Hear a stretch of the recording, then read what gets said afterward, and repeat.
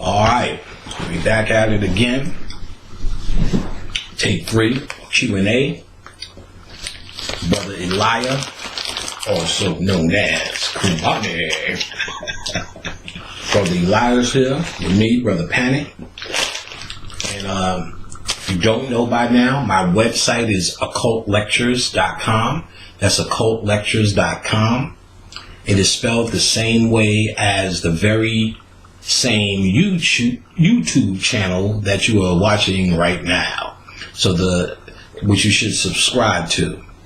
You're subscribing to my Occult Lectures YouTube, which is of the same name of the website, occultlectures.com. There, you'll be able to find my classes, my book, right here, Origins of Occult Civilization, Volume 1.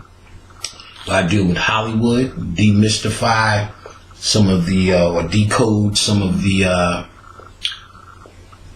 bullshit that's been being perpetrated on us, our imagery, to keep us out of our divine right, to shut down the DNA, shut down the psyche from making a connection with anything of divinity within us, to allow us to be looked at as buffoons, coons, slack-ass niggers, mammies, I don't need no man type of bitches, helpers, sidekicks, loyal, Cape crusading duos, all of these imageries that you see perpetrated over and over in a stereotype, as I point out in my book, by Webster's definition of stereotype. What's synonymous with stereotype is ritual. So it is a ritual in Hollywood when you see stereotyped images. There's so many stereotyped images that most actors are in fear of being what they call typecast, meaning their type is always cast in a specific role because of pretty much the roles they were so successful at in the past. Denzel Washington said it. He said he had 2 offers on the table for his first movie. And I believe one was like something like Cry Freedom, one of those things, or whatever he was playing, the South African versus some other coon shit. And he had a talk with one of his mentors, like Milton Burrows, but actually I think he said it was Ozzie Davis, or someone of that caliber. And he said whatever movie role you accept as your first movie is going to set the precedence for your entire career.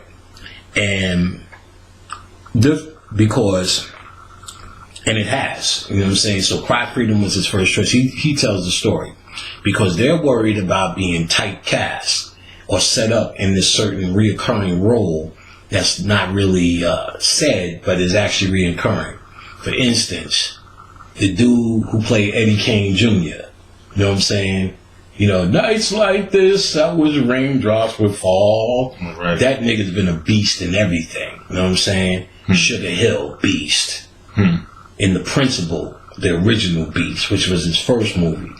So he's always that asshole. So much so that if you see his pictures now, his name is Michael something. Look, Google this nigga. This nigga's on the train, and he looked like, nights like this, I wish crack was free.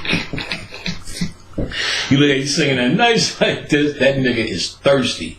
And I used to see this nigga, every time I used to see this nigga in New York, the nigga look like he coming out of a hotel, coked up. Geeked up. What's up, son? Like, nigga, what you, nigga? It's fucking 3 o'clock, nigga. Right. So I knew he was getting geeked. You know what I'm saying? People like, oh my God, you know, look at this picture. Oh my God, look what it's so sad. Like that nigga was high in the movie. You know what I'm saying? Every movie he was in, he was fucking high. Like, this is him. So much so, his role became his real life. Is it art imitating life or life imitating art? So, but beyond that, this on-screen image of stereotype, I did very hard to exploit that in my book and get it on the website, occultlectures.com, along again with my classes, my other products for spirituality. Primarily, my website is set up for the purpose of spiritual help in certain areas. Pineal gland, cleaning your aura, empowering yourself with some of the material shit that you do need to survive. You do need money and peace of mind and controlling certain situations, your boss. We have all of that. Come. Y'all come down now, you hear? Y'all come on down now, you hear? Go and sit there and get your... When you get there, order yourself some big hush puppies. Nobody make hush puppies like my mama used to make these hush puppies. Mm-hmm. I'm sorry, you South niggas, oh my God. I don't want to do that. Cause let me say this first. Niggas in New York is ignorant. So that, you get your, ignorance is ignorance. Conscious is conscious. So you ain't gonna get past that. So you in the barbershop in New York, you in for some ignorant shit. Pretty much, you know what I'm saying?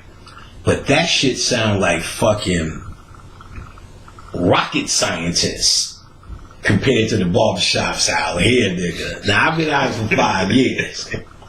Like I said, I was in New York, barbershops going, oh, God, I wish these niggas would shut the fuck up. But I'm in that motherfucker shaking. Oh, God. You know what I'm saying? The shit they talking about. Moses was a pious man, but not as pious as Noah. See, Noah was a drunkard, you see. But see, the difference, because no one is really perfect. Let me tell you about David from David and Goliath. I'm like, you think a nigga took a rock? You know what I'm saying? In the barbershop. Yeah, this barbershop shit. But I tell you out here, it is scary the shit they talk about.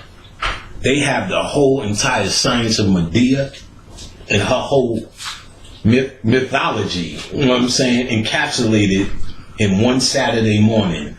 It's the Bible Belt. It is the when I came down south, I remember what I couldn't believe is literally when I was driving around the neighborhoods, there was a church on every corner. It could be as big as a house. It didn't matter. There was a church. When somebody told me that before I got down here, and I was like, nah, it ain't true. There ain't no church in every corner, man. But when I got down here, I was like, it is true. Oh yeah. I see it. I'm gonna do you one better, which is scary. And niggas in New York will attest to that. There are more churches in New York than out here. There's a church every goddamn, like a Chinese food restaurant. First of all, in my neighborhood in Brooklyn, there was Chinese food restaurants. I'm gonna count them all. One that was reachable. 1, 2, 3, 4, 5, 6, 7. That I could, on walking distance, Chinese restaurant. For bodegas, that's like saying the word the. You know what I'm saying? They everywhere. Churches like that too. They all storefronts. The Ebenezer Baptist Church of the Oncoming, this and that. Now here's more dramatic. You will see them everywhere, and it is the Bible Belt. You go, there's a church, but you could drive and there's church, but that's because everything's spread out. Mm-hmm. In New York, everything's packed. So it's probably the same, but it doesn't have that rep of the Bible Belt. Right. But it's the same for different reasons. Because every nigga from New York is from the South. They bring that shit with them. You know what I'm saying? So it's up there, but there's so much sin and debauchery hidden between the buildings. See, where it hides so much is there's a Chinese food restaurant, a church. New York niggas listen to this will attest to this. Mm-hmm. Chinese restaurant, a church, then goddamn a bodega, then another church. So when you look at the church, it doesn't have the impact. People just hide in it and come out, hide in it and come out. Over here is a little bit more production. Mm-hmm. But I promise you that we are not getting away from this craziness anywhere. And like I said, it's a little bit more, it may not even be more sophisticated in the barbershop, but it's the thing I know, I guess, from growing up.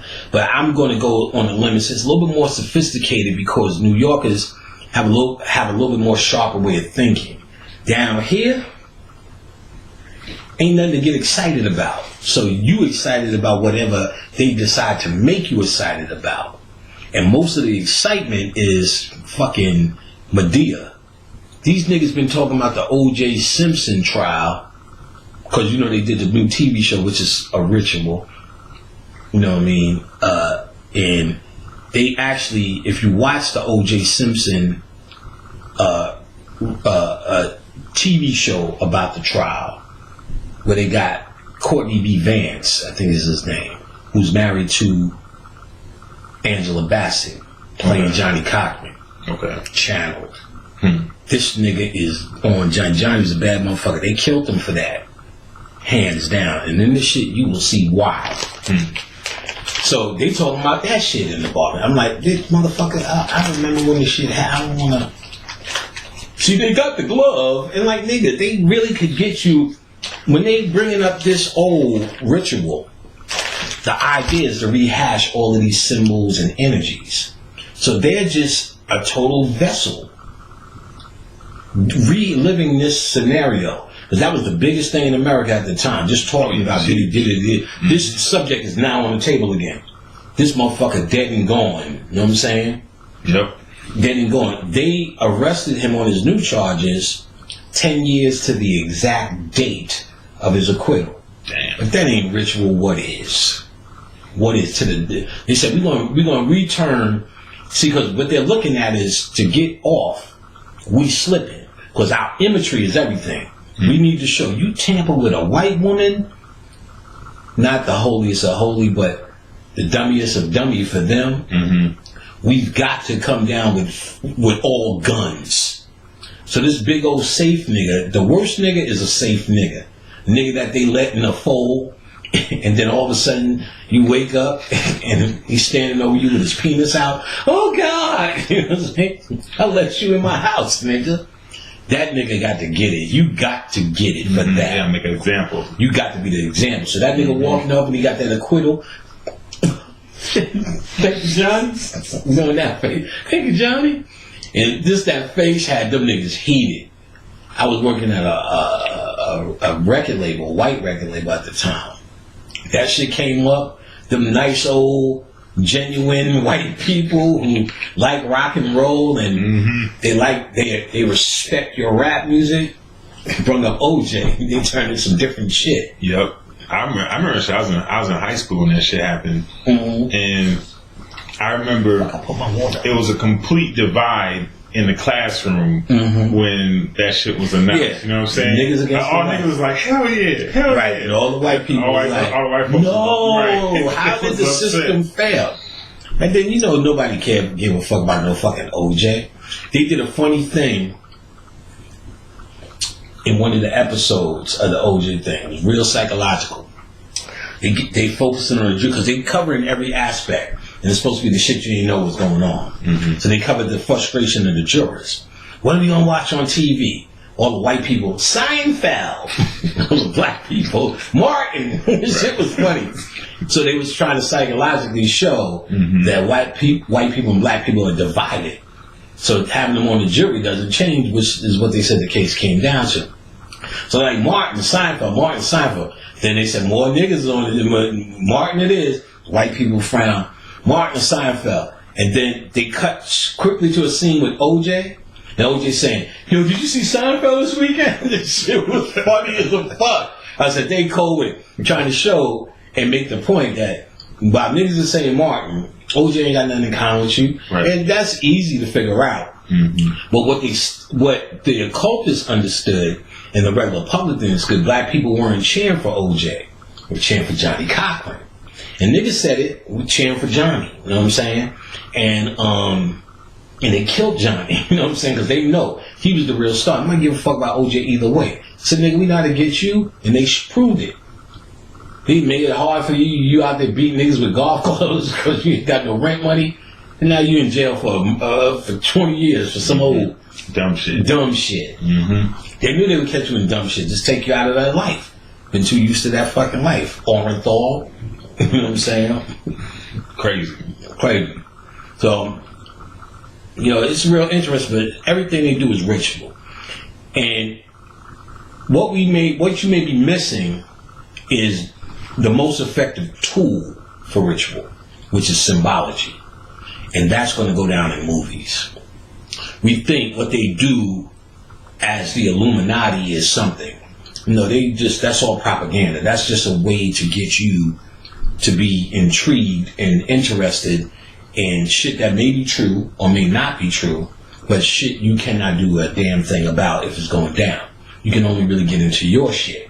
So how they keep you out of your shit? By showing you this imagery, keeping you occupied. See, the OJ shit is going to keep people occupied even more because they add new elements. I didn't know that a cop found the glove. And see, then this is what's some real shit. Now, today, while this movie's out, another cop said, I had the other glove the whole time. Somebody found the other glove and said, police officer, I'm going to give this to you. He said, I'm not going to give it to you. I'm going to hold this glove. And now, all of a sudden, he's got this glove now. After fucking 30 years, 30 years later. And this is news now. All at the same time, this movie's coming out. Ain't no mistake.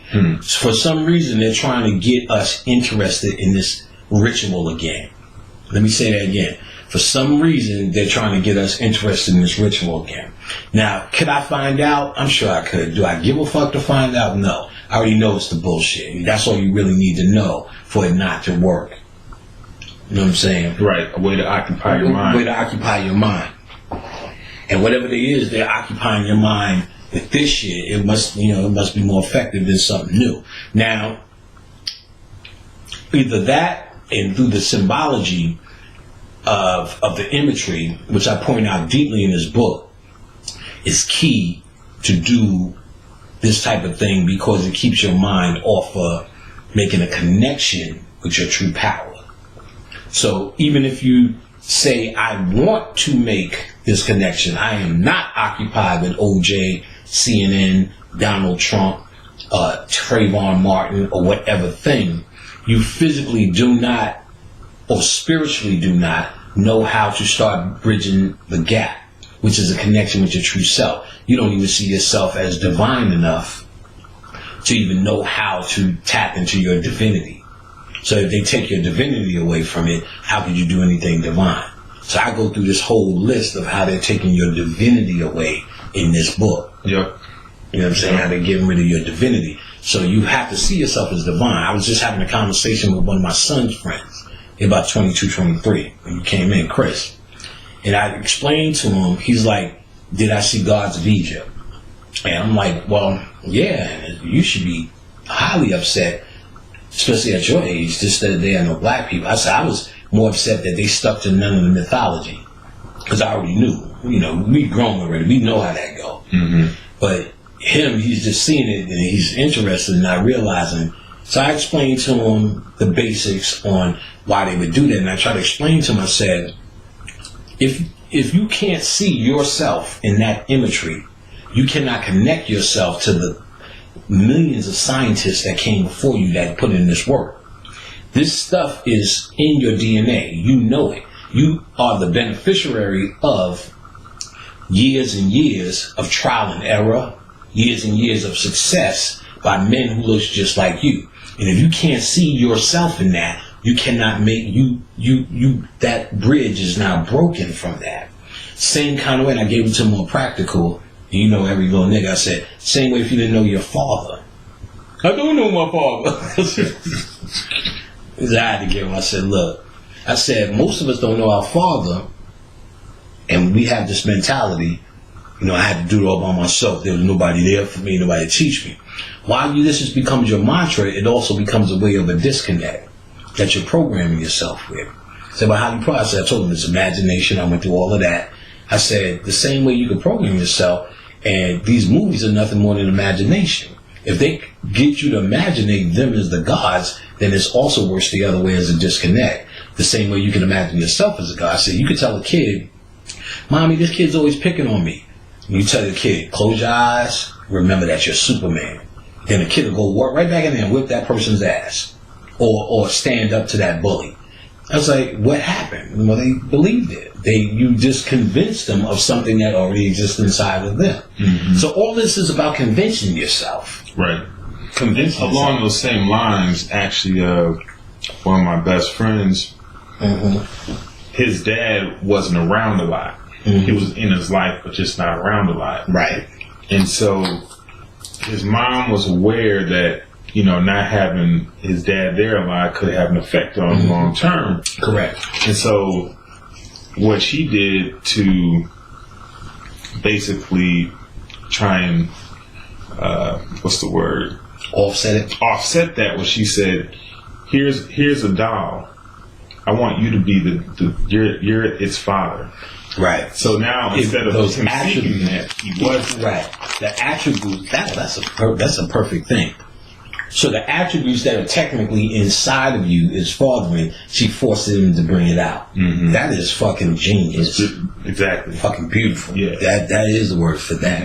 Genius. Because that's what ritual and magic is. Really preparing, psyching, or using a shortcut for your mind to put yourself in the place you want for your reality. So when I say, if you found out your father was a millionaire after you found him online or whatever, you would have a whole different mentality about your life. Yeah. So why is that? You didn't do shit. You will feel something got to be in me from that. You find your father's a crackhead, I better stay away from it. Maybe I need to reevaluate how much weed I smoke, because you feel there's something, a connection there. So if you didn't know him, you have this.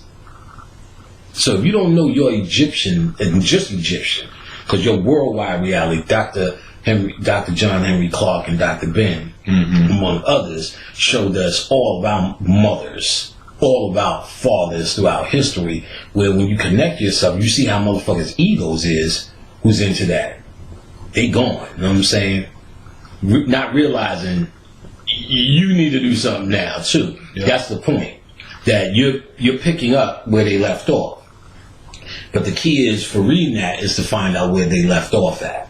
So I'm like, if you see these imageries, you don't know where you left off at. You don't even know where to start. You outside the game. That's a science what they're doing. And not just that movie, movies like that. So we're going to get to the Q&A. First, we got two pans up here. We got a Hanuman, an Ogun. We're calling on those energies. You see this little crystal is banging. This is a Niacin. Yeah. Niacin, baby. Real nice. Niacin. We got our little amethyst vortex. On this side, what you can't see is this organ chakra. It's got all the chakras up in it. You know what I'm saying? We'll get up close up on that. This is nice. And when it's got the little copper circle, I don't think you can see it. Well, it's here. I don't think you can really see it. It's hard to see on there. Yeah, it's hard to see, but it is what it is. We pulling on that. We also got this. Let's see if I can reach over. It's right here. Ooh, mama, this shit heavy.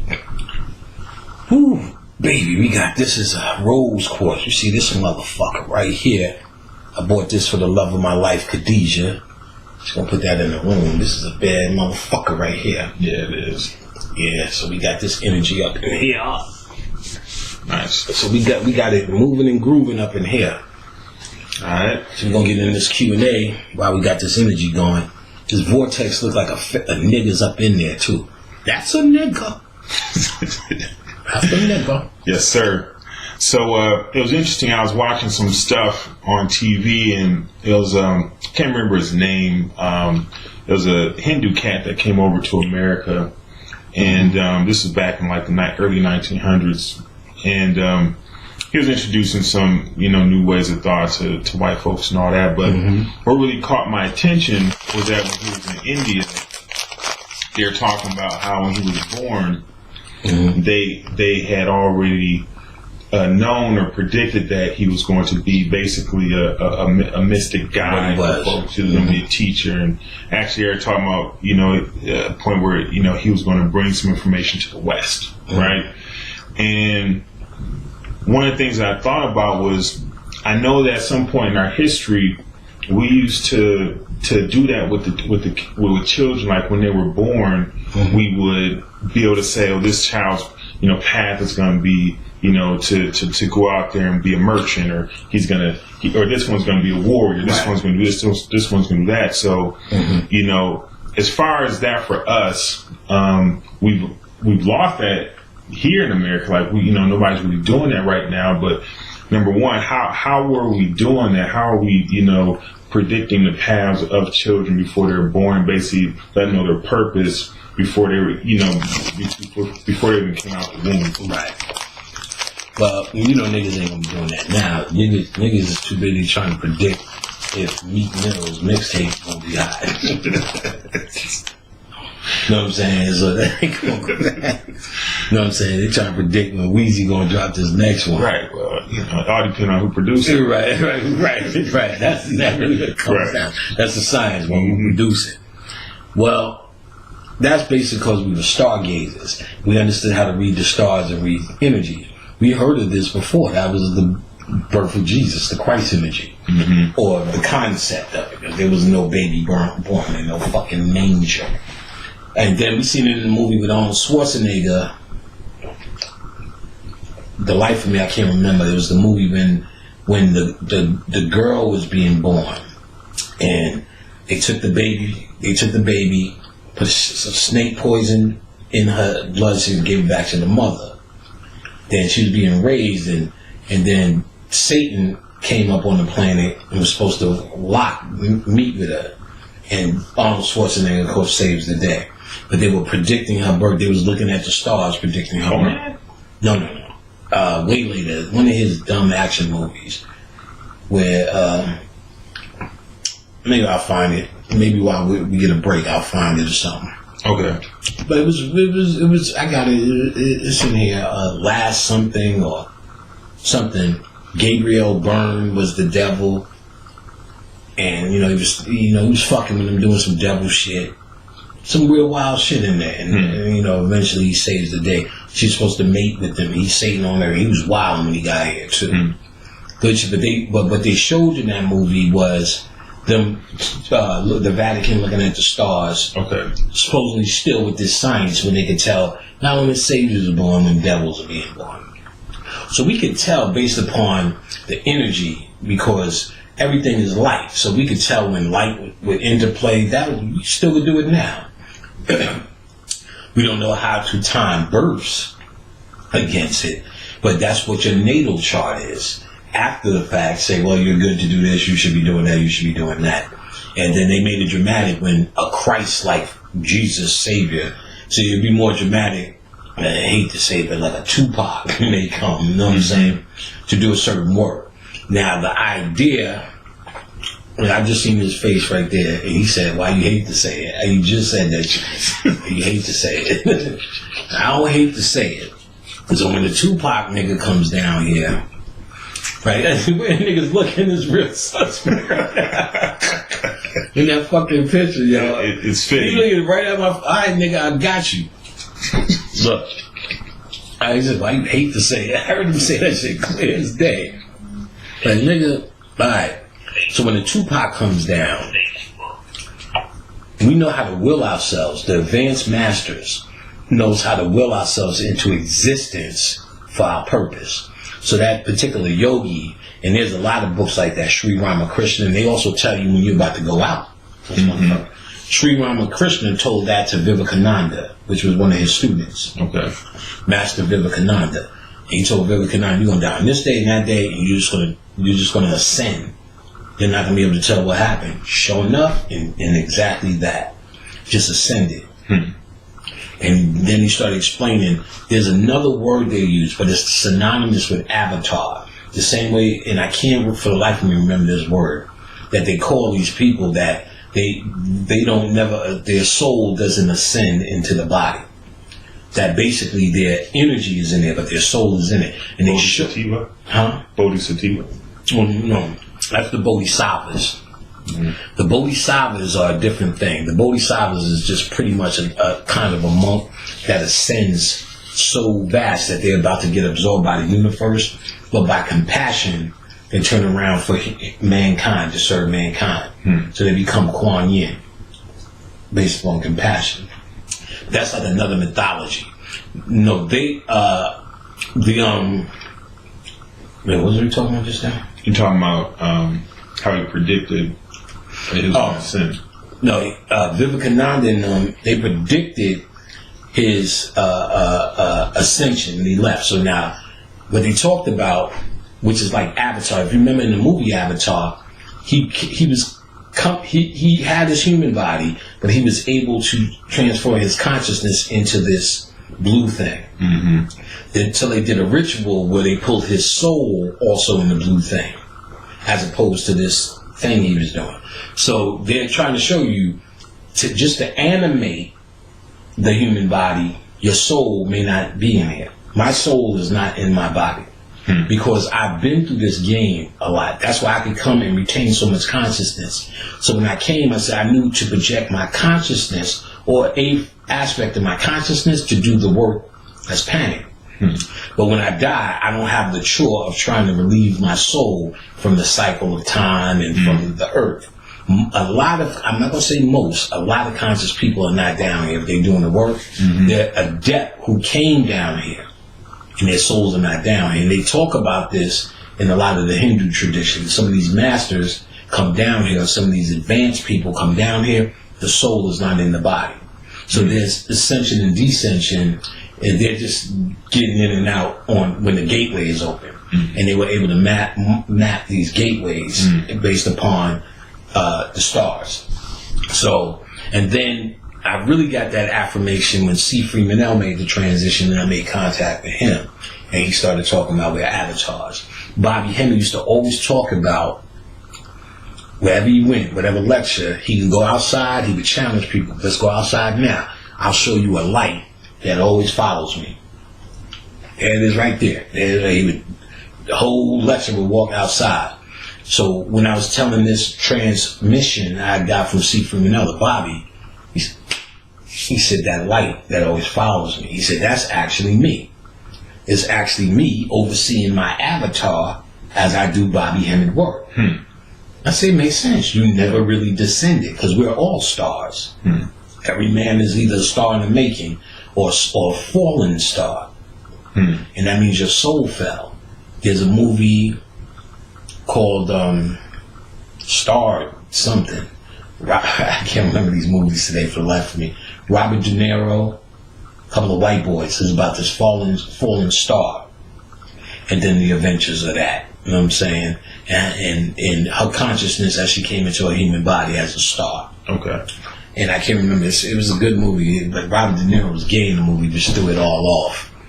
Funny. He was being funny. But so as an avatar, we're not really formed. So we knew how to come in and go.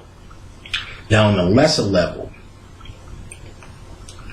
we also knew how to do the tantric thing, and as men, we knew how to program the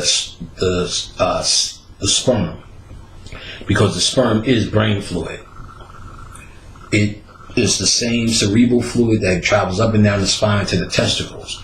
So most of what it is foreign to the every guy, because all of our energy is in the nuts and balls. Who we trying to fuck, who we trying to bend over, how fat our ass is. But the adept who wasn't in the beast level knew how to rise the sexual energy up back here in the pineal gland area and program it.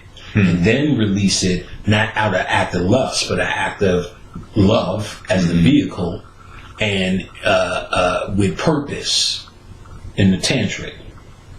And then produce the type of kid you want. Maybe not the level of a Tupac, that advanced level. I don't hear no shit. But on the level of, we knew how to make artists, we knew how to make musicians, we knew how to make writers, we knew how to make speakers, and all the things that can help society or contribute to society in some sort of way, instead of just a nigga running around here talking about we ballin', you know what I'm saying, doing all of this shit, and that's the best it gets, you know what I'm saying, instead of these beast niggas. Because now what we have is parents who hate each other who have kids. All you gotta do is put on Judge Mathis and see that. Divorce court. You see, Judge, all I've been trying to do is see my son You ain't gonna see that nigga. You know what I'm saying? Or the other way around. Judge, what I want him to do is see his son. I don't know if that's my son. You know what I'm saying? Mm-hmm. So all these kids, what could they if they did something good, it's in spite of the bullshit, not because of it. And this is because that thinking or what you thought is actually being programmed into the child. So at the very least, have babies with somebody you are at least fond of. Right. At least fond of. Right. And if you love, all the more better. You got to be born out of love. See, I was born out of love. That's the parents I picked. Mm-hmm. I remember my mom's and father's song. I said, yeah, we fucked when we had you. When my pop showed me the orgasm song. Hmm. And I listen to that shit and be like, it fucks me up every time I can't even listen to the whole song. Billy Stewart. He made, I don't know, it's sitting in the park waiting for that song. But it's that other one. He makes these wild songs. You know, and the motherfucker is the exact twin of Bobby Hemmett. Oh, wow. To the point where I've done memes with that shit. Like Bobby Hemmett says, you know what I mean? You niggas on Facebook are stupid. Niggas like to break down words. Stupid. With this guy, what's his name? Billy Stewart or some shit. When you hear it's old school, you hear I can't even listen to them fucking songs. That's how probably my pop said, no, that was the shit we was fucking to. We had you. So all that shit matters. You know what I'm saying? All that shit matters. And so on the lesser level, we knew how to bring forth people who would contribute based upon programming the sperm. When we lost that ability as a group, and really you don't really lose it in the context, we lose it because we have to devolve to evolve, we have to germinate and become something new. So after we were this tree called Black Man and Black Woman, we said, okay, we need to become something new. So the seeds from all of that learning, when you plant any seed, it becomes a germ. It decays first, then it grows new life. So we're at the end of the decay period for us for something new. But see, what you got is a whole bunch of black people trying to become the same tree that they was. Not understanding that they, even though they're becoming the same powerful in the context of the same tree, but they're trying to get back to that actual tree. No, we have now become something new. So you have to factor in what we went into to become something new instead of complaining about it and complaining how you're going to take over and what we need to do. You need to become you again. You don't need to deal with them. You need to deal with you. You know what I'm saying? And the ones that what's the word I'm looking for? Obsessed with dealing with them, let them do it. Because they'll block while the real scientists start to reveal this shit. So when you're talking about dealing with them, you're talking about dealing with everything that Hollywood, for instance, is trying to do, or stuff we's doing in Egypt. Well, when I say deal with them, I'm talking about dealing with the day-to-day white minutia. Okay. They're doing this. They're killing Trayvon, and they stop the economy, and they fucking us up in the banks. We need to protest this and protest that. We need to do all this physical shit to let them block, because that will affect you. As a spiritualist, you deal with this Hollywood stuff because you are decoding this, because you are dealing with the mind. This is not a physical reaction. This is an understanding that shuts down ritual, because it's all about ritual. While we think it's all about what they did. But see, they killed Johnny for ritual. Why you think they killed Johnny? Because he's just a fucking menace. If he's just a menace, they've been into the way, they'd found out something took away his license to practice law. They did that to Alton Maddox and the other brother for fucking around with Al. It's like, we ain't gonna kill him, but we gave, the Lord giveth and the Lord taketh away. We'll just take your life. They do that to Johnny. No, they said, we're gonna kill this nigga. This is a dangerous nigga for reasons that you niggas don't even understand anymore. Reasons that Johnny probably didn't fucking even understand. The way he's manipulating, pimping that, and using a genius that you've never seen displayed, at least on that level, by niggas. This course has been displayed. We built everything. So it's been displayed, but you can't show us expressing that anywhere. So his expression of it. When we do express it, that's what I mean. That's going to be what happens. Yeah, that's because that's the level they on. See, we think what we're doing is affecting them. They're looking at it as no, it's not effective. Otherwise, they would address you. And let's say, well, what do you do? What do you do? Is that not effective panic? Oh, it absolutely is. But it's masked in the same cloak of all the rest of this dumb shit. And so you can't decipher, well, he's dangerous and he's not. I would say I'm dangerous because I would not what I say. I'll go by what I've read what white people say. And they'll say, the powers that be don't give a shit about they only care about one thing that makes them nervous. Dark magic. That's in that Matrix book too. And it's in other readings. They ain't where you do whatever you want to do. Fight the power. Public enemy number one. Don't give a fuck about none of that shit. Dark magic. You thought you was doing something with rap? Not a thing. Know what crew they decimated?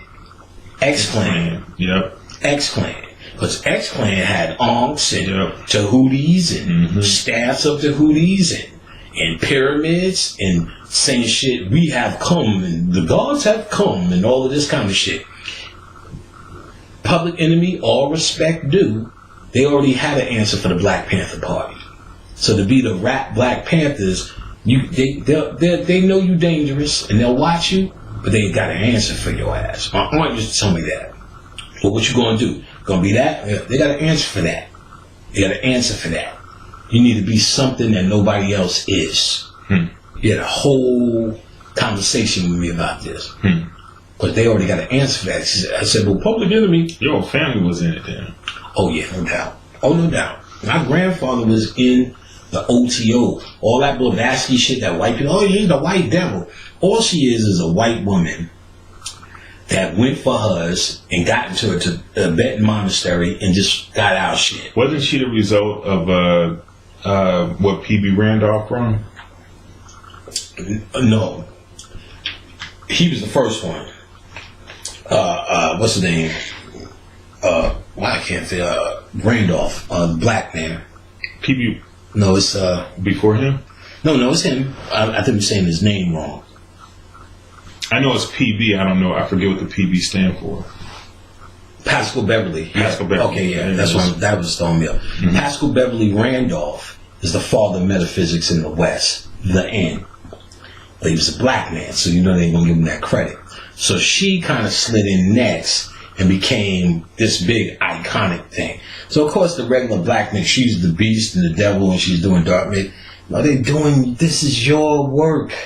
They don't have nothing to be the beast about. They don't have nothing to be the dark magician about. All they have is what you had.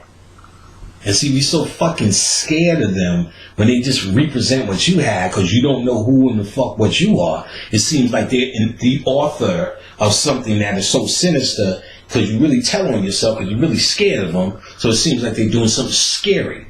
While you acting like it's just beneath you and it's the devil, you're really scared because you don't know. But what you even more so don't know is that they're only trying to reiterate what you was doing.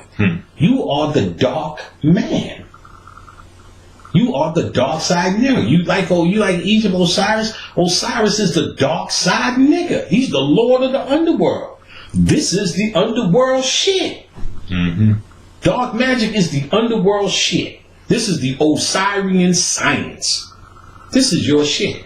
So she got into Tibetan monk, came out with some information, and see Hitler and them niggas jumped on it. Because she had that face. And the whole SS movement and all that was based upon what she found out. One of the things she found out was about these 7 original races that were down here. One of them named one the Aryans, which are niggas. In Wayne Chandler's book, Wayne shows you this is black people.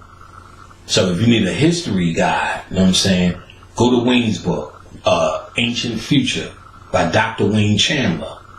Very available to get, where he talks about Dravidians and the Aryan people as black folk. So they are us. And what she found out in this Tibetan monk is that the Aryans are a race that's going to bring back the ancient knowledge. So what you have is a bunch of white boys that try to put on those shoes You know what I'm saying? As something that they're not. This is their fucking story.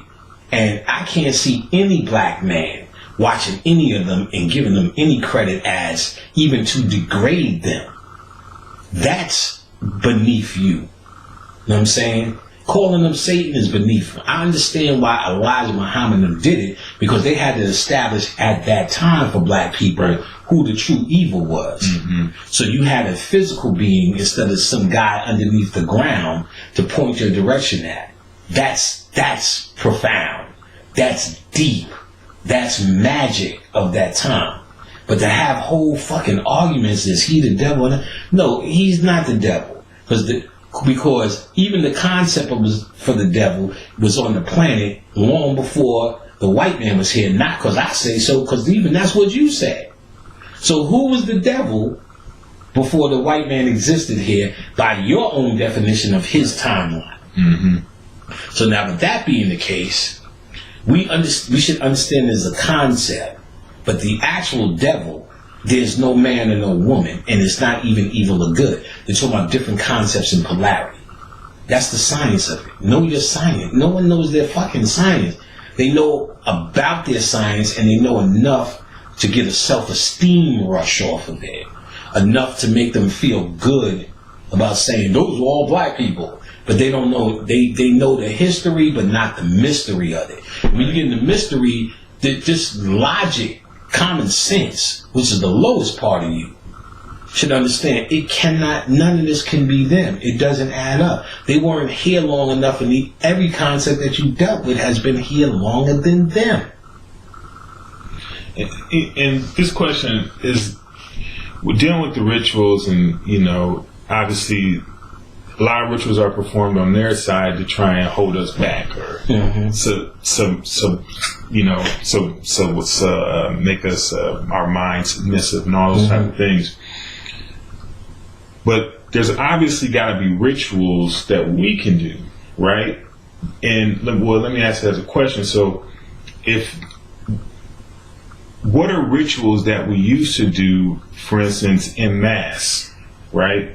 Or when in unison, that are rituals that empower us, as, conscious beings on the planet.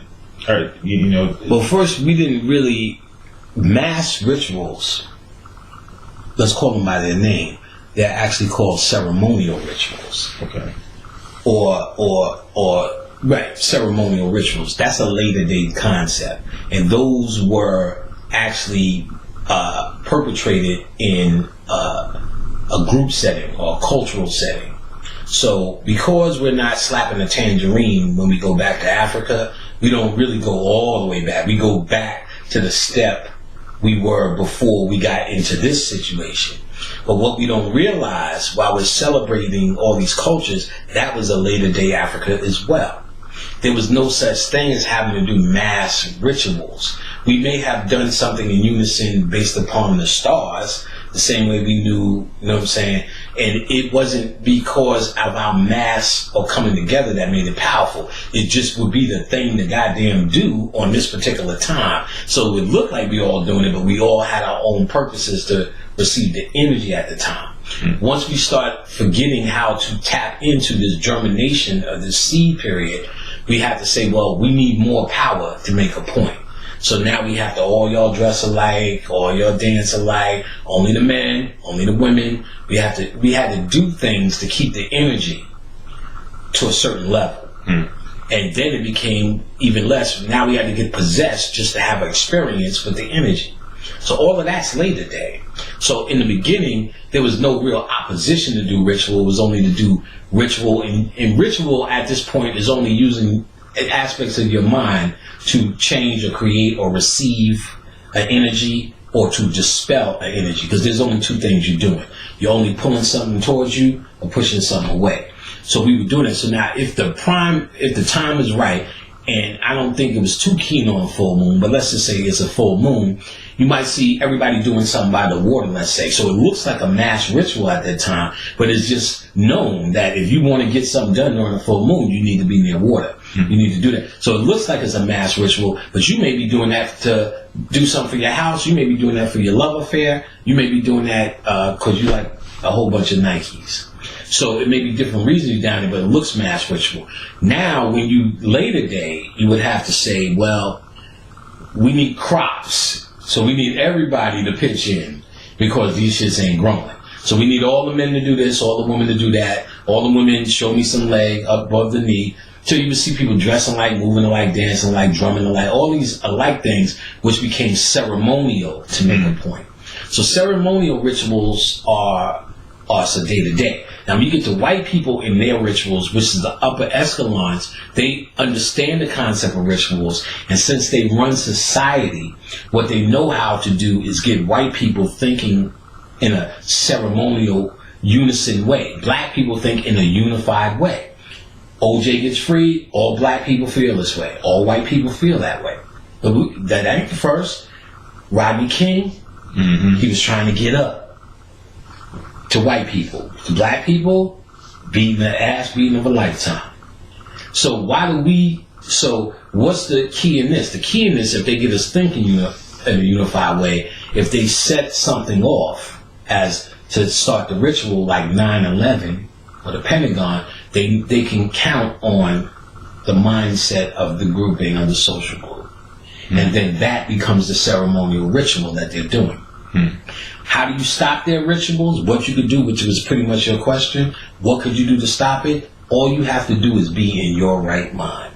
Because in your right mind, the osmosis that flows off of your vibration won't be able to penetrate the bullshit. So we think that getting in our right mind is somehow directly attacking white people one-on-one. You're fighting their fight. Getting in your direct mind leaves them in the dust.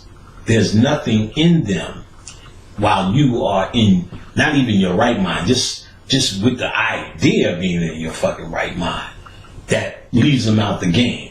So if your science gets stronger, they give you more distractions. So when you see more distractions, that means there's something in the ether, because they still remember how to look at, they still remember after stealing how to look at the stars and predict this is going to be something. Niggas are going to be doing this, and it's all about you. It ain't really about we going to be doing this. Niggas going to be doing this, niggas going to be doing that. This will be a good time from that. That's what the Mayan calendar was, cyclic, cycles. So they knew not the exact event, but when a 9/11 type event is going to be pivotal. Or when a reparations, let's just say black people got reparations. Or when black people finally did whatever.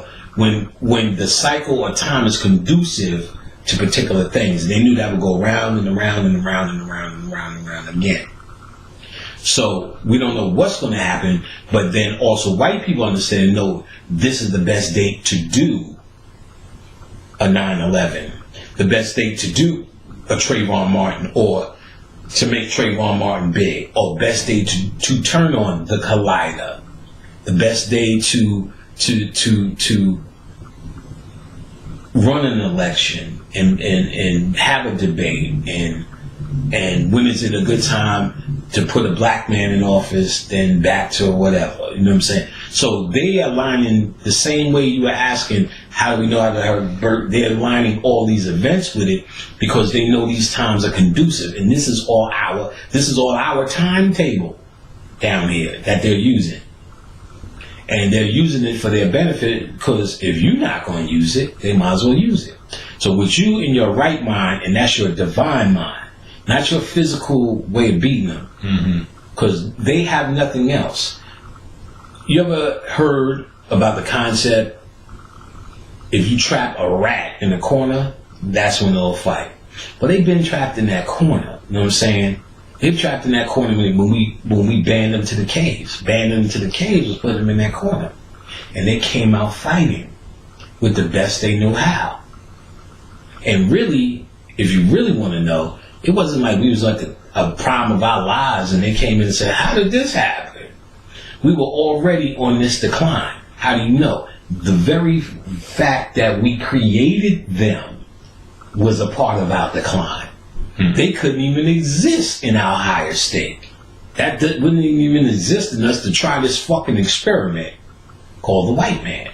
So the fact that they exist and can exist in this field of thought says, by its very definition, you fell off. Give you another example. I go to your house and there's nothing but roaches around there. What do you think we're going to say? It's a dirty nigga. So roaches don't come just because they invaded you. Something in you had to be leaving spaghetti around, sticky, you don't sweep, nobody's dusting shit, and all of a sudden, they go a water bug. You know what I'm saying? So your house has to be a certain level of dirty for rodents and insects to show the fuck up all the time. So these insects that showed up, what it says, our house was already dirty. That's what's real. They didn't just show up and take over. We got inundated by roaches because something was going on with us. But now the good news is that something wasn't something that someone put on us or just happened. It was something we chose to do because we knew once we raised this place up to a height, we had to be reborn again. This is on a massive scale a Christ energy, a resurrection that needs to happen. Because resurrection is the change. That's what the whole Christ story is. I was this guy, I died, and I'm resurrecting. That's what's happening here. We're resurrecting now. And we need to resurrect in our right mind. And the resurrection is what's going to cure us. We're not going to resurrect and take over the planet again. We did it. The true resurrection, like Christ, is to leave this place. We turned this motherfucker out. That's like you sitting crying, closing your eyes. Oh God, I wish Michael Jackson would come back. You like, ain't no reason for that motherfucker to come back. From age fucking 4 to 54, he gave you something. What else could you do? Yeah. But he's gonna come in and do another spin? That's right. It has been done. Really, as much as I joke and laugh about Prince, what album do you want to see from him next? And not whether you like it or not, he did the damn thing. If he does another album, you know it's just something that he wants to do. Yeah. There's nothing he has to prove anymore. You'll hear him out and be like, he's singing for himself. Yeah, I made this when I was, I'd be on my beach house. I just felt like doing it, and you know what I mean, me and the girls, and it's just something my guitar to be all that love sensual shit. Looking through the eyes. Looking through the eyes, I wanna lick myself. I'm gonna lick myself. And so he doesn't really have to do it because he's already turned it out. When are black people gonna realize? Because when I hear black people talk, like, y'all act like y'all got a lot to do down here. That's another part of the white man's illusion. Mm-hmm. Look, we got wireless phones, now cell phones. We're going someplace now. Little fucking wrist phones. Oh, we're doing something. Nigga, y'all, we figured this shit out already. So we under this mentality that there's still things to do, people to see, places to go. If black people really understand how y'all already done turned this shit out inside out, then it becomes, wait a minute. Your question becomes, if I already did everything and I don't feel I have nothing to do here, maybe I have something to do somewhere else. What is this somewhere else? Because I know I don't die. And I know this isn't forever. And I know it's over based upon my realization. So what else is there? And then you start putting yourself back in the mentality of a cosmic being that you are, which white people are not cosmic entities. Therefore, they cannot win in that scale. Therefore, if you're in your right mind, which is of a cosmic, holistic mind, you win. And that sounds like it connects with what you're talking about with, the only thing that, you said the only thing that really scares them, it's not hip hop, it's not Public Enemy, it's dark magic. So right, because that puts you in your it's that which is of a cosmic origin. It's that which you can't stop physically. You can't do anything physically. It is that which they have no prowess in. It is that which they have no domain in. It is that which they cannot master, manipulate, or even impact. It is that which they do not understand. It is a fight they cannot fight. But black people first have to get out what was planted in their mind by their enemy. That is evil. Right. That is theirs. You know what I'm saying? First of all, that is theirs. That somehow when we ain't looking, they're doing all this dark magic shit. Blavatsky and Crowley and all the rest of these old sinister motherfuckers in the goddamn Illuminati, in the Bilderberg group, and Skull and Bones, and that they're doing all this sinister shit that has nothing to do with us. That's a part of them perpetrating. Because if I was going to fight an opponent, and I knew they had G.I. Joe with the Kung Fu grip that I have no answer for, the first thing I need to say, tell the judge that that's not in the rules. You know what I'm saying? That's not in the rules. Because you know, me and you fighting, if I pull your hair, eye gouge, hit you in the groin, fight's over. So what is the rules? No hair pulling, no eye gouging, no hitting in the groins, no biting. Because it's over. Mm-hmm. So I have to get out the rules, the shit that ends the fight. That's all we doing. Get it out the rules. How do you get out the rules? You either say it's mine and I'm the master of it and it has nothing to do with you, or you say it's evil and no one should be fucking with it. Boom. Yep. Hence, why they brought it, why the first thing they introduced was Christianity, which is look outside of yourself to find the answers, Right. Everything that we were doing was immediately an internal struggle, an internal chore, an internal path work. It was an internal realization. You found that light from within. The darkness that we're talking about, to be more specific, represented your journey within. So dark magic is just your journey within. That's how uneval or undeep that is. Because if you ask these niggas, well, explain what dark magic is then. What makes it dark? What's Crowley doing that's dark? Well, he's fucking with demons. Well, you can go right to Wikipedia. Demon just means genius. Demon was a word for the gods. Demon is a Greek word from Damien, which means genius. So if you just look at all these research niggas, all these deep lecture research, then go research it. There's no such thing as an evil demon. They say that's a later day idea that came with Christianity. Period. So what are they doing that's dark? You think they're talking to somebody named Satan? But you the first nigga, ain't no such thing as Jesus? So if there ain't no such thing as Jesus, you mean when they do dark magic, they're talking to Satan or demon, which we know is a demon. What is that? Well, they're talking to evil spirits. Nigga, diabetes, depression, high blood pressure. Those are the evil spirits that are fucking with you every day.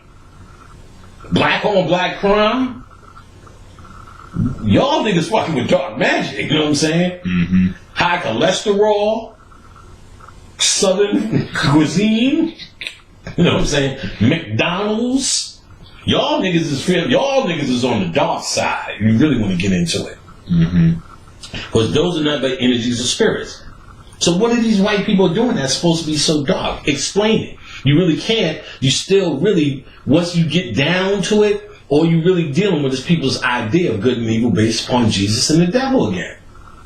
When that doesn't, but they're quick to say that doesn't exist, then explain to me how they're doing something dark. What are they doing that's possibly dark? What is dark magic?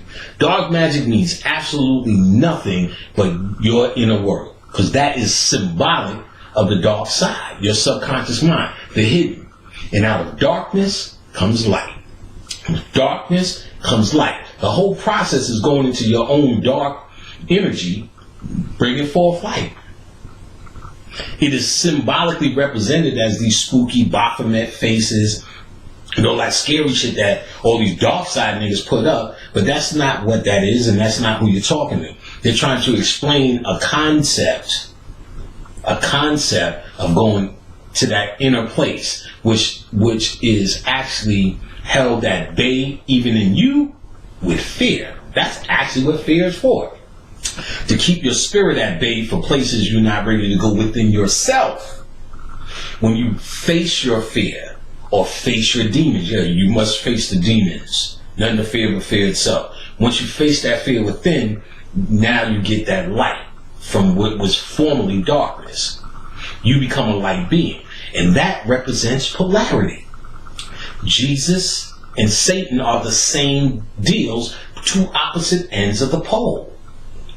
So, Satan, as you go into the darkness and understand you are the devil, you are the great... That's why Crowley did, I'm the great beast. Because he was saying, I'm doing the alchemy. He was saying, I'm going deep within the dark side of me to become this light being. So we try to get light from light. It don't work that way. You get light from darkness. We all must face the dark side. That's what Darth Vader is. That's the whole idea of Anakin. Anakin's the real story in that. Because it's like Anakin is the being, then he faced his dark side. They just made it dramatic with Darth Vader. And then he becomes this light being at the end of the movie. You see him at the end in the light. Because he becomes this light being by facing the darkness. Humanity itself is the dark side. You're not ignorant till you come down here. So this is the whole idea of being a human. If you were born here by your will, which you are, nothing willed you into being but yourself. That's the science. And once you understand you willed yourself into being, you came to face the dark side. Period. Every motherfucker born here is a dark side nigga. The end. Ain't no debate. Prove me wrong. Because I just proved it.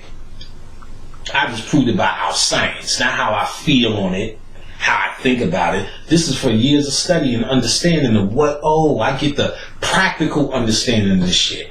Not the theology or the dogma of magic and the dark side and spirituality. Because I hear niggas talking on dogma like they got this. But I don't hear a practical understanding. See, I can break this shit down to where I can tell it to a 3-year-old. That's when you're worthy to even tell it to somebody. Because that means you have enough understanding to transfer understanding to the next individual. Simplify it. So that other individual could walk away with an aha moment of his own. And with the with those aha moments, it allows you to go into that place within you, which was formerly unknown and now becomes known. Darkness into light. So this is a process. This is the process of alchemy. This is what we're doing here. So dark side is nothing. See what it later became to keep you out of it. Good and evil. I'm the light side. I'm good. I'm the dark side. I'm evil. But Brother Phil said it the best, because we symbolize darkness as somehow being ignorant or evil. So if I was in an all-black room, I would be in darkness, in evil. Mm-hmm. He said, but if you were in an all-white room, you would be just as blind. So white doesn't represent good. This is just synonymous with black people and white people again. So when you say dark magic, the dark this, the hidden this, they're doing rituals, they're doing something that's unseen. All you did was attracted with the same nigga shit, nigga self-hate. Because when you really probe bastard, what is dark? What is evil? What is out there? You think there's some demon sitting around going, call me, I can't wait till you fucking the dark side so I can do this, that. Well, Satan. No, your own nigga.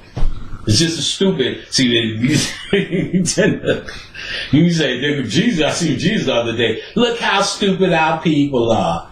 You dumb black people. Black day, I can't believe niggas in Jesus. Dark side.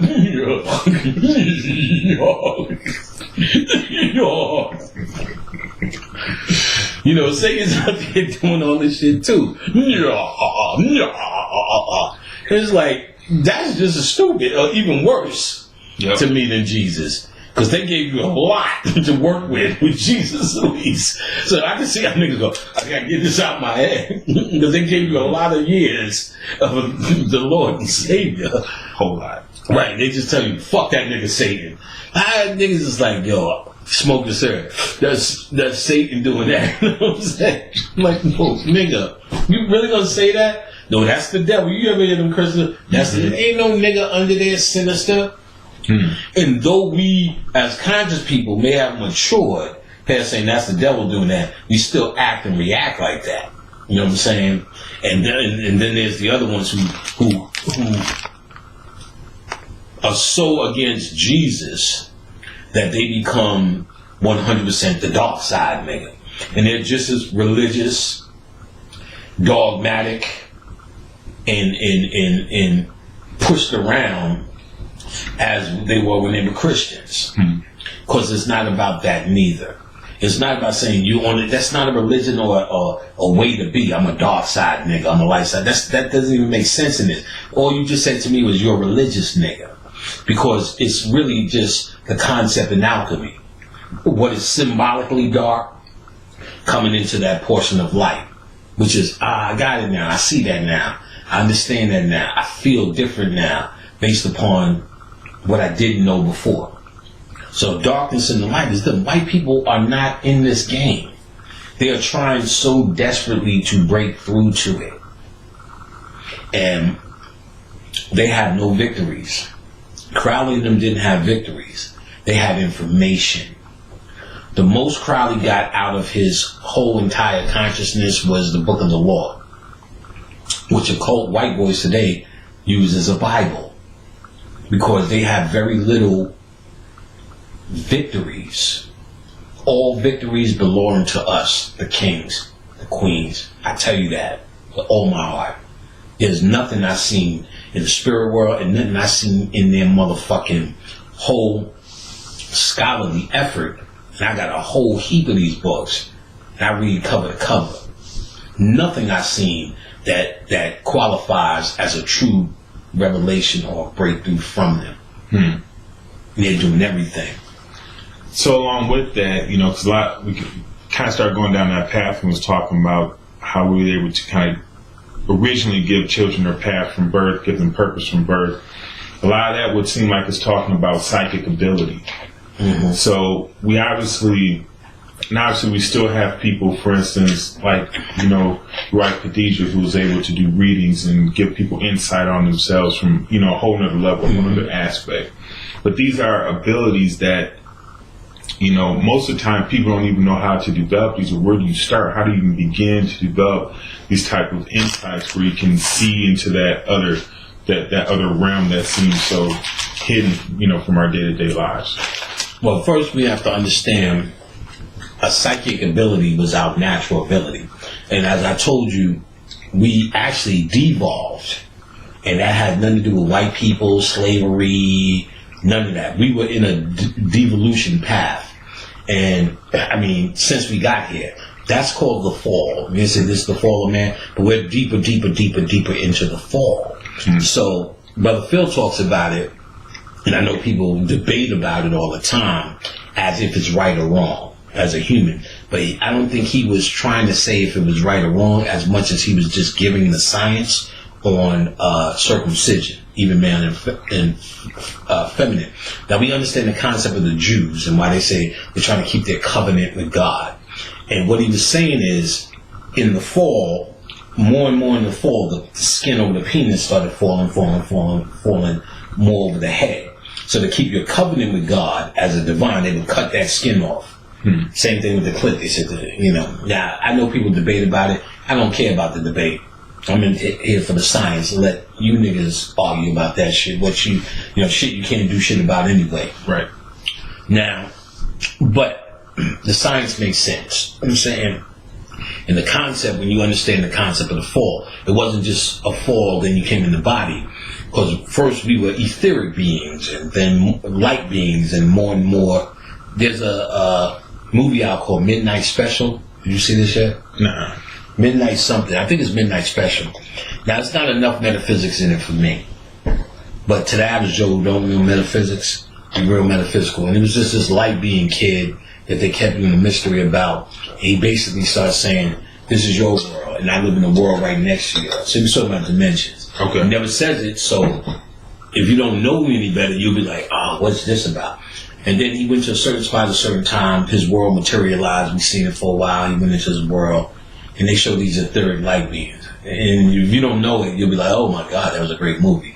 But I was like, I need more. Same way we go to these movies with our children, paranormal, who they are just, and they're doing all this. Me and Khadijah's like, because we know spirits don't do that. So it doesn't take our mind away. But when we seen Conjure, we was like this. Even though spirits don't do it, it was an old-fashioned horror show. And when they try to show paranormal and make it seem like it's something that can happen, we're not into it. We're like, because it don't happen. Right. So we know that we got deeper and deeper into the fall. So we were losing more power. We was first or third. Then there's a whole book my aunt was quoting to me of how we went to food. Brother Phil talked about it as well. How we went to what? To eat food. Said when we first came down here, the sun. He said the esophagus was actually another spine. We used to rotate the kundalini in a circle around the body. And Brother Wayne still talks about you can do that by lifting the tongue up on the roof of the mouth, the tip of your tongue. He said, you know, there's a little hump in your mouth. He talks about you can do it front, the further back, the better. And he said what happens is it's like plugging in. He said the kundalini flow now flows as a circle. He said these used to be two spines or too hard. He said eating off the sun. He said then deeper in the fall, water. Then deeper in the fall, vegetation. Deeper in the fall, meat. So he said, so if you really study our shit, there was this ain't white people are a side effect of what was happening to us.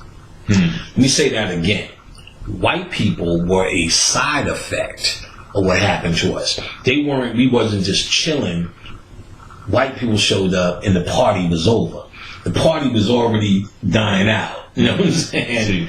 The party was already dying out. So psychic ability, and then there's the same thing with speech. There was no speech. We knew how to project our images and tell a point. Then the first language, because we were losing pineal power, was what they call the clip tongue. And even now when you meditate and you do anything at the roof of the mouth, especially hum, he said, why do you think the slaves was in the fields humming? Because it vibrated the pineal gland. So you would stick the tongue at the roof of your mouth, and you could feel it. From here, it starts to vibrate in here. So even in your meditation, that's what that is. But just hum, that's just as effective. Sometimes to balance myself, and you feel it all in your chest. It's real relaxing. Back of your neck. Tongue at the roof of your mouth. I just kind of want to go off and do the shit now. But so that's a powerful meditation because it vibrates. So that click tongue was trying to still activate the pineal to shoot images because that don't make no sense. Right. Money. You told me that. Right. Yeah, because I was you like, oh yeah, nigga, word. Right. You crazy, nigga. Like, but it was still trying to send the imagery. Then eventually went to language. Because what I heard was that originally there wasn't even no vowels, right? Right. It was just pure, consonants. When they started trying to form it, because they understood those vowels were invocating. And Dr. Lean L. Bay talks about how you can use the vowels to empower yourself, like A for the head and U for this and I. So A, E, I, O, U's. And you can hear it, A, E, I, O, U. And then when you check out Qigong, you're just using those sounds. Z, ha. You can't remember the rest of them. Shui, you know. That's some shit I just cannot. I tried, but she just didn't. Shui. All respect due to the masters of that shit. I don't want to belittle that shit, but Panic was so corny trying that shit. Shui. And holding the just looking to the side and shit. Do it work? I'm sure it do, because I'll just do the sounds sometime, and I feel a relief. So those sounds and all those type of things, that's everyone tell me, yeah. What's up, boy? I'm in the middle of recording. What's the deal? What's going on? Oh, okay, cool. Nah, we'll probably do it tomorrow. Alright, boy, I see you a little bit. Alright. You just see him gonna do good boy. He was checking in to see if he was gonna bag some herbs today before he went and fucked around. Good boy. So he's trying to see if I need him to come back. Right. Many fucking shirts and sneakers I buy that bitch ass nigga better had. So yeah, you're saying about falling off, I think. Right. So you're saying that all this is a result of our de-evolution, right? And so, will these sounds and these practices get us back on a path where we are evolving back to that place, or Yes. as humans, are Yes. we just doomed to continue to evolve? The masses, no, understand. We're not doomed to continue to evolve. It's cycles. So we go in cycles. And we're in this devolution. We're at the point of now of re-emerging, back up. They call them yugas, or golden age, silver age, bronze age, iron age. We're coming out of that. And I don't remember all the yugas. There's 4 yugas that coincide with that, the Hindu tradition. The Sati Yuga is the golden age. We're just coming out of another iron age, or the Kali Yuga. Kali Yuga age is ill. First of all, let's get this right. And I see my man looking at me, Tupac again. The Kali Yuga has Kali, the goddess Kali, has worshippers. Do you know what they're called? The fucking thuggies. Where you get the word thug. The thuggies? The thuggies. Wow. And I'm going to tell you about the thuggies.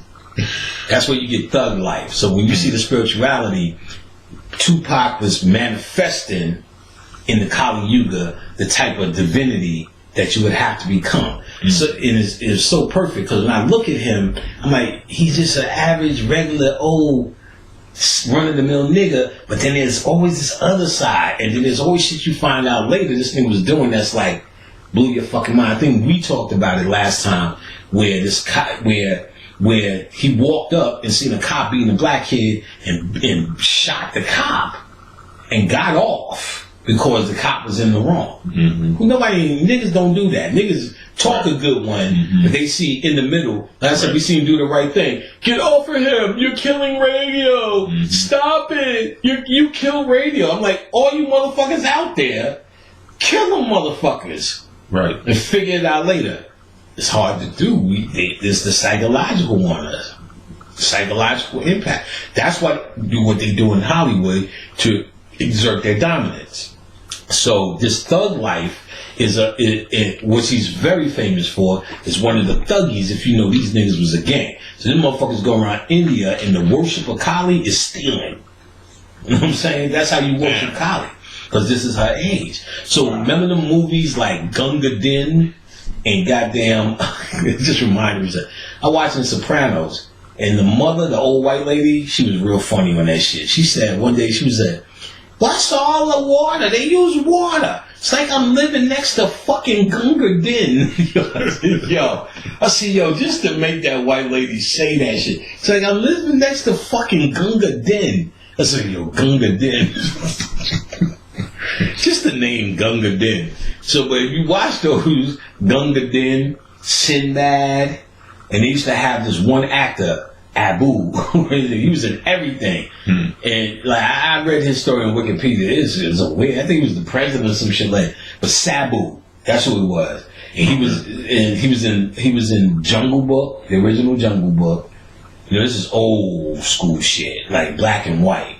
Okay. They did a Jungle Book. They did a Sinbad, and they did maybe 2 more. That was like, he's that little Hindu dude that's always stealing apples from the market. Okay. He was actually playing a thuggy. And you always see him, he's always, and even when you see Sands of Time, that new one, Persia, there's a movie, Persia, with Jake Gyllenhaal, with the Sands of Time, where you got this thief and they all swinging through the village, being chased through the village. You know, the whole beginning scene, they chased through the village for stealing, and then they put him in the king's chamber or whatever it was. Later, he became one of the stepsons of the king. But that idea comes from these thuggies, which were actual niggas that understood This is our time. We're supposed to be doing this. This is actually the worship of our time. This is the genius of our time. Which tells you that Tupac was actually the genius of our time. Because as much as my logic might say, all that nigga did, Biggie, you know what I'm saying, all that shoot 'em up and all this shit, but it was just always two sides to that coin. There was this divinity side that was masked in this thug side. And the real science, once you get past your logic and not, because I didn't like the music, my logic, my feeling, I got to give it up for the science in the spirituality that I could see and read, decode, and or even understand that was manifest by him. And what was manifest was he was the absolute divinity, or in this Iron Age, in this Kali Yuga, as a thuggy who had thug life written across his fucking chest. So that shows me who and what he is as a reality, whether you like him or not. And that's your personal opinion. I'm saying I don't like Prince at all, but I know who and what he is. You know what I'm saying? As a divine being. You get what I'm saying? As a guy wearing a goddamn leotard. You know, I won't be at we about to get into no Prince right now, man. You know, we ain't gonna act. We also can't act like you don't wear no leotards. You know what I'm saying? Guy booty shorts and pumps. You know what I'm saying? If I came in to do a lecture with booty shorts and a pump on, y'all wouldn't be saying, oh, that's some real, you know what I'm saying, sign of the times, purple rain shit you got on there, Panic. Nigga, that's under the cherry moon, nigga. You on Graffiti Bridge right now with them goddamn pumps and that lace, nigga. Oh, nigga. I'm gonna drop it, Hotep. Ashay, nigga. And we could drink some cherry wine. You're like, yo, alright, and done. You leaving this motherfucker. Right. You know I go in on Prince all day, but he's still a master and a genius. If we're going to look at it from the spiritual aspect, which we are. So,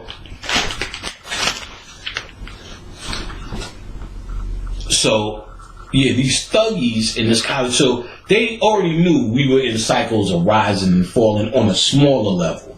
But on a bigger, more cosmic timetable, we can say, the whole entire object here is to take your, if you are this light, let's say you're this guy right here, this is heaven and this is your most divine self, you cannot see yourself as divinity. You don't know how big or how small you are. How do you do that? You have to step outside of yourself into darkness. You have to get away from yourself. Kind of like you say, I was doing this job. So why do they give you vacations? So you can get away from the job, so you'll refresh when you come back again. Why do they let you get off the weekends? That's a small vacation. So Monday, Tuesday, Wednesday, Thursday, Friday, you just go do something else. So you can sit there, okay, this is how I'm going to attack this week. This is what I need to do this week. You come back refreshed. This is like coming back refreshed. So down here, while we have this whole idea of this is so terrible what's happening to black people, number one, then we go, but you know this is an illusion. So I won't even go down that this is not really even happening, because it's not. But let's say it is. That would be the entire point of coming down here. To fall away from your divinity. Because like you asked, the breathing of Qigong, the meditation, the herb pack, the studying, the books, the build sessions, the lectures, astral traveling, the altars, the magic. The study of this is actually you walking back and seeing how you're going to do your job when you get home. Because, as I pointed out, you need to think of something simple. If I told you to close your eyes right now and think of a rose, you would know what it looked like. If I told you, think of a door slamming, you would know what it sounds like. If I say, think of that rose again and how it would smell, you would know what a rose smells like. If I said, reach out and touch an apple with your hands in your mind, you would know what that apple feels like. The texture. And I said, close your eyes and rub it around the stem. You could do all of that, or the bottom of that apple. You got 3 or 4 lumps, in the apple. And then I said, well, taste the apple. You would hear the crunch, and all that's in your mind. Yeah. But then you get this question, if a tree falls in the forest, is it still a sound? But everything I said to you, you heard nothing with your ears, your physical ears, your nose, your mouth, your hands, or your eyes. So how can you still feel it? That means you can do all of this with your mind. So you don't need these physical attributes. That is only conducive to what you got used to using down here. But if you could do all these things in your mind. So now the question comes, when you die, will you not be able to smell a rose? Would you not even know the sound of a slamming door? The only world you heard a slamming door was down here. Supposedly, in theory, the only place you tasted the apple was down here, in theory, they say, you know what I mean? It only exists down here, it was for down here. The only place you ever touched or smelled a rose, seen a rose, was down here, in theory. So, when you die, will you forget that? Doesn't seem likely. It doesn't seem like. So that means everything you experience down here, you're retained. That means that's the only real lesson. To be able to get something, retain it, and understand it. Because we are down here for nothing but understanding. That's all we're doing. Not to get the money, not to turn up at the club, not to make it feel nice, but you're only down here for one thing, understanding. Because now what you bring back to that original point of origin becomes the experience of this total world. Now here's one deeper. Because we are all connected. Because we are a quantum being, because we are all one being, not only can I smell that rose and eat that apple, but shit that happened in this kush, I can experience that now. Because my mind now can connect as one with all the experiences of everyone in existence. And if you know that and you understand that, then you understand you're not supposed to say, don't be a stripper, bitch, I came to save you. You're supposed to say, suck all the dick that you can get in your throat. You did what you came to do. Do what you came to do. But then when it's your daughter, you're like, can I get a ritual to stop this shit? You know what I'm saying? Which I understand, because from the human perspective, somebody said, well, your daughter's sucking all the dick she can in Jamaica, Queens, nigga. Why you gotta suck so much dick? You know, you doing all that snot. What are you crying? She's sucking dick. My baby. You know what I'm saying? You're gonna do all of that bullshit. But when you deal with the science, it's not, you know, it's most of what I deal with the science I've come to term with in my humanity. But certain shit, we need to stop fronting. Your mama died, you ain't gonna be sitting there going, well, that's the metaphysics of it. Oh, my mama! You're gonna be doing all that. Your kids die? Oh, well, know what I'm saying? They with Osiris now. You're gonna feel a certain way. Absolutely. And they tell you you're gonna feel a certain way. You don't know if you're supposed to be too deep for that. How come they have mourners on the Egyptian wall? If the Egyptians were advanced, and they were advanced, and they knew every aspect of death, because that's all they study, why did they still show you that there's a concept of mourning? Because it's a natural thing. So it's fine to feel a certain kind of way, but how you bounce back from it may be the difference. You know what I'm saying? So, you know, when we talk about the de-evolution now, and evolution back up, dealing with what it was called the Kali Yuga. Now we're going into the Saturn Yuga, something like that. Okay. But it's just pretty much the golden age. So moving into the golden age. So, is it theorized that we'll be able to, for instance, retain more consciousness when we come into our human form? Because right now we totally forget. We're born. We're still figuring this shit out, right? So.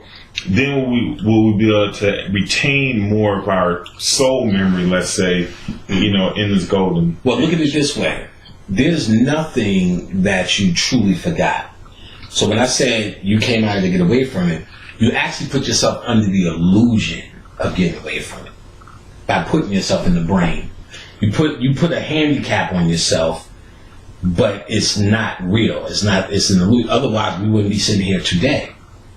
So you put a handicap on yourself, and it's actually the illusion of you not knowing that is all within you. That's the whole point. Digging in through the mud called humanity and retrieving it. So when basically the energy of the cosmos dictates the light that's in it, communicates with the light that's in us. So when there's more light coming our way, Brother Phil Valentine used to call it light codes, I believe. I think light code conscious. He had another word with it. But what he was talking about is we're not getting these light codes so we can actually reflect what already exists within us. We're under the illusion that we're finding something out. From the human perspective, we say things like we discovered that. We find itself out. Remember I said humanity is the only darkness. So you're working through a vessel of humanity that represents the unknown or darkness. Without humanity, you're no longer in the unknown or darkness. Mm-hmm. It now becomes after you die, did you get what you needed to get for the reason you came here? So you back and you knew what you knew before you came here. But remember, you came here for the reason to know more.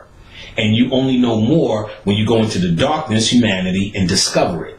So did humanity totally distract you, which is the side effect of it, and you became puffy? Doom. I never knew. Which could be his experience on the planet. Yes, it could be, but now as a spiritualist, and it is, because there's nothing. It's the jury is out if you can fuck up your path. You know what I'm saying? But now you got to understand, some of us came down to be those distractions. So you could look at it, definitely is his experience, but I'm speaking from the perspective as if he was trying to be us. If everyone was trying to do the alchemy. Mm-hmm. Some people, that's all they're going to be. You know what I'm saying? So I'm not the hopeful that one day Puffy or Wheezy is going to be sitting in my class. You understand? So that's not what I'm trying to put it in the context. So the reality is, yes, if that's all he's supposed to be, more power to him. Mm-hmm. But I'm speaking as if they were if we were starting from there versus mm-hmm. somewhere else. You know what I'm saying? Mm-hmm. Now, you as a conscious person, because I've met conscious people, and you can argue, well, they only went but so far, but that's all they came to do. Or they got distracted by humanity. So the real conscious people, it's not humanity can no longer be a distraction because they felt they went to the height of where they can go with it.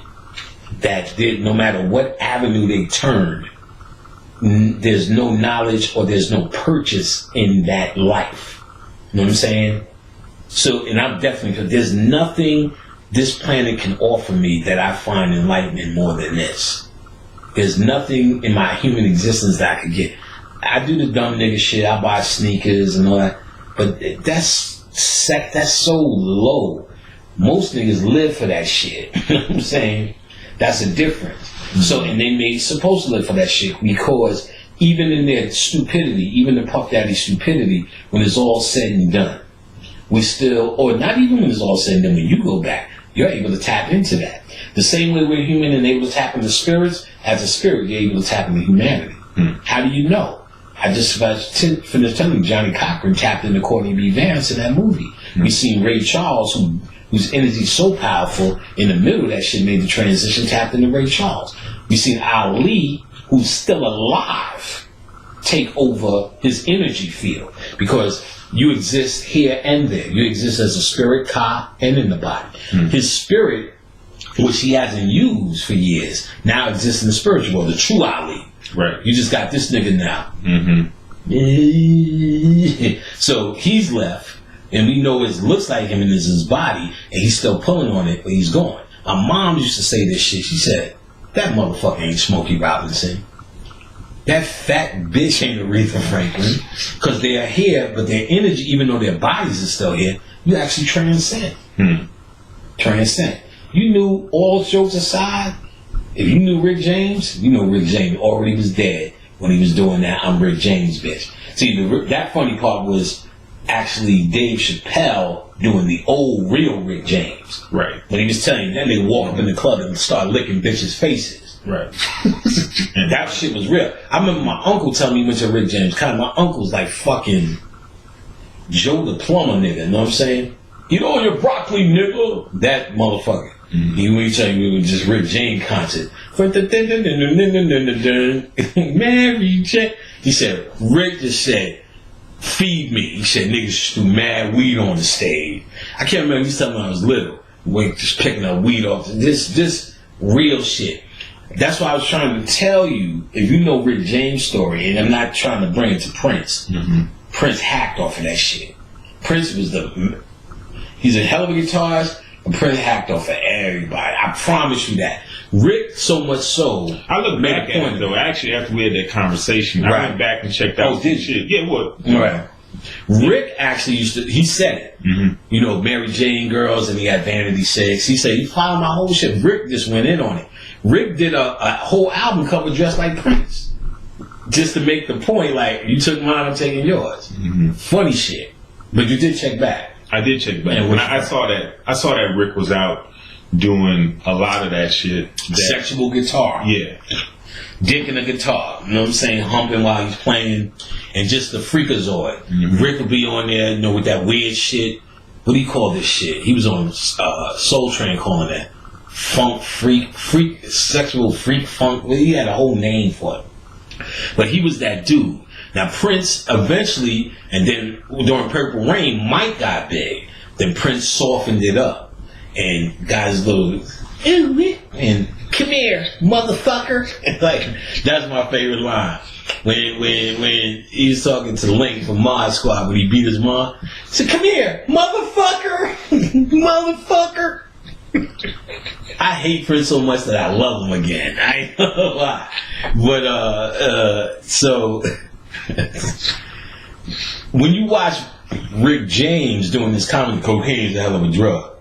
It was funny. But anybody who know Rick James is gone. So we have that ability too. It's like wearing an outfit. And that's what it starts with. When you pick the stars that come down, in the Orisha thing, they call it the Ori. There's an Ori that already exists. And most people are falling into Oris and having these lives like Puffy. When I see that level of ignorance, that's just, he fell into that and he's living it out. Do-doom, doom, do-doom. And we can say that's a purpose because it's an Ori, it's on his head. And then if you were to give him a reading and you read his Ori, which is his purpose for being here, they would say, you're supposed to be a CEO, which sounds delicious. CEO, boss, you will rule, you will influence the world. You will change many lives. You will always be, you will be like, damn, I'm the good nigga. But it's a very human path, you know what I'm saying? Now, and that would be his Ori. So when you have that human path, you fell into it. Now, when they say a divine one is coming, that's a nigga that's conscious enough to take that Ori to come out here to be Malcolm X, to be Jimi Hendrix, to be Bobby Hemmett, to be Brother Phil, to be Dr. Ben, to be Dr. Clark. These masters that still retain an agenda that's not really just helping black people because they're black people, but adding something that so many people could benefit off of at many levels. See, when you have this one agenda of helping black people, that's your ego. I say black people should do dark magic, and that's how we're going to get out of it. No. And I also understand if that's what you do and that's what you're speaking to, speak to those aspects of black people who pick up on the frequency, the end. Don't start telling other black people that they should be into this or die. See, Dr. Bennett didn't even do that. They just gave their delicious work, their masterful work, and then black people in all aspects can benefit from it. That's how you help black people. You leave a work behind, whereas it benefits who it benefits for whatever purpose. You don't start dictating how you save black people, you evil maniac ass nigga. That's folly. That's what the church does. You're a church ass nigga on reverse. For real. So you don't do that. You just leave your masterful work, your masterful teaching behind. And you walk away with the mentality of it is what it is. And it may be a big deal to him. And motherfuckers may wipe their ass with the works of Brother Paddock constantly. But none of that bothers or benefits me either way. I just know I need to do the best manifestation of what I'm supposed to do. And everyone should be doing that. And you can tell Dr. Ben, Dr. Clark, and those of the like, Dr. Delbert Blair, did the best manifestation of their essence. And let you call it. You know what I'm saying? You will often hear Bobby and Phil. No, I'm just giving you the information. This is the information. Take it and do as thou wilt. That was the beauty of being conscious. Now you look at this shit, everybody's making you feel guilty because you don't like what they like. I like bananas. You don't like bananas? You're not really, that's what black people supposed to be doing. Like, what the fuck is this? What the fuck is this? The fuck just happened? Fuck am I watching? That was the beauty of the shit. For someone like me who wasn't into shit, fuck for religion. Just to see brothers saying, no, don't believe it because I'm saying it. Believe it because I'm telling you the source I got it from. This is my understanding. Now go get your own understanding. And then they would say the word check. Because the word check means go check it out for yourself. Go check it out for yourself. Now niggas are saying, I said it, check. You like, check, you said it. I'm going to check that you said it. Yup, you just said it. I rewound the tape. So I checked that you said it. And believe it because I said it. And then, the proof will always be overwhelming and sound real because anybody can prove their case based upon what they believe in. You're a fireman. You're going to believe the most dangerous thing that could possibly happen in the house is what? A fire.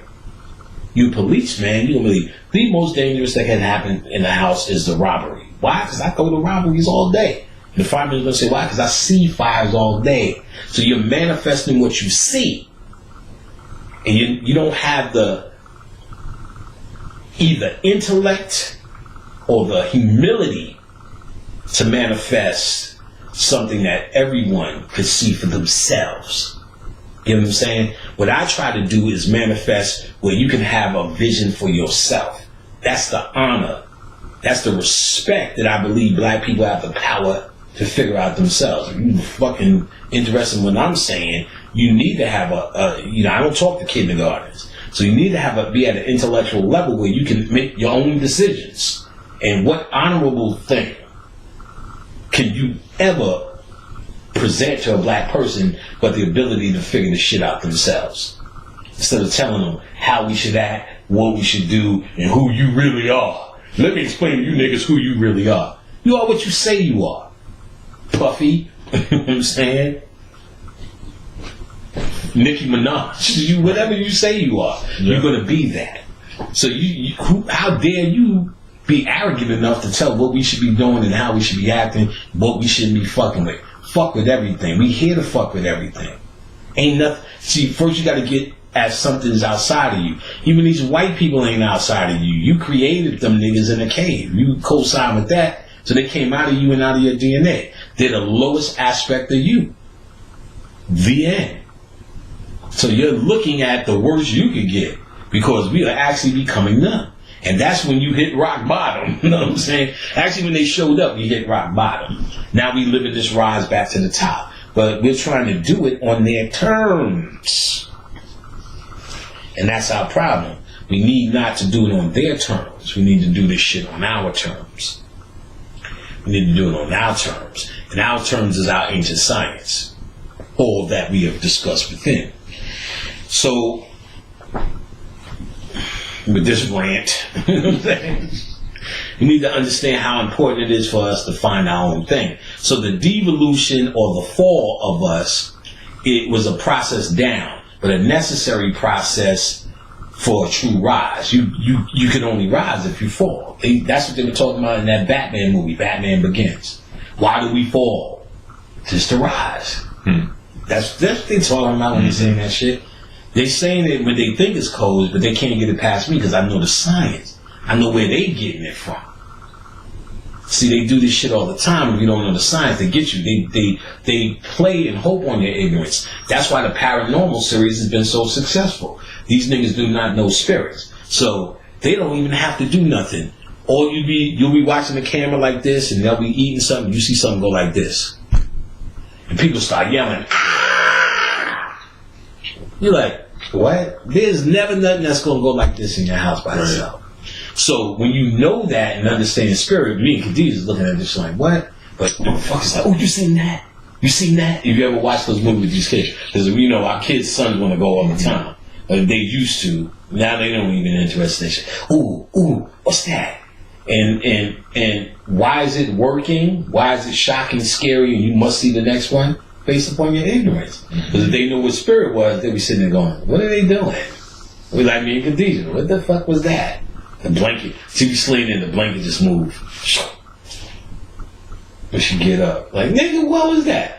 No, we was more interested in the Conjuring. You be in the darkness and you see hands come, oh, what the fuck, nigga? And we know it ain't spiritual, but it's shocking. You know what I'm saying? Mm-hmm. And the shock is more of a value than ain't no motherfucker there with going. You know what I mean? So what are they playing? They're playing in ignorance. So when I even see occult movies that are minorly occult, they playing in ignorance all day. That Batman Begins, man, oh man, when they said all this shit, and I did a breakdown of it, and when they said, why do we fall to get up? It sounds on one level of the occultist or the guy who's in metaphysics, oh, I get that.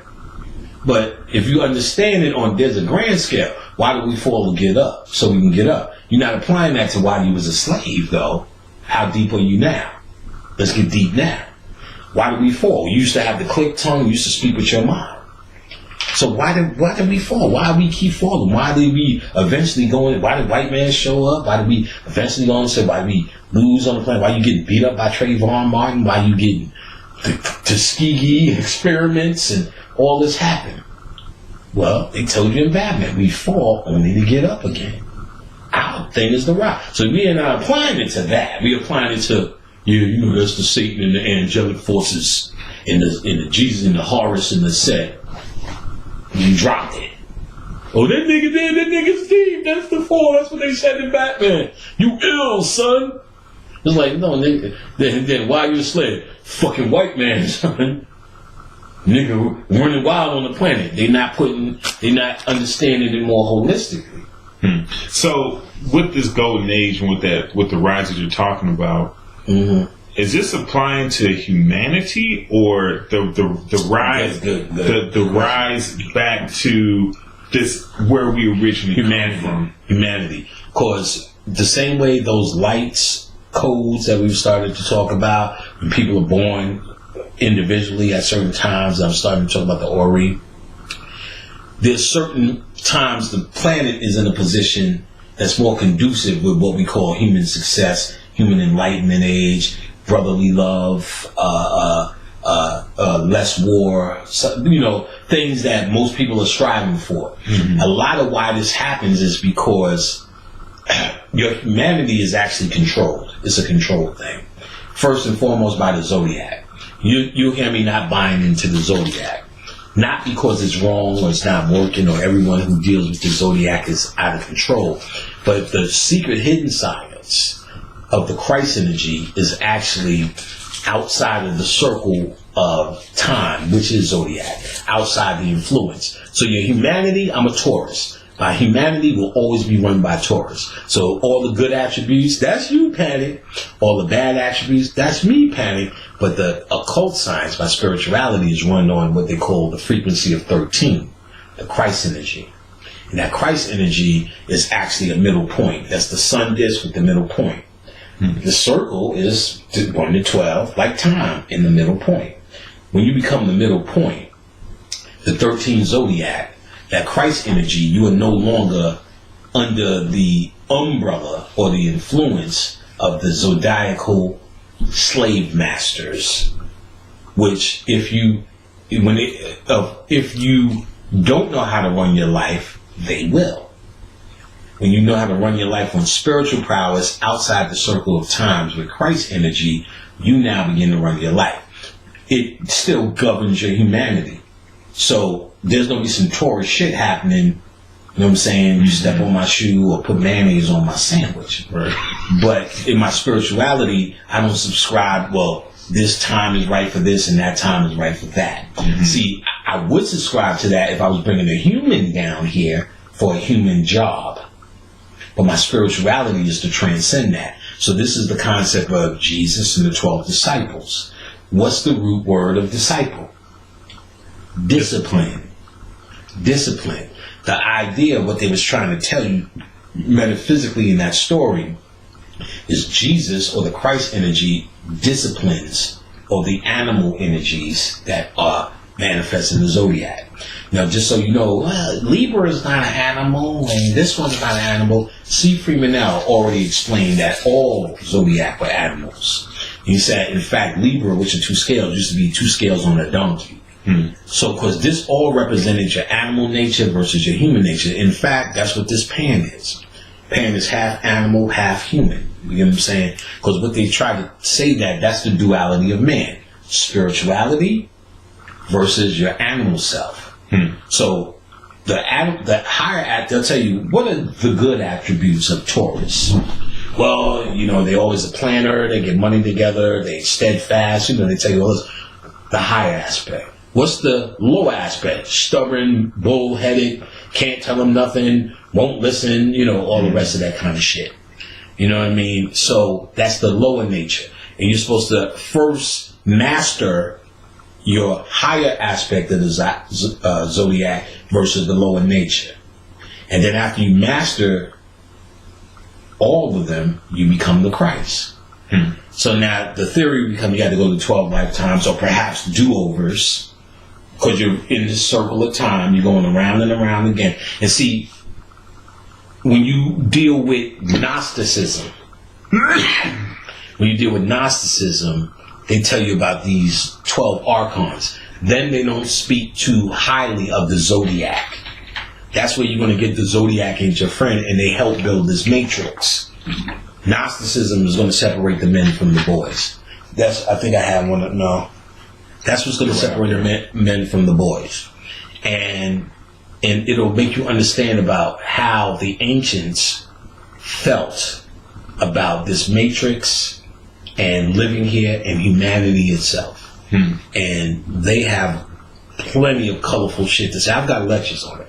Plenty of colorful shit to say about what humans are and where you fit in on the scale, on the cosmic level.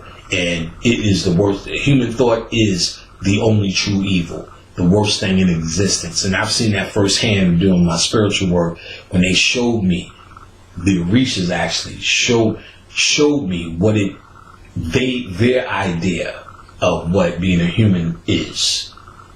And boy, oh boy, when I felt it, you really knew this is not, we are doing some of the most complex, hardest, down in the dirty job work in the cosmos. Us as a collective black folk, which are the oldest in the ancients. That's why we're doing this work and can do this work. The young gods started dabbling with this, and now most of them are stuck down here as Christians. Those were the youngsters trying to play around on Earth. That's in a book called The Spirits Book by Alan Karnak. We said the young gods were saying, we come to Earth, and then the old gods saying, wait. You don't want to do that. You're going to get something called a brain, a baby brain. They showed that in the movie John Malkovich, Being John Malkovich, which I did a breakdown, didn't make the book, but I have it served. It's Being John Malkuth. And then they show one lady was the puppet master. She, the guy that worked with puppets, and she worked with animals. So he controlled the higher aspect, and she was the beast. And they both was coming in John Malkovich's head to have an experience as a reincarnation. 7th floor, it was all this. This guy was, the old man was talking about the sun and the sun. I drink carrot juice. I am the sun god. He was saying all the shit was in there. I got a breakdown of it. And basically it kept being in, and the dude who did it, the movie, which was Spike Jonze, I believe, he said, all I wanted to do was do John Malkovich for this. John Malkovich wasn't even with it when he wrote the movie. He said, this is Being John Malkovich. And they would come into John Malkovich's head. And the idea was these old people wanted to go in his head and stay in his head and become a part of his consciousness. But they said we need to do X, Y, Z to remain conscious. Otherwise we get absorbed in this humanity. We can't do nothing. So they went in there and they was controlling John Malkovich. You know what I'm saying? For years. The puppet master. And he stayed in there, and as John Malkovich, he was fucking the girl he wanted to fuck fly shit. They got him out, and then they all went in through this gateway into John Malkovich's head. And, or the guy went in or something like that at the end. But long story short, how did it work out? Oh, no, somewhere he I can't remember. I'm gonna watch this movie again. He went into a baby's head. So now he had the baby brain. He was like, oh man, he was like, I hope you pick me up. And so he was a baby. They was playing with him as a baby because all of these entities are now in John Malkovich's seed because there was something in his seed. Oh, that's what it was. While he was in John Malkovich's head, he got the chick pregnant. And so they figured out they didn't have to go. They went into John Malkovich, but he went into the seed, something like that. So now he's stuck. So he's a grown man that can't move. He's in a baby's body. And ironically, I remember being this conscious and being as a child. I remember being conscious or semi like I am. I wouldn't be able to drop on Kabbalah, let's just say, but just being me. Right. And I remember it's looking like it went farther away in the darkness, the more I cut my foot, scraped my knee, got yelled at, been told to get in the bed, I'm gonna whip your ass, got my ass whipped, took away my thumb and my blanket. When all the things that I decided to do naturally, when your parents start taming you, or when you touch that stove and you feel, oh, wait a minute, this is all I got. I am no longer a part of fire. This is no longer in my own head anymore. That if I touch fire, which I am fire, it is outside of me now. Because now it's something that pains me. So you lose who because you just came out that world, the consciousness becomes human. And then if you become conscious, I remember this thinking. I remember my aunts changing me in the damn crib and sticking me with a pin. I'm like, fuck. Stuck me with a pin, bitch. You know what I'm saying? Because they ran out. I remember they ran out of fucking Pampers and they put a cloth on. You know what I'm saying? So I remember this shit. That's way back. Yeah. I remember drinking out the taste of milk in my. I had a yellow bottle. My sister had a pink one.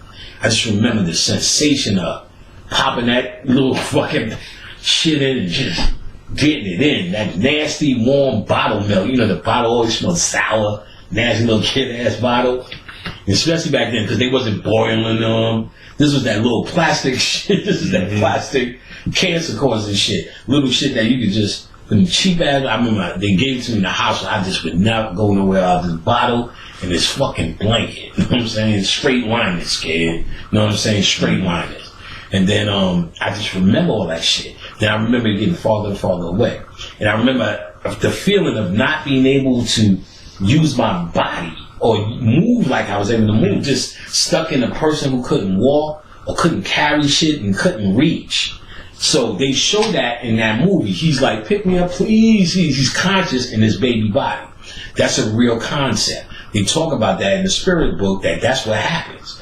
When the gods come, he said the younger gods come down and you conscious in it, and then it goes farther and farther away, and you don't have the ability to retain your or bring back to your right mind. See, now I'm back in my right mind. You'd have caught me at 14, said some conscious shit. I said, what, nigga? You know what I'm saying? Fuck you, nigga. You know what I'm saying? Rock him, nigga. Rock him, say peace. Peace, and all this shit. Like, you know what I'm saying? You know what I'm saying?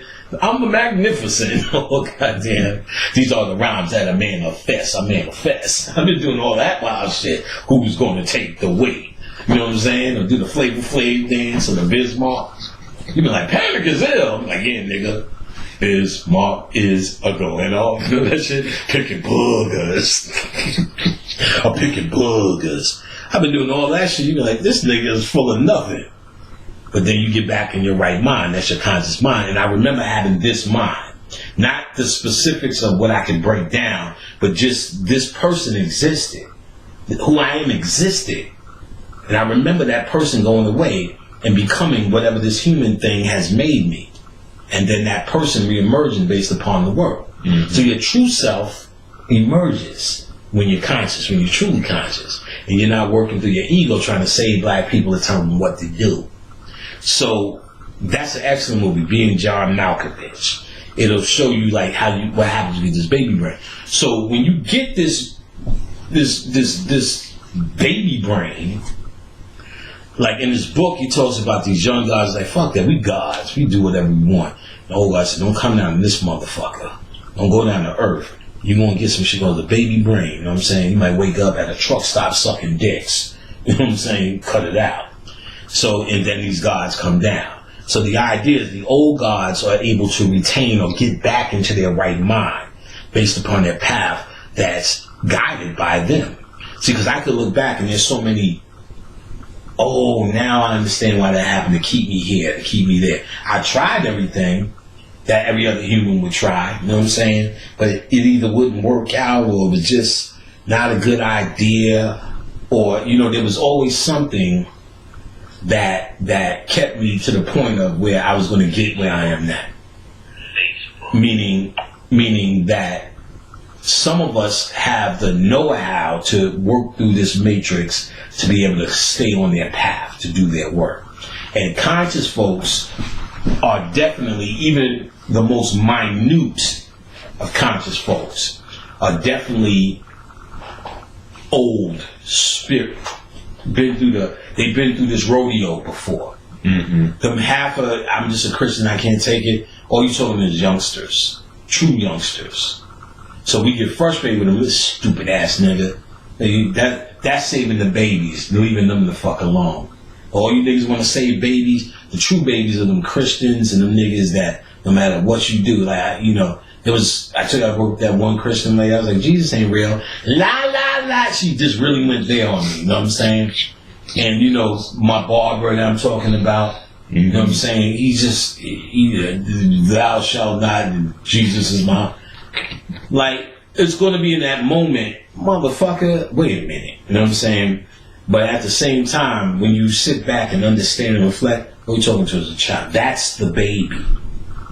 Because you talking about you want to save babies, half of your kids are smarter than your fucking ass until you dumb them down with your genius. Right. You know what I'm saying? Half of them walk through the door smarter than you until you start teaching them how to be deep. And then they walking around here just as dumb as they're the continuation of your stupidity. If you leave them the fuck alone. Mm-hmm. When my son's friend Fuzzy died, when Fuzzy made contact, he started telling me on my son. I said, God damn, I almost fucked him up, teaching him how to be. And I'm like, really? When he explained about being a crystal child, I looked up crystal child, understand my son's nature. I'm like, really? I told Khadijah, you know something? We need to learn from him. I said, that's technically his nature and the way he is. I said, if we knew the world to be that way, we would be in the golden age again. If the world was like him. And that's what they were predicting when the golden age was coming, because it's based upon the grid line, that these kids would first emerge first. They would start being born first. And that was the indication of the frequency coming back up. So to have one in my very own midst and is easy to miss. Like, his heart is, he ain't no nigga you ever seen before. I just think he ain't no nigga you ever seen before. You know what I'm saying? He ain't no nigga you ain't never seen. I'm like, how the fuck could you even think? And I think I'm a courteous, nice, generous nigga. He's generous in ways that are so fucking genius that we ain't even figured out yet. Of calm forgiveness is, I've never seen nobody that forgiving, that understanding. His heart is running this shit. And it made me just say some common sense shit. As much as I do more trying to prepare him, because his heart is so, like, you gotta be careful who you do that with. Because motherfuckers will fuck you over. That's niggas' nature. You know, niggas are that people. So I did a... You know, the interesting thing about that dynamic is because, like you said, our parents induce that which they know. Their reality, their training, everything they did, they put into you, thinking it's in your best interest. Right? But what, you know, you've gone over many times is that we create our own reality. Right. So you're dealing with somebody like your son, because of the reality he creates, right? Running into the type of people you talk about really doesn't happen. Because the reality he's creating doesn't even allow those type of people into a cycle. I would say most definitely, and that's what I became more mindful of with him. Like, instead of generalizing this is going to happen and this will happen, it's more preparing them for the world, because there's a personal field and then there's just a nigga frequency. And you know what I'm saying? Like, he's gonna have to go to a job somewhere, and he may be doing all that heart chakra shit, but your boss is gonna be your boss. There's a standard mentality, and there's books that says this is your boss. Now, for him, he may have the nicest boss because of his energy, right? But at the same time, he still may attract an asshole. He still is on Earth, and he still has a thinking system. You know what I'm saying? So he did have not really an asshole boss, but an ignorant nigga. Our handyman wanted to hire him. Now, my son, like I said, based upon his heart, even before I found him as a Christian child, he was the only nigga I would let work with me on the herbs. I don't want no nigga bringing their little issues, even as nice as they may be, touching shit that's going out to people that I need for it to be spiritually cleansed. Right. So if it ain't for me, it ain't working. He's the only nigga that will put his hands in the mix that I let touch for years. He's been working with me now. And so, you know, he wants to try his hand at what he goes to read a job. So now for me, I'm paying him lovely. Here's $40. You know, all these, sometimes I'll bag him to get my measurements right. All he does is zip the ziplock and move on. And, you know, he does it 50, 100, so they're ready to go. And then I'll back, because I already pre-write addresses and what their order, write it on the thing. I'll fill it, close it, pass it to him. He puts stickers on it, you know what I'm saying? Get it ready to go. Then I pile it up. Then I have to go through it again, write down names and put the tracking on it and just move him from. He's doing some easy ass shit, but his hands is in it. This is how you know you don't do oils, though. You know, we don't have to fill up oils all the time. We do a batch, and then when it, you know, boom. And what's really hard is when I do the herbs for the baths, we have to individually pack them in individual little reefer bags. So he has to scoop all that shit 3 days of the shit, you know what I'm saying? But we don't do those often. It's mostly herb packs going out the door. So he's working 20, 40, 50, whatever, you know? And it's a way to give him money, because it ain't worth that. You know what I'm saying? We working about it's 2 hours of work, 1 hour work, nigga, $7 an hour. But, you know, 20, that's a good piece of change. So Byron's like, oh, I love touring. You know, everybody loves touring. Love touring, come work me. Yeah, sounds good. Byron had that nigga doing straight field nigga work. That nigga came home smelling terrible. You know what I'm saying? Ooh, nigga, your arm smell from here, nigga. Busting his ass. Yard work, carrying old panel siding and nigga shit. End of the week, gave him $50. Niggas going through this shit, you know what I'm saying? $50. He's not saying, he's such a sweet guy. He's not really saying that. He's saying it like, yo, this shit is foul, it's fucked up. My other son, Keenan, just go fucking, I'm ready to turn up on Byron. You know what I'm saying? Now, the lesson I would teach Keenan is like, look, nigga, you ain't got no skill, no education. Nigga, $50 is a delight. That's why I keep telling y'all. I know this is the white man shit, but if you ain't got no education, then you won't survive here. Until we come up with our own shit, you're going to have to play this game as much as you can to at least win. Not have enthusiasm and love for something that's not yours. But you in survival mode down here. They put you in survival mode. And you will not survive if you don't at least have some sort of skill. So without a skill, you need to learn that lesson. $50 a week is a delight. Well, you drive up Panola Road, niggas got on fucking Statue of Liberty suits with signs, spinning signs. I'm like, nigga, about that life. Nigga saying, what about that life? You got pride now. Wait till your son go, man, I need something to eat. You got pride now, but you be out that motherfucker with a Little Caesar sign. Pizza, pizza. Pizza, pizza. Think it can't happen to you, little proud nigga. You know what I'm saying? You come in here, you know, yo, we need you, panic. Hey nigga, how long you think I'm gonna do that, nigga? Help you out. My herbs is very hard to come by, nigga, so you gonna have to figure out, you gotta get out there with a little pizza sign. You know what I'm saying? Spin that sign, nigga. They don't understand this concept. Now, but so I gave him the relief, you know what I'm saying? You don't have to work there.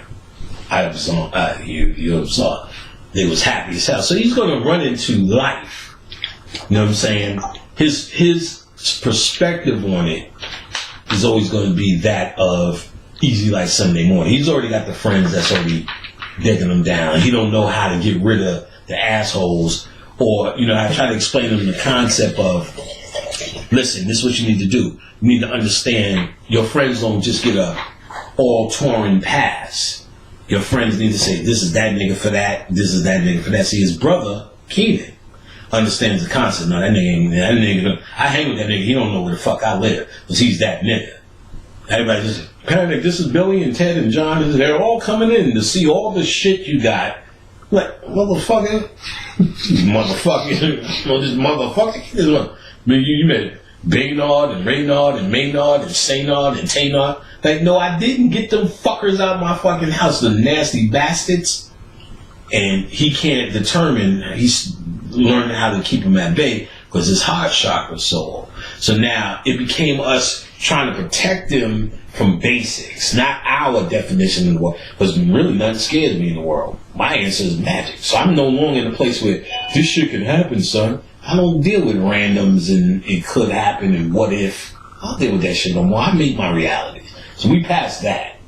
It's more a level of he's not where he makes his own reality. He's not this level of conscious. So he's going to run into, by not controlling his mind, those situations. Mm-hmm. You know what I'm saying? People, you got to remember, when you're dealing with attraction, he's just maybe that nice guy. There's people that look to take advantage of that. So they're going to find him based upon them saying, oh, this is a nigga I can get on something.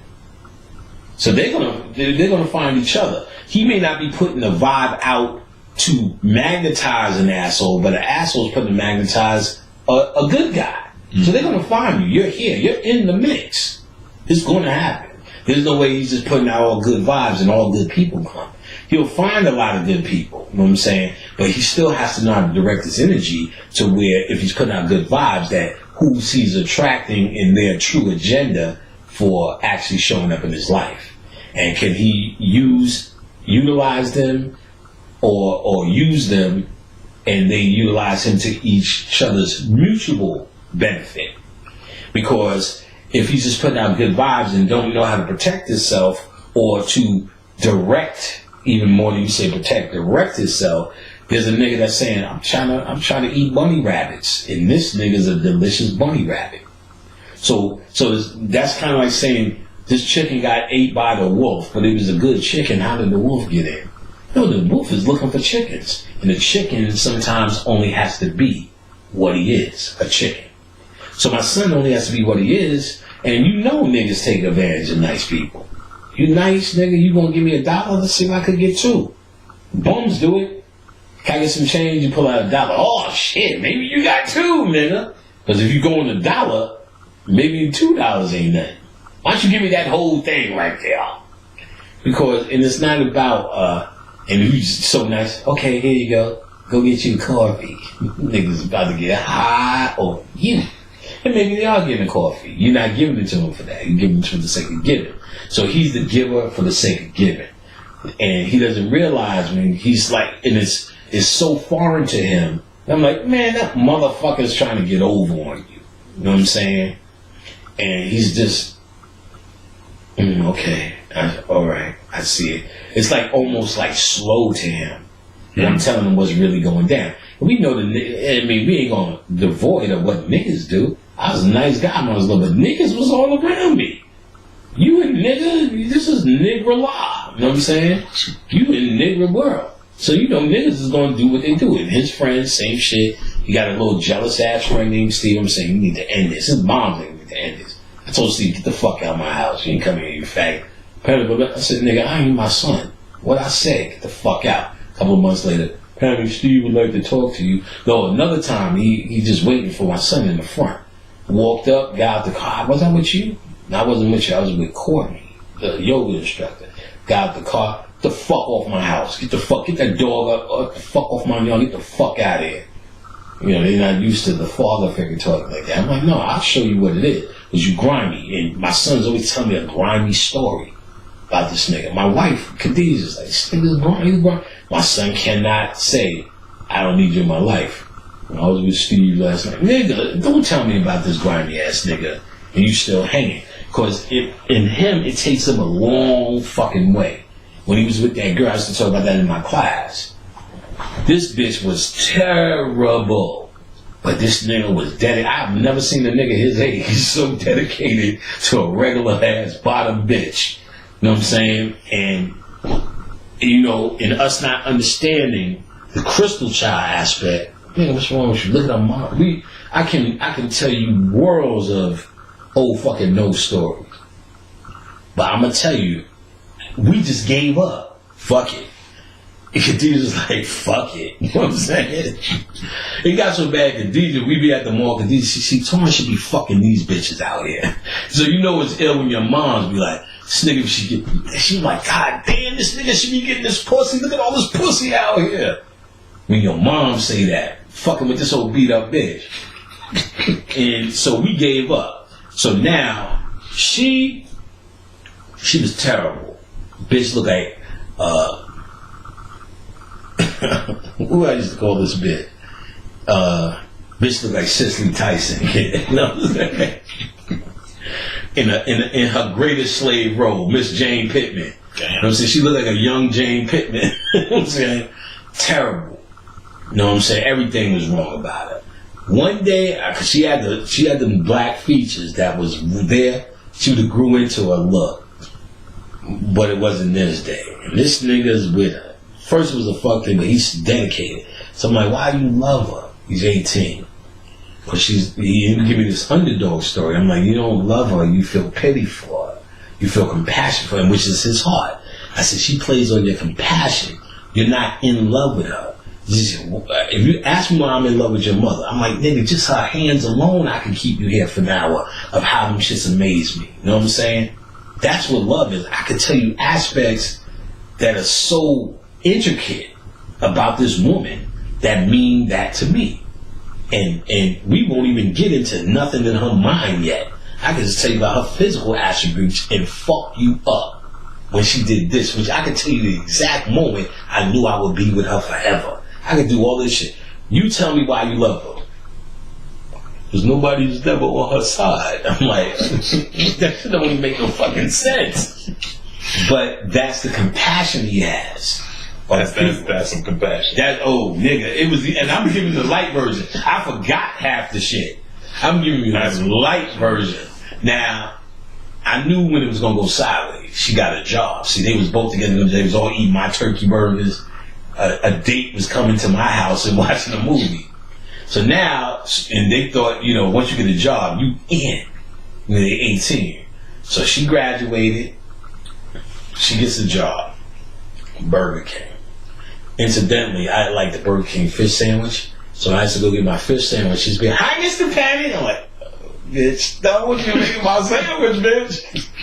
But at New Year's, Torn, son was going through it. He was giving us hard attitude. So we said we're going to starve him out. You know what I'm saying? I stopped buying all the turkey burgers, and that supply went low. No Kool-Aids and juices and treats and little Debbie's and all that shit. No food unless I cooked. We wasn't cooking, eating out. So we starved him out the building. So eventually he got to it. His attitude went away. And it was all about this girl. His attitude went away. So we go, he just comes to us, I don't want to live like this anymore. Tell us, what's up? So he broke down. So we said, all right. So we said, all right, you want to come out, hang out with us? We're going to a New Year's party. Went to Kiana's house. Different year, same New Year's party. He came with us. So Khadijah says, you want to get your girl Jay? Yeah. He said, she got a job now. So he went upstairs to get her. We in a little complex. I said, Khadijah, watch this bitch got a job now. Watch the way this bitch walk around the corner. I bet you her ego's going. Soon as she came out, you heard Diana Ross reach out and touch. Doom, doom, doom, doom, doom. The fucking bitch's weave was this big. Ooh, ooh, ooh. And I know, and I want to know, and I'm sitting there going, oh my God. She got in this shit, started picking out her weave. I'm like, this bitch, I said, it's a matter of time, because my son ain't got no job. Right. So she, you know what I'm saying, now she fits you to do things. Get to the thing, he's hanging with her, giggling, laughing. She's on the job. He's like, JD's acting different. I said, oh, okay. No problem. Because we gave up trying to tell him now. He's going to just wait this out. I didn't realize something I said unconscious, he really got it. So he was going for a weekend. He come back home. I had shit for him to do. I said, he ain't do it, so I'm going to do it right now. He walks in the gym. I'm like, what's going on, Jack?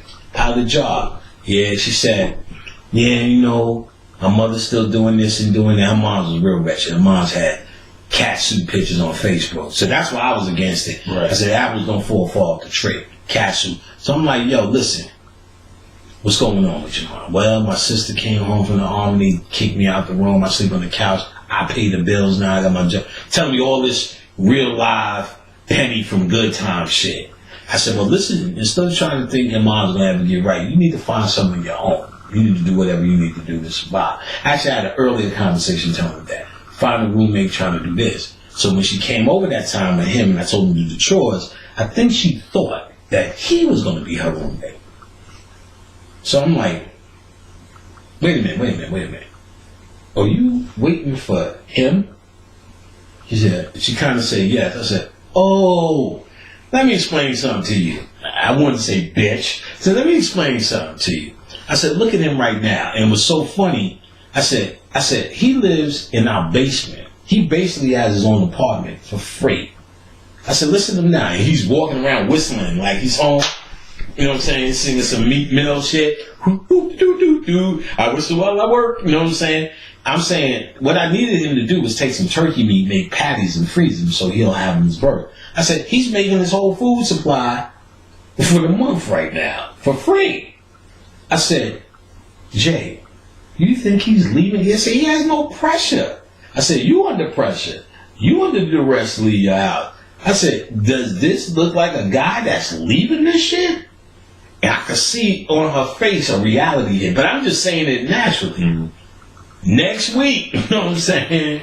So I was like, Jay just flipped on me. She said, I called. She said, why you calling me, nigga? I said, you know she had dick right there. That's a dick. That's new dick. Mm-hmm. So then after he said, he was so shocked about that. When he made up his mind to shut it down, that bitch tried everything to get him back. He said he called up to last week. You miss me? He said, no, for fucking what? You know what I'm saying? Like, it's too funny. So I respect it, and then all the lessons, he'll talk and he'll know those lessons. He's like, no, I ain't doing this. Like, no, I ain't telling this. It's like he learned from that experience. And I'm giving you light details. So it showed me, I guess, that there is a path for him stopping this unlimited heart power. He just doesn't have the know-how to see that shit coming. Mm-hmm. Like we already seen it with this bitch. But she got this new job, got some dick, and she was going to outgrow. We were saying, y'all going to outgrow each other. She wants to go to college, you want to do this. Y'all going to outgrow each other. Anyway, but he's putting all this heart and soul and raw nuts up in her. Niggas is scary, nigga. So, but there is a path, and he needs to know when to turn it off and apply it. Otherwise, it's going to be a hard life for a beginning Crystal child. That's why all these white people faking they got rainbow kids and crystal childs and indigo kids. What they're actually saying is you need to guide them. You need to understand what they are. So we understand him late in the game. Not really, but our level of consciousness don't matter. He was always following a safe, conscious path anyway. Not just by being in our radius. So it's like when you're supposed to identify them as babies, then guide them because they can get wrapped up. You're supposed to be protecting them. I don't want to say in the context as we brought it up, but it's supposed to be watching over something that's sacred. You get what I'm saying? Yeah. Because if you just let him out to see, we let our other son out to the dogs, he's coming back with them motherfuckers on leashes. That's his nature. I guarantee you he'll do that. He'll figure that shit out. Right. But we let our other son out with the dogs. You know what I'm saying? That nigga's coming. That nigga's coming back. You know what I'm saying? With fleas. You know what I'm saying? He's coming back. I need some elbow. You know what I'm saying? You know, he's not. He won't make it on. So we have to kind of say, focus, mindful, not put our inconsistencies or our shortcomings on him.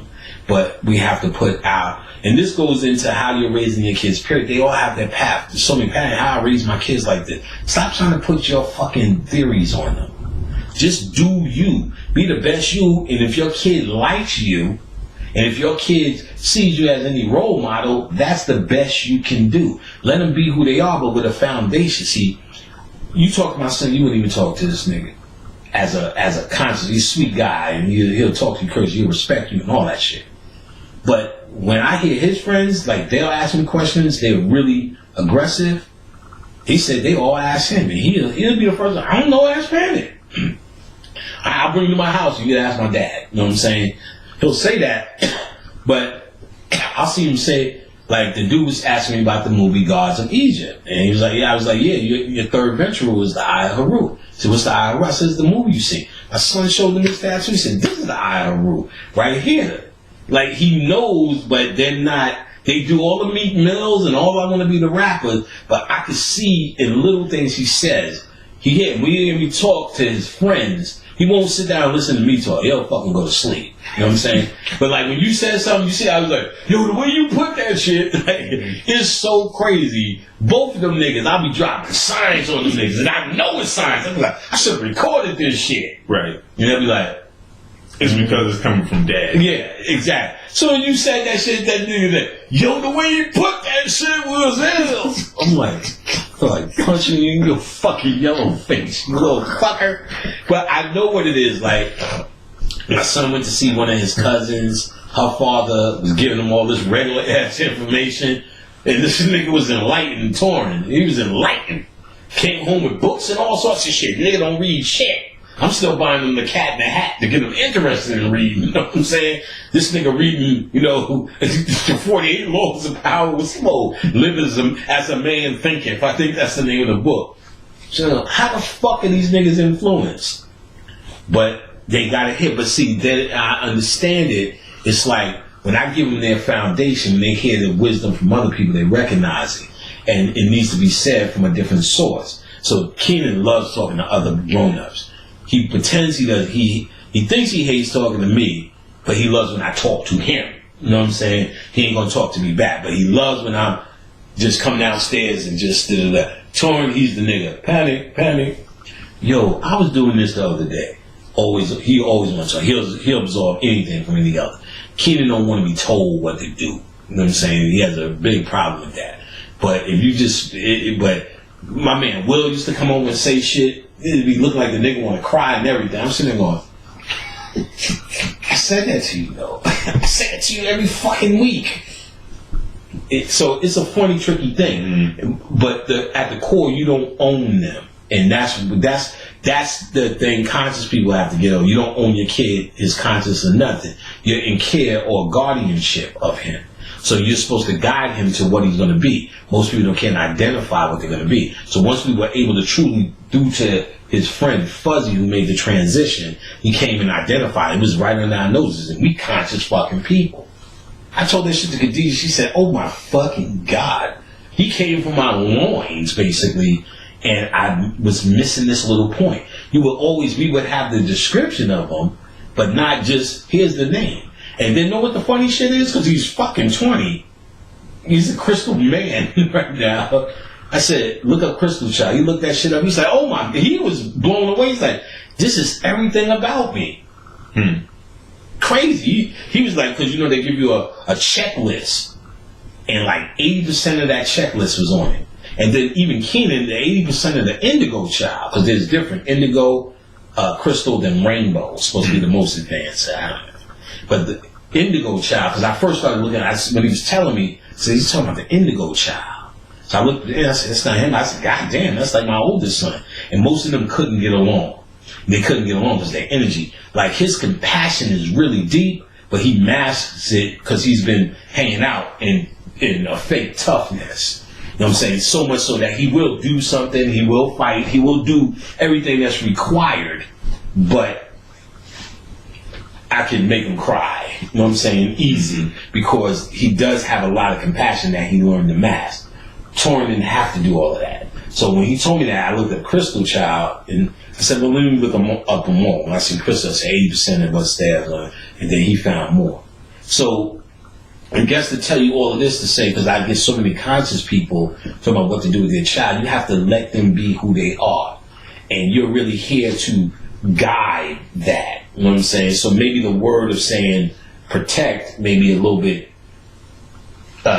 different, but you're technically here to guide that. So now that we identified this energy, we can't change that. We're here to guide that. You know what I'm saying? So we're here to say, look, if as being known what you are, you can get ass raped. You know what I'm saying? It's like pulling your pants down and saying, you know, I'm a Christian child, I'm all purity. You may be that, but somebody's going to come around and fondle your nuts after a while. You know what I'm saying? They're going to play with your funny parts because that's what they're about. And they may be looking for that. Rapists are constantly looking for the perfect rapee. So you may be the sweetest person, but if you don't protect yourself or understand how not to walk up alleys and trust any man that comes your way, wear this type of thing in certain situations, then you may put yourself or attract something that you don't want. And and actually for a rapist, you don't have to wear your titties out. They're gonna rape you because they're gonna rape you. And they see something in you that says this is the perfect person to do it. So we have to make them understand where to apply and whatever. Because like I said, do we know there's a capacity for it? Yes, because we've seen what he learned the long and hard way with this girl. So we know and he learned his lesson. You come in here and mention her name, you'll see his face. He'll just want to leave. You know, they had to pull me to the side. Stop telling my new bitches about this bitch. You know, every new bitch walked through the door. You giving me Jack? Let me tell you. And then I realized, oh, this is apparent embarrassing. You know what I'm saying? And, you know, I told him he was with this girl that he was trying to, you know, he liked and was trying to do it afterwards. I said, well, stop trying to be cool and tell her something about yourself, starting with Jay and what you went through there. And now he's in the pussy. Now he's in the pussy. So, you know, you gotta evaluate and let your kids be, even if it's gonna be a stripper. I know that's a hard thing. Even if they ain't gonna be shit, because it ain't about them being shit, it's about them being who they're supposed to be. Yeah. And you realize you don't own pattern. What should I do for this and what should I do for that? What you should do is stop trying to push your belief system on them. Because half you niggas ain't really transformed. You still have the science as a belief system. Yeah, and that makes me think about something I heard Bobby say on the tape. And what, you know, he was like, I'm sick of hearing parents talk about how the children are the future. It's like the children are not the future. Right. We're the future. We're the fucking future. future. It's like, if you put off all the work on the kids, they're gonna see what you did and do the same thing to their kids. Therefore, it's just right. It is a cycle that nothing never happens. Right. Yes, that's a great point to put up. And of course, Bobby was excellent at bringing these things to consciousness. Mm-hmm. If you keep telling, we do it right now. When you're young, what do your parents say? You could be anything you want to be, baby. Mm-hmm. And then you grow up and you live right across the street from them as nothing. Then what do you say? I got kids. Mm-hmm. We in the age of Obama, so you know y'all the next level. I want you to go farther than me. And then the grandmother, which we originally started with, all she does is transfer her hope. She had hope in herself when she was little, failed. You put hope in your kids, they fail. then you're hoping your grandkids, and then you die. It's just transference of hope. Mm-hmm. And I was talking about that. And that's exactly it. The future doesn't exist. Only what exists is now. And you grown-ass niggas are here now. Yep. Another thing Bob used to say, don't teach the babies, teach the grown-ups. You know what I'm saying? Well, smart, learneth grown-ups have babies that are well, smart, and learneth by nature. You gotta sit. If you're in a position to sit down and talk to a kid just like we were downstairs, do it. I'm not teaching no baby. Any entity that comes our way, I'm gonna do that. That's natural. So it's not like I'm against teaching anybody. I teach grown-ups. And if a baby want to learn, sure enough, there was a girl in my class who was 23, same age as my motherfucking son. She sat through 6 classes because we went over last month. And didn't miss a beat. Her eyes were bright out. So whatever. Oh, babies. I got a bunch of little niggas around this month asking me for bail money, living in my basement with my son. This strangers always at my house. The babies. They like to be here for the energy and whatever little treat they want, whether it's a human love and a human education, versus just having good food, good candy, something we feed them. They got places to chill, put their feet up. I tell you, my son got the whole basement, and the basement is an apartment. Khadijah's room is down there, his room is down there, a rec room is down there, a bathroom is down there, and in the rec room there's, it goes to the backyard, there's lounge areas, there's a heap of shit down there. So for them niggas, that's nigga heaven. Hell yeah. Little nigga heaven. So they love being here. I teach the babies all the time. But that is not no fucking mission. I teach the grown-ups more than any baby. Because the grown-ups control the babies. The grown-ups are raising the babies. The grown-ups are guiding the babies. So I want to direct his kids, because if you keep directing his kids, that's a perfect... The kids grow up to teach other kids. You're feasting on something that never comes. The future never comes. Yeah. So you're investing in something that don't exist. I believe the children are the future. No, I believe there's no such thing as the future. That's what that book is, The Power of Now. There's no such thing as the future. It's all in your head. So how could you raise the kids as the future when it doesn't exist? The end. You cannot raise a future that doesn't exist. You raise in the now. The kid is just as valuable as the grown-up if they understand the message. I don't have a... Patty, I don't have a message tailored for kids. I'm here to teach the grown-ups, you know what I'm saying? And your kids learn by your example. This was special to me. My son, who's the oldest, who's pretend not living with us, but, you know, I need money. You know, I'll buy him groceries for his apartment. Buy him groceries. And buy me eggs. I did this experiment. There's a whole wall of eggs.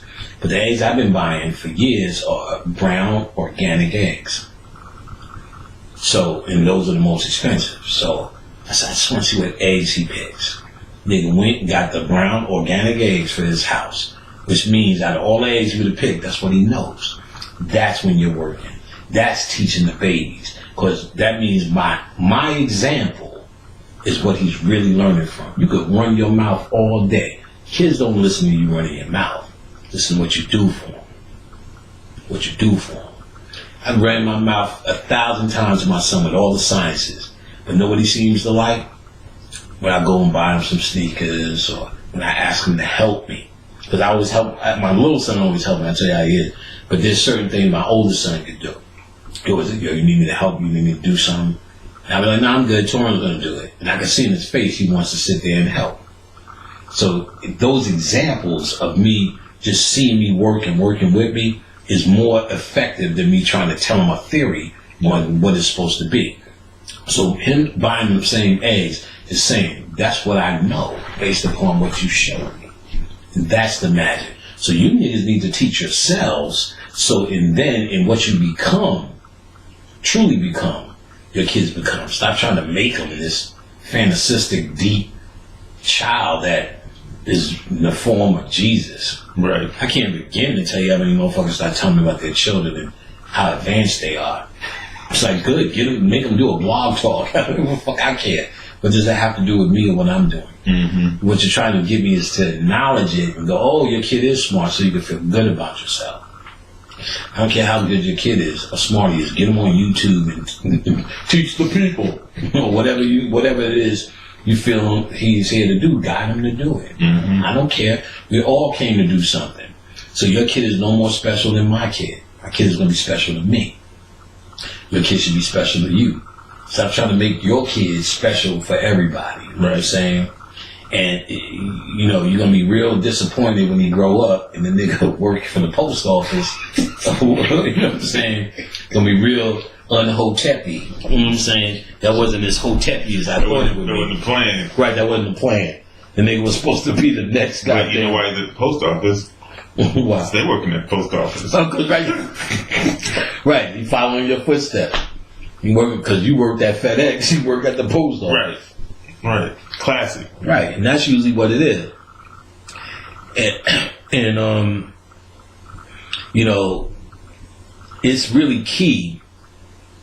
It's really key to lead by example. So truly teaching is leading by example, and we know that naturally. Because if I got on here and I was eating a pork chop telling you this, no matter how I could go, I'm free and I'm not in, you would still be like, you know what I'm saying? I'm eating a whole rib, you know, I'm just on a rib, like, you niggas need to get into this metaphysics. You know what I'm saying? You'd be like, what, nigga? Like, you know, I'm like, got rib, little rib.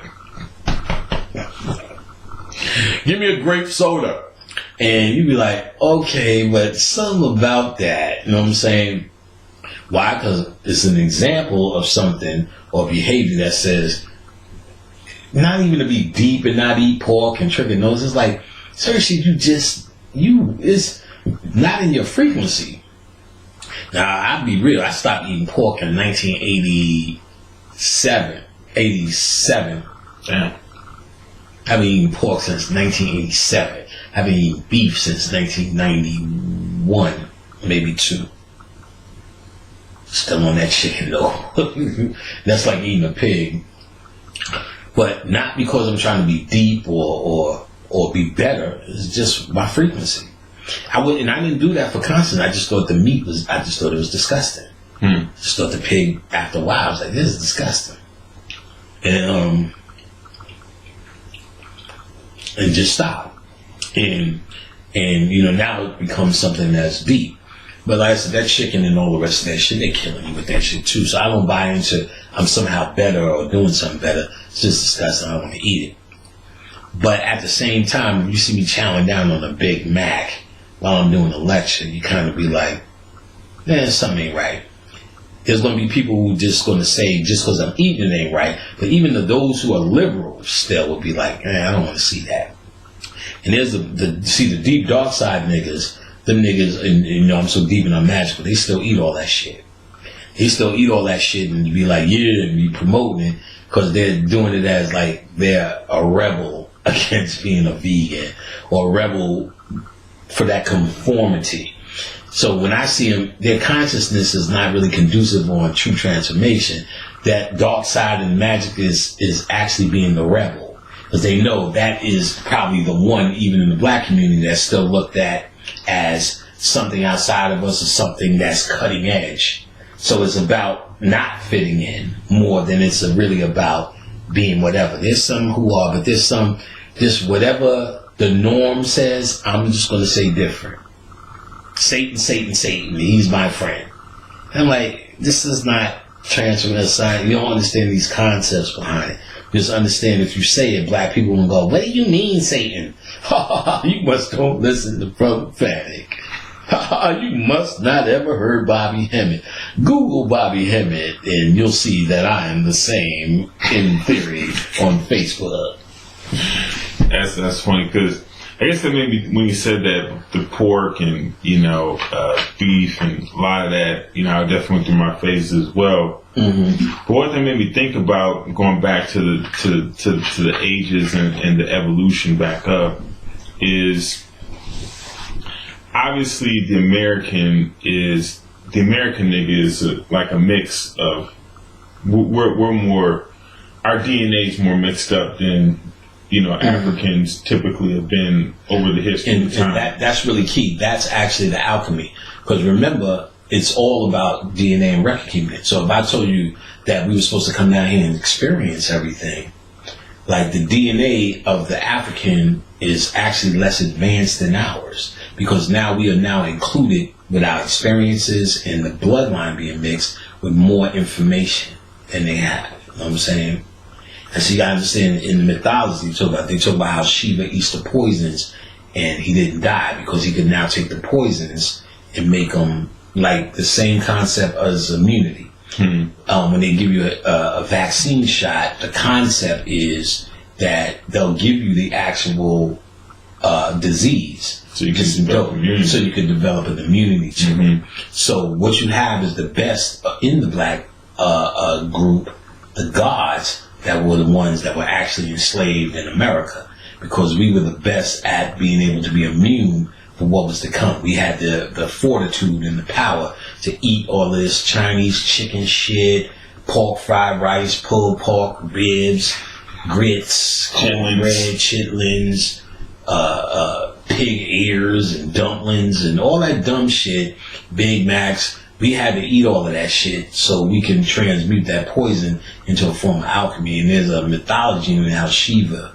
does this. He eats the poison and wasn't killed. He transmutes it. Bobby talked about that mythology because he was trying to give us, in the time he was talking, these understandings of stop being beaten up on yourself about vegetarian and like as this, once you do it, you somehow has went back to your old nature. Right. It's like, why you putting all in that? There is mythology and there is sections on that. There is understanding on that, that we would go through this and it was necessary.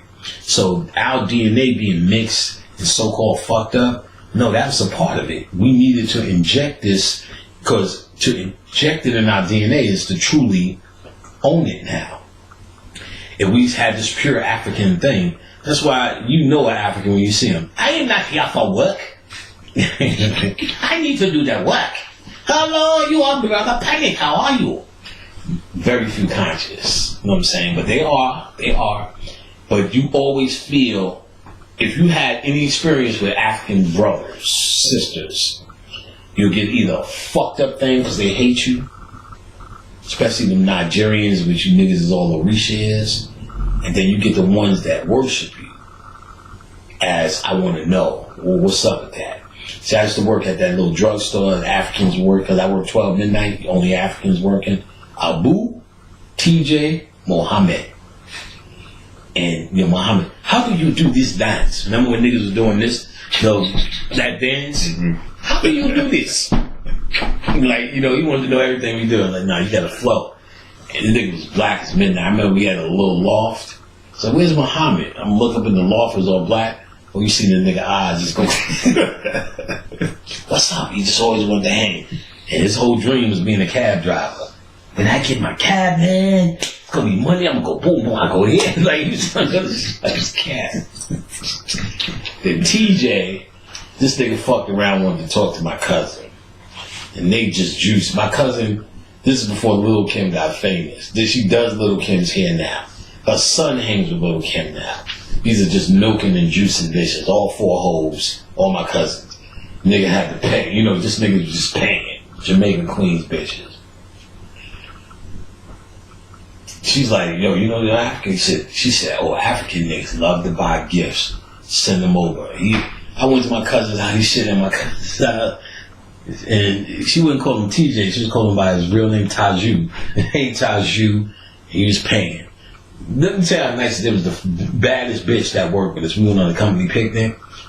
We dancing to However Do You Want It? However Do You Need It? Her fucking top fall off. Boom. Damn. He ran and got a towel. I'm like, the fuck is wrong with you? You supposed to go, oh my God. He ran and got a towel, cover her titty, which is real gallant. You know, now I would have done that. But back then, however do you want it? Right. You know, Keep dancing. find it. Keep dancing. Ooh, this is where this went. You know what I'm saying? We here now. And she was a pharmacist. Just her top fell down. You know, they had the bathing suit top. So these are honorable fucking dudes. And these are my first meeting with Africans. Sweet Muhammad was one of the sweetest. Abu, all them niggas. Them niggas was all that. Generous, sharing, da da da da. I remember we had a place called Big Nick's. He ate a pizza. And Mo didn't eat, you know, Muhammad, they was still Muslim. He didn't eat pork. He ate some pepperoni. He was eating that shit. He went mad when you know that's pork. Because you know, he went crazy. So I'm laughing, and Big Randy and niggas like, don't laugh. Nigga don't eat pork. You know, I'm still young. Oh shit, that nigga ain't a man, son. I did what you did. I was laughing. I said, why you laughing, yo? You know, they always teaching you. Right. Laughing, yo. He's Muslim. Nigga should have got that shit. You should know some pepperoni. Yeah, he's been banging that pepperoni out. He thought it was beef. So now, he said he lost it. You know what I'm saying? They told yo, that's pork. He lost it. Oh! He said he lost it. Now, what was I start to say? When I had my first meeting with these niggas, it's like, you never met nobody like this. Their hearts are so compassionate, you actually feel scared for them. I experienced that again with these niggas from India. When I was working at this job, they was kicking us out, so they was doing the hiring the Indian niggas. Some came over to get training, and because I did, and I could tell you all the magic I did. I was just in a cubicle in a whole area by myself with nothing but books, not doing no work, but getting a check. And they came through, they put, because it was empty, sat in my area. When I met them, yeah, I was like really sorry for them. Because I'm like, oh, they're going to rape y'all niggas out here. But I didn't know they was up for 4 weeks and they go back. I'm like, oh, thank you for you, because y'all niggas would have got raped. And that's a whole thing within itself. Now, but when I dealt with these Africans, and even the Hindu people now, I think about it, if I had to classify it, they were so less advanced than I was. They were the old us. They was the sweetest guys. You could tell that they got a piece of bread. Everybody's going to eat the bread. All the things, the attributes that we not strive for, but romanticize with about how black people used to live. You can tell they still live like that, even over there.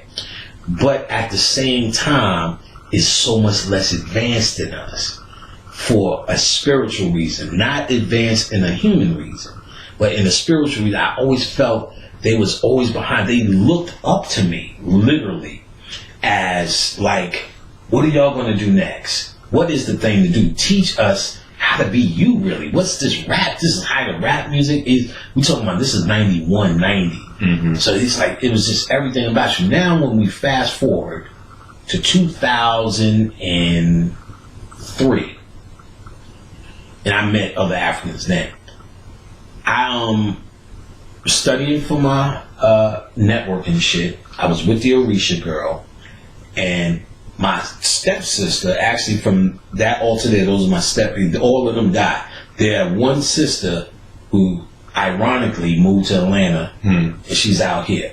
So she's actually a stepsister I have out here. She was working in IT, that's what I was trying to do. She said my boyfriend and his friend works in IT, Nigerian. I said, all right, hook me up. Boom. And I told you, I got that reading from my E5 girlfriend's father. She said, that nigga just, and now I know why he said, he was looking at this board, he was reading my aura, he said, you'll be working in September. I'm like, all right. But he said it so, like, let's get that out the way. And now I understand, because now all the magic shit I talk about, everybody's answer is like, job, girlfriend. I said, oh, so it'd be like, look, nigga, just fill out your resume. And so I guess that's what everybody asked him, so he's so used to it. And like I said, when he read my Ori, why I came to the planet, I had no idea what he was talking about. You came to teach niggas. You didn't want to come to teach. You did all of this before. You was in the higher realms chilling. You would do great around nature, which is panic. He said, the feminine energy will always protect you. He said, what's going to happen? You're going to start writing first. And then people are going to pick up, because I used to write on MySpace, on the MySpace blogs. And then niggas started going crazy till eventually became broke. He said all this shit and I had no fucking clue. And he said much more that I forgot. So his shit was on point because he could read your Ori while you came down to the planet. So this shit is in the archives. It's able to access, which was our original where we started. You're able to access this shit. You know what I'm saying? And the masses still know how to do this. Or the art of it existed and some of us still retain it through certain systems. Are you aware of any books or, where to go where people can learn of those skill sets? Well, I'll talk about books that you enhance psychic powers, but specific systems.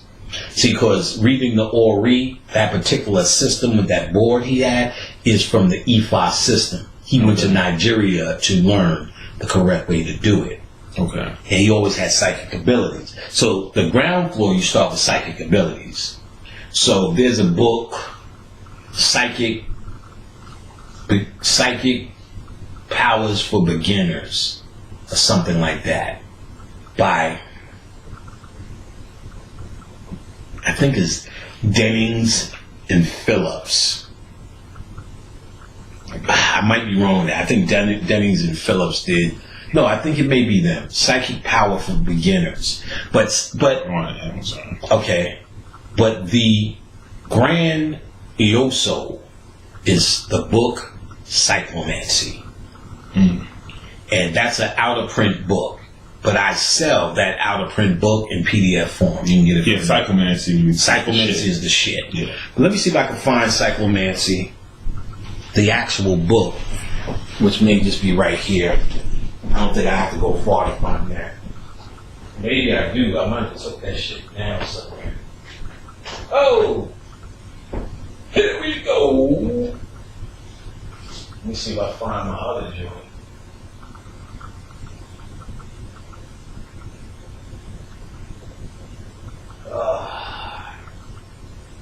No, I can't find. Hold on. Astral projection. Oh, here we go. Alright, this is the actual book. This is the actual book I was talking about, which I'm glad I found. This is called Psychic Development for Beginners. That's the one I was talking about. Psychic Development for Beginners. And it's by William W. Hewitt. Hewitt. Psychic Development for Beginners. Excellent book. She teaches you technique. Another thing that will actually help you with enhancing that spiritual part of yourself is anything with astral projection. This is a good one. Practical Guide to Astral Projection, the Out-of-Body Experience. That's by Denning and Phillips. That's this book. That's why I was getting it wrong, because I usually give both of these out in my class. So this is by Denning and Phillips. You see their names. Denning Phillips. Practical Guide to Astral Projection and the Out-of-Body Experience. Let me get this author's name in it. William W. Hewitt. And that's this book. Now, this is the Grandioso, out of print. You can see how old this shit is, this book. And this is Cyclomancy, the secrets of psychic power control. Cyclomancy. And it's by a guy named Frank Rudolph Young. Frank Rudolph Young. And it's Cyclomancy, the secrets of psychic power control. And why I like this book, which is out of print, and is by Parker Publishing, is because it teaches you technique after technique after technique on how to enhance and reattach yourself to your psychic power. If you want to see a movie, which is a terrible movie, but they're actually doing some of the techniques of Cyclomancy, it's in a movie called The Master with See, what's that white boy? The white boy's dead now. With the white boy from Gladiator, Joaquin Phoenix, Okay. which is River Phoenix's brother, and the other one who's dead now, played in see something, can't remember, but look up The Master. It's about a cult, but you'll see her and the girl who played Lois Lane in Superman and Batman, she's in it too. But you'll see them do techniques that I know is encyclomancy, and really is about gaining control of your mind. So this is like exercise for your mind, Yeah. for the psychic control.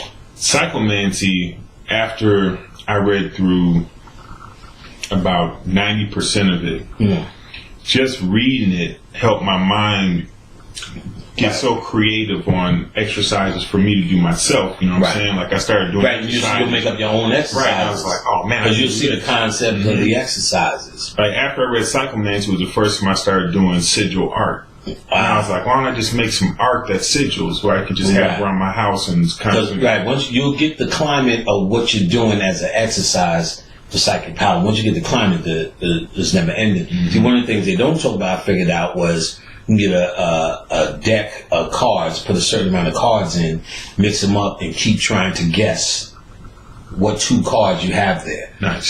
So you could get this 5, 10, and ace, and just keep mixing them up and see if you have 2 aces, 2 5. Then you can incorporate more cards, so it becomes wider and wider. So you first start with 4 to 5s and 4 to 10s.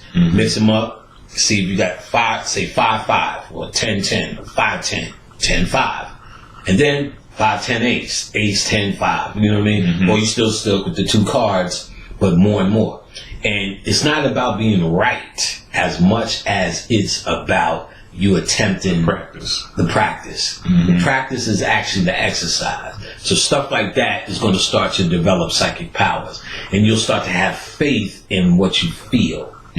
What you know. So now, I'm going to get back to the other thing to get this thing about Africans. So after he told me about this job, I met another dude from the islands and a Nigerian dude. And now I'm more interested in Nigerian people. Now, the first Africans were from Mali, and used to say Muhammad. I'm a Mali man, which is the Dogon. I didn't know that. Okay. So, and then the other ones from, not Guyana. What's the other one? With a G? With a G out there. Ghana people. You know what I'm saying? Sweet people. Even years later, one of the sisters I was working from Ghana, another sister, what was her name? And she helped me move when I moved to to New Jersey, Jersey City. And her brother Rob. And Rob was in college. Rob's a cool nigga. He used to drive me around. Rob helped me move. He came, got my shit, drove it over. My best friend is from Ghana. Yeah, sweet, fucking sweet. You like the people. You're like you're just amazed they exist, but at the same time, you feel there's something missing in terms of how advanced they are. They seem like they're from another world, like an old world that doesn't exist anymore. You know what I'm saying? So do we need that world to exist?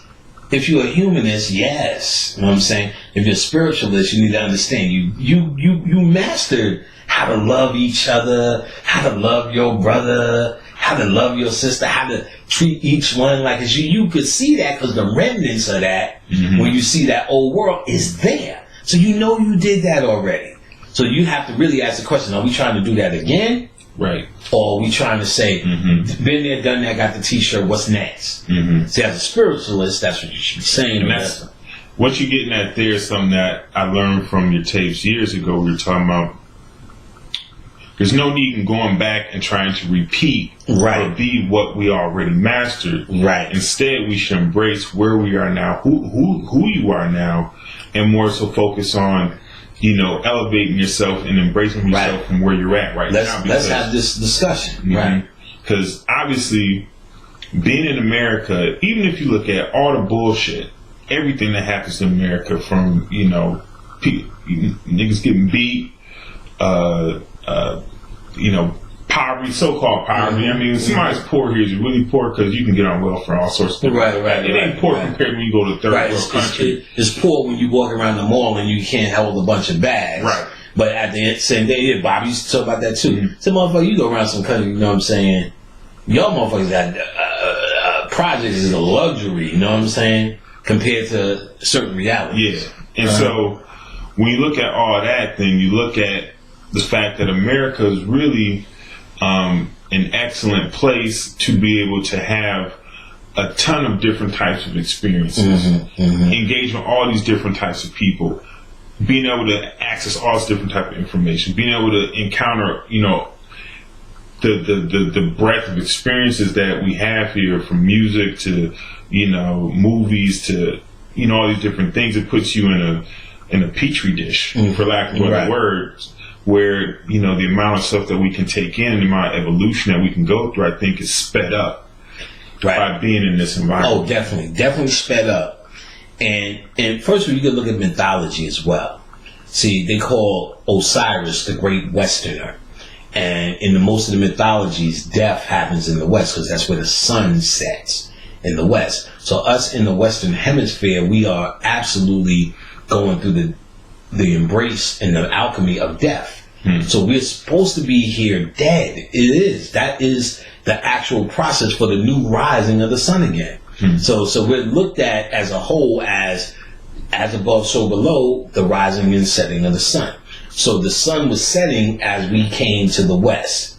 And we know we was already here, you know what I'm saying? But we're talking about the ones that were brought here as or even transformed into this new nigger, into the black man or the Moor, into the nigger, let's say he was in that. That's actually the coming forth of a new man. Yep. In the West. Well, we already lived here and had the land. Okay, you're right, but you think they're just going to hand it back? You can show whatever document or paperwork you got. Don't matter. They're going to say, yeah, you know something? You are a Moor, you're an indigenous, you're right. Now go back to Walmart and work. You know what I'm saying? Take your ass back to Walmart.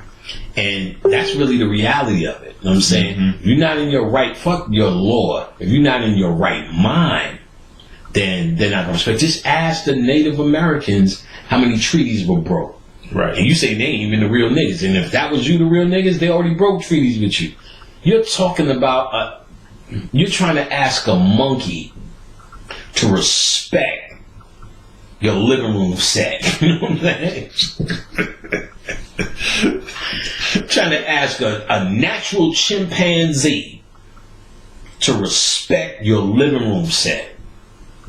Look, when I leave, I don't want nobody sitting on the couch, cause you know what I mean? No smoking, no eating bananas. When you shit in your diaper. I'm saying, do not climb on shit around here. Monkey going, as soon as you leave, that monkey going, nigga, it's on.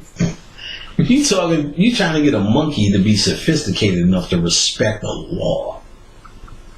Now, I'm not going to say that ain't going to work, but I'm going to say, okay, if you can make it work, then make it work. I ain't seen it work. I ain't seen that work. No, I ain't going to say I seen it work. You may have some victories, you know what I'm saying? I've seen that niggas try to present different Morse codes. You know what I'm saying? In Morse codes. Nigga, 75, 92, 31. Right. Adama in the Genesis Project. Genesis Project. In the court. And they'd be basically like, that's great. Right, next. Right, that's great. Right. Pay that ticket over there. Right. You know what I'm saying? Right. Like, and then nigga, I got out of 35 parking tickets.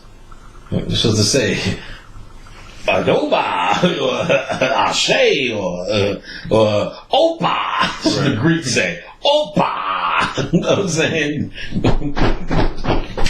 Opa. Why are you doing the Greek dance? Because I didn't pay my parking tickets. I'm sure you got some victories, and there's people complaining about that. But listen, what you gonna say? How's that gonna save us? And not even save us as a human race. Like, Let's say we get all of that, then what's next? See, that's why I always looked at, what if you get all the shit that you keep saying we supposed to get, then all we doing is what we already did already. All we doing is what we've been doing. And what we've been doing got us fucked up, if you want to look at it from their perspective. Mm-hmm. That this is not by divine choice that we made. If you're just saying, well, we moving along, just hitting the law up, and all of a sudden, monkeys came and moved into the living room and fucked up my upholstery. So it's going to be the same sweeping and cleaning that's going to get us back. You know, if the monkeys ain't gone, at the very least, it's going to be a lot of shitting going on in your living room. It's going to be a lot of banana peels and a lot of fucking monkey fucking and fighting over the remote. You know what I'm saying? A lot of that. Until the monkeys are gone. That's even on a physical way to handle it. Physical way to handle it. But once you understand, you say, oh, I get it. I have to get them out of my house. What's your true house? Your head. They are in your head. They are in black folks' head. 30 levels deep. Yeah. And that's really where your living room is. That's where you live at. And you put them, they injected themselves through force, repetition, and symbols into your living room. So you ain't got the monkeys out your head. You actually trying to fight them with intellect called law. You're not fighting, you're fighting a intellect, well, first of all, you're fighting a nothing but intellectual being that will listen, all you got to do is take what we discussed already, OJ. He won fair and square by the law. You think they was just, where's he at now? They gonna get that ass. You're not gonna win. The name of the game is you're not winning. It's not about what's right or wrong, what you know and what you don't know about yourself. That may take you a little bit further. I'm sure it will. But at the end of the day, oh no, OJ going. You know what I'm saying? You see them little bitter white people to this day. He did it. Fucker. Goddamn ungrateful black bastard. He did it. I know he did it. Hey, how are you going to get rid of all that DNA evidence, man? They found a fucking glove in the Bronco, man. They found blood in the fucking Bronco. Blood in the fucking Bronco. He did it, man. I know he did it. Well, he was acquitted. Ah, man, those juries, he just said all the shit niggas been saying since Emmett Till, you know what I'm saying? Tuskegee Airmen. They experimented on me in Tuskegee and I'm fucked up now. He's like, come on, man, the jury said they didn't do it, man. You gotta get over that. You know what I'm saying? But I can't even speak right. It happened in Tuskegee. I can't. When I talk, I gotta talk accurate. But the jury said they were innocent, man. That's what's wrong with black people, man. You don't want to accept the law. You don't know about the law. We know about the law. We're Moors.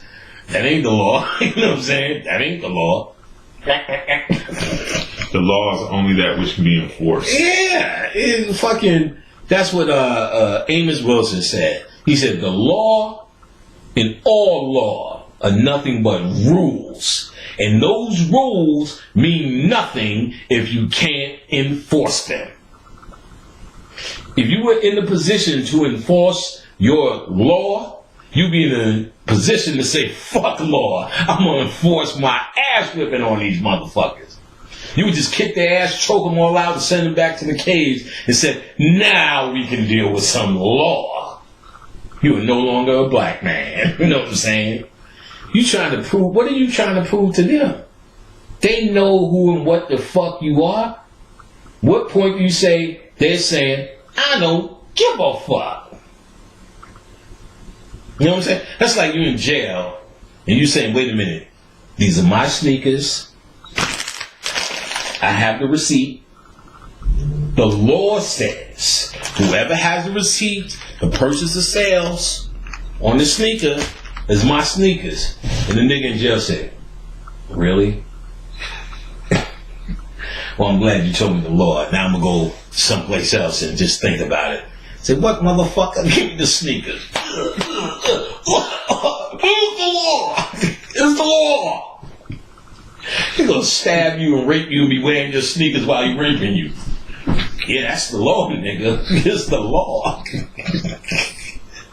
He said, "Ooh, nigga, what size do all these sneakers fit? Good, nigga, you got good taste. But I got the receipt."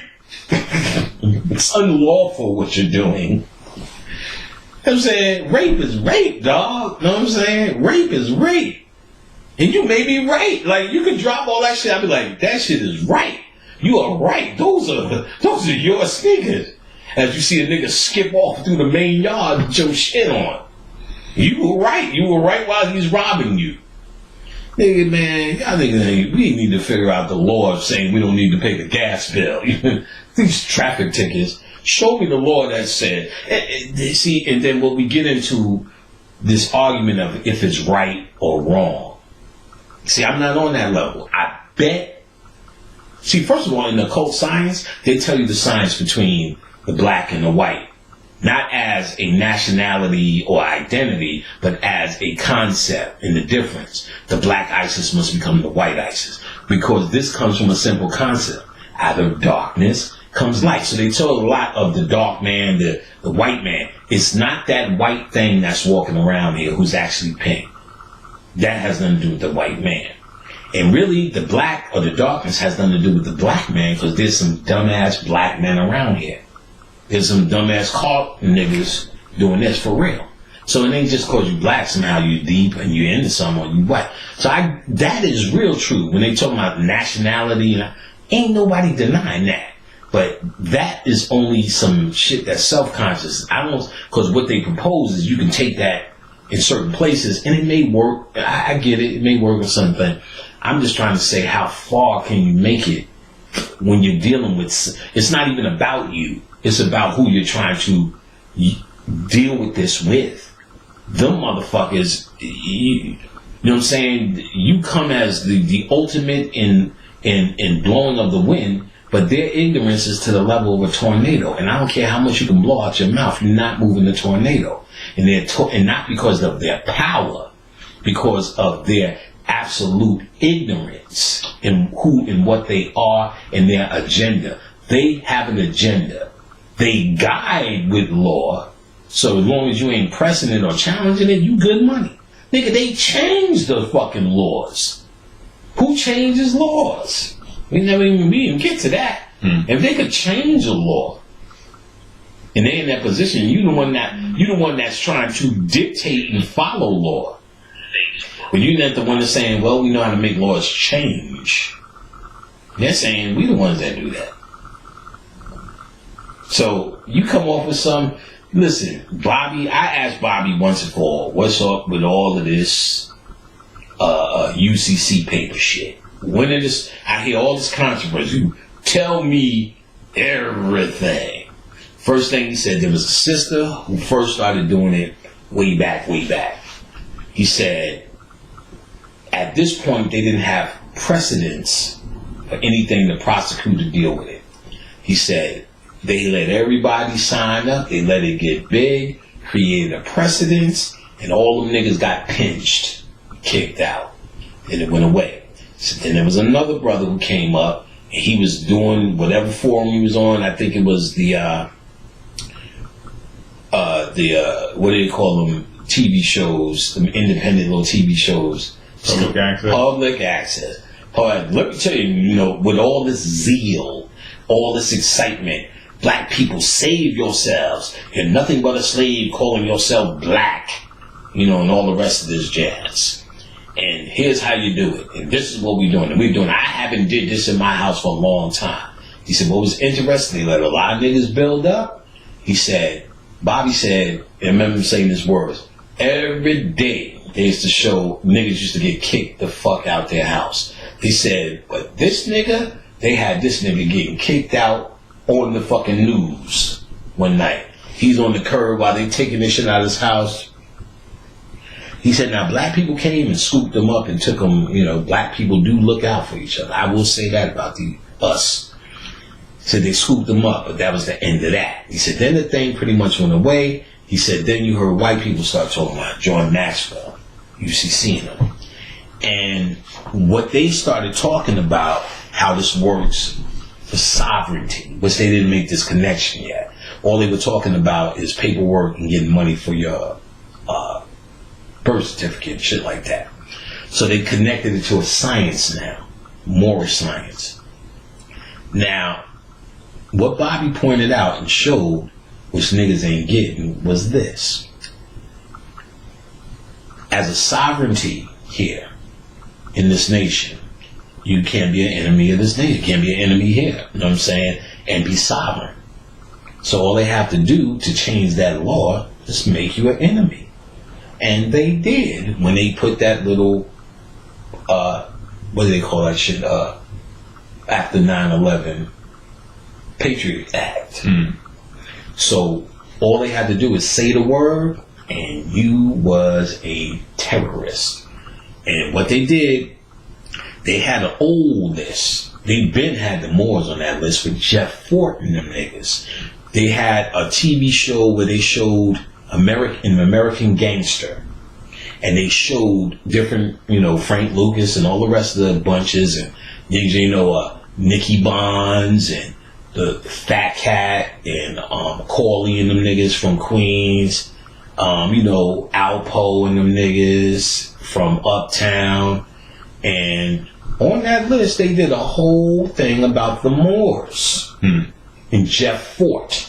Them niggas. For a hot minute, Jeff Fort is one of them big deal time Moors where Muammar Gaddafi and them niggas was fucking with them. Because the Moors were actually rivaling the Nation of Islam as building businesses in Chicago. So the Moors was a little bit more, not really, because I heard because remember, those are all ex-cons and drug dealers. So I heard when business came, these niggas were still doing their thing. What nigga? Final call? Hold on. Put the final call down, get down. But let's even say that's all hearsay. So now they show this thing with Jeff Fort and them niggas was getting business done as Moors. They arrested him for whatever reason. Jeff Fort in jail. Jeff Fort for a minute was on Facebook from jail in Indiana. They got this whole prison in Indiana for Moors because they deemed them a terrorist group. But then I'll do you one better. After the Patriot Act, because what happened was how they got him. Muammar Gaddafi gave money to Farrakhan and gave money to Jeff Fort and them crew. They said, y'all niggas are now terrorists and you're on the terrorist list. But that was old hat. They needed to connect it to 9/11 and acts of terrorism. In 2005, there was a small news story that these black kids in Chicago was trying to blow up a building, and they were Moors.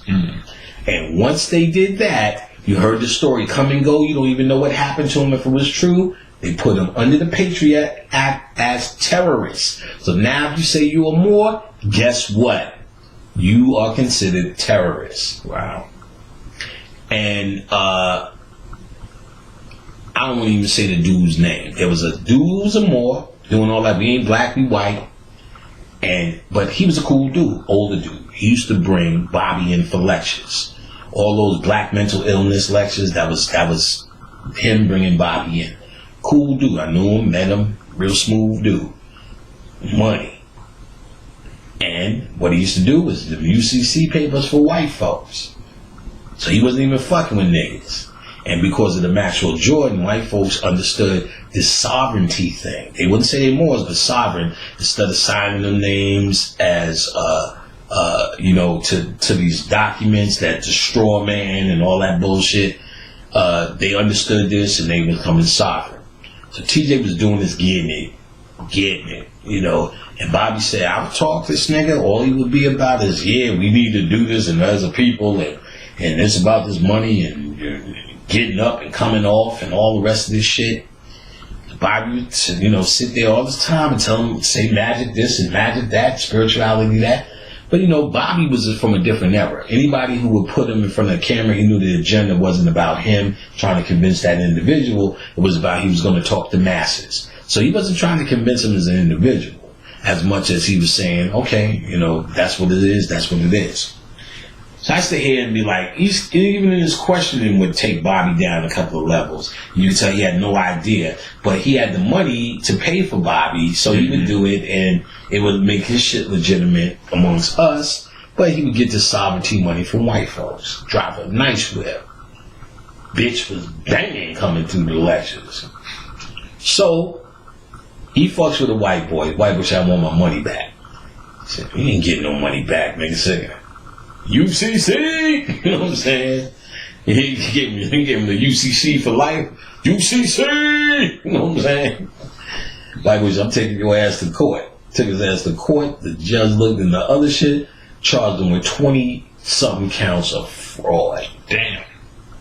This old ass nigga, 60-something, hit him with 46 years. Shit. He went to the penitentiary with Jeff Fort. He's up there with Jeff Fort. Now y'all niggas are sovereign together. We ain't black men, but we in jail like every other nigga. We in every jail with every other black man. That's what's real. So, of course, he calls Bobby, give me Hakeem Bey's number. Bobby said, I'm not giving you Hakeem Bey's number and sending information about him to a prison for Moors. I ain't gonna do that. Bobby, let me get that magic book on Paulo. Bobby said, hold on, nigga. When you sat there all them years, and I'm talking magic, you didn't even fucking ask the question, raise the eyebrow, or even inquire no shit. As soon as you get stuck, what's the magic ritual? How do I do magic? Like, it don't work like that. You gotta dedicate yourself to this energy. This is it. It's more than a lifestyle. It's you walking into a new reality of how the entire world unfolds and you're under control. So from this perspective, this is your best case scenario for your learning self. And really, you do more than magic for your house, so it's not in the way of your study. Most of what I do is not to splurge as much as it is, and there's a little bit of splurging going. Why not? Ain't nothing better to do. Mm-hmm. But splurging for the sake of splurging, not splurging for the sake of my esteem and my well-being and my only being. Splurging for the sake of, who don't feel good walking in a new pair of something, you know what I'm saying? Walking down the mall and bitches like, ooh. You know what I'm saying? Yeah, bitch, you seen it. But that's not the best of me. You know what I'm saying? That's the least of what you can do. Have to as the best of for niggas. Now the point is, what the fuck was I just saying? Talking about the dude. Yeah. So Biden, you never even fuck with what the fuck? I ain't sending you nothing, nigga. Use your fucking law. You know what I'm saying? Use your law. How are you there for 46 years and you exclaimed all these answers? That's what's real. And he's up there with a whole bunch of Moors. And then my man Shabazz asked a few Moors who knew him. TJ knew his shit. What's up? And they was just baffled. He did? How did it? Well, we're going to keep going with our story anyway. It is what it is. I'm not trying to just shit on that, like I said, for a specific thing, but that's what happened. You know what I'm saying? Right. That's what I experienced with it. If you experience something magical with it, then it is for you. I would say don't even waste your time replying to me. Stick with your shit. You're here for the experience you're here, and certain things are supposed to happen. That's what's true. So if that man was supposed to go to jail, which clearly he is, it would have happened no matter what. Because there's something in there he's supposed to learn from. Evidently. Right. It's not a theory, evidently. Why would you be doing it? So anything could happen on that level. You know, you're not especially protected, but the part that you can control, your day-to-day, which is still an illusion, if you really want to get down to it, because you already made the decision. They said it in the Matrix. You already made the decision, now you're trying to understand your decision. So you made the decision already to be who you are and do what you're doing. Now you're here to understand it, if you really want to know. Why did I come under these circumstances? What did I came under? Because that's really what it is. Why did I come under these circumstances of a tall guy? Come on. Why am I dark skinned? Why am I light skinned? You know what I'm saying? Why? Mm-hmm. So you made those choices already. There's nothing that just happened. And So now you're here trying to understand it. You know what I'm saying? So a lot of what I understand about who I am and what I am is came through this work. So we're pretty much trying to find a method for black people to get relief. So not here the Moorish. I'm not saying it's wrong or stupid. I think the science and what it was, the historical Moors and what Noble Drew Ali originally was teaching was fucking phenomenal and occult. Right?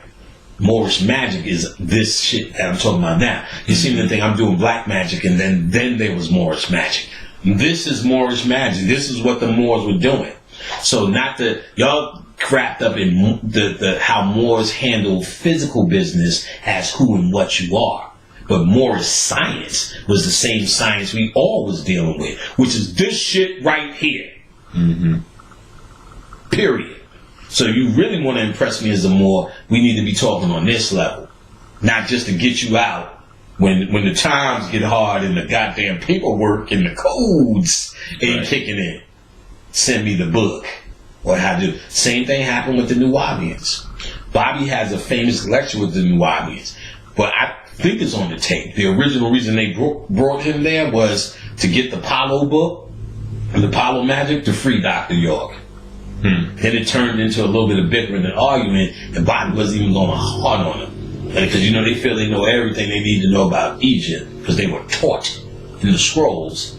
And then he went hard on them and said, well, what temple you want to learn about? And just went through all the temples, and the dude you heard the dude go, duh. Like, because you think you're saying something, to your friends you may know a little bit more. But you talking about motherfuckers who studied this shit so thoroughly. And you know what I'm saying? And then he was saying, really? Well, tell me the most greatest thing you know. He said, yeah, that's what I thought. When they were getting argumentative about it, which them niggas always do. Mm-hmm. Because they feel this ego in them has, like, I know and you don't know. You're like, okay, maybe you do, maybe I don't. Just enjoy yourself. Why you always trying to tell somebody some other shit? You'll never hear me going to no Moorish page, Nubian page, or whatever kind of page saying, this is the real shit. Y'all niggas is wrong. What a low nobody you are for that. See, I don't put comments up on these videos. Not because there's going to be bad ones. There's more good ones than there are bad ones. But the same way I don't want to hear the bad ones, I don't need to hear niggas kissing my ass. Go do work. And I'm impressed. When old panic and old panic, what you said, old panic. Let me just, old panic. I want to hear that shit. And just like I don't care about the opinion. Like, you are so low that you have to waste your time and write, I don't think magic is real. I don't think this is real. This is definitely, go move on. What are you doing? Right. Go do, what are you doing? Like, to me, that's lame. It's on YouTube. It's free. You ain't got to do shit. Right. It's an easy way to express yourself, but it's also saying that nobody listens to your ass. You know what I'm saying? Like, I seen one guy who wrote one time, I think it was a Rich that put, I've never felt panic. I've never ever felt panic. And what he's saying is I've been through it and I never. I'm like, if you never felt me, why are you even writing here? That's okay. I'm not hurt. I'm over it. I can admit, you never felt me. Oh my goodness. Okay, I'm collecting myself now. But what I don't understand is why you feel the need to express it. Anytime he's asked, he express it. The motherfuckers I don't like, I am definitely not talking about it. You know what I'm saying? I seen the movie Fifth Wave. I don't like it. The Fifth Wave is just a terrible movie, and I've never felt the movie The Fifth. It's irrelevant to me. It went, we sucked, and now we're over it. You don't like me, get over it. It's not for you. But what does hurt is there's 20,000, 30,000 views. Somebody is feeling it. Yep. And I don't even take it as they feeling me. They hear the light that's being on this message. Look, the only person that needs to feel me is Khadijah. And every time I walk in the room, her face lights up. I'm good with feeling me. You know what I'm saying? My sons, each time I walk in the room, they smile. Stepdad, what's up? They show me that they happy and having a good life. They make a purpose of it. I'm straight. A random motherfucker on YouTube, I'm good. I don't need your feelings. You know what I'm saying? I don't need your approval. I've never felt panic. I am better. That's why I comment on YouTube, because nobody else listens to me, but I am better. See, if you had an audience or somebody listening to you or following you or interested in your shit, then you should expand that. For you to have to say something, it's really pathetic. And it shows the pathetic mind state, you know what I'm saying, that we dropped into. If it's not for you, it's not for you. So we need to understand, everybody want to be an old African man, how ancients look. They didn't deal in the realm of right or wrong. They dealt in the realm of, okay, I can see you are manifesting light.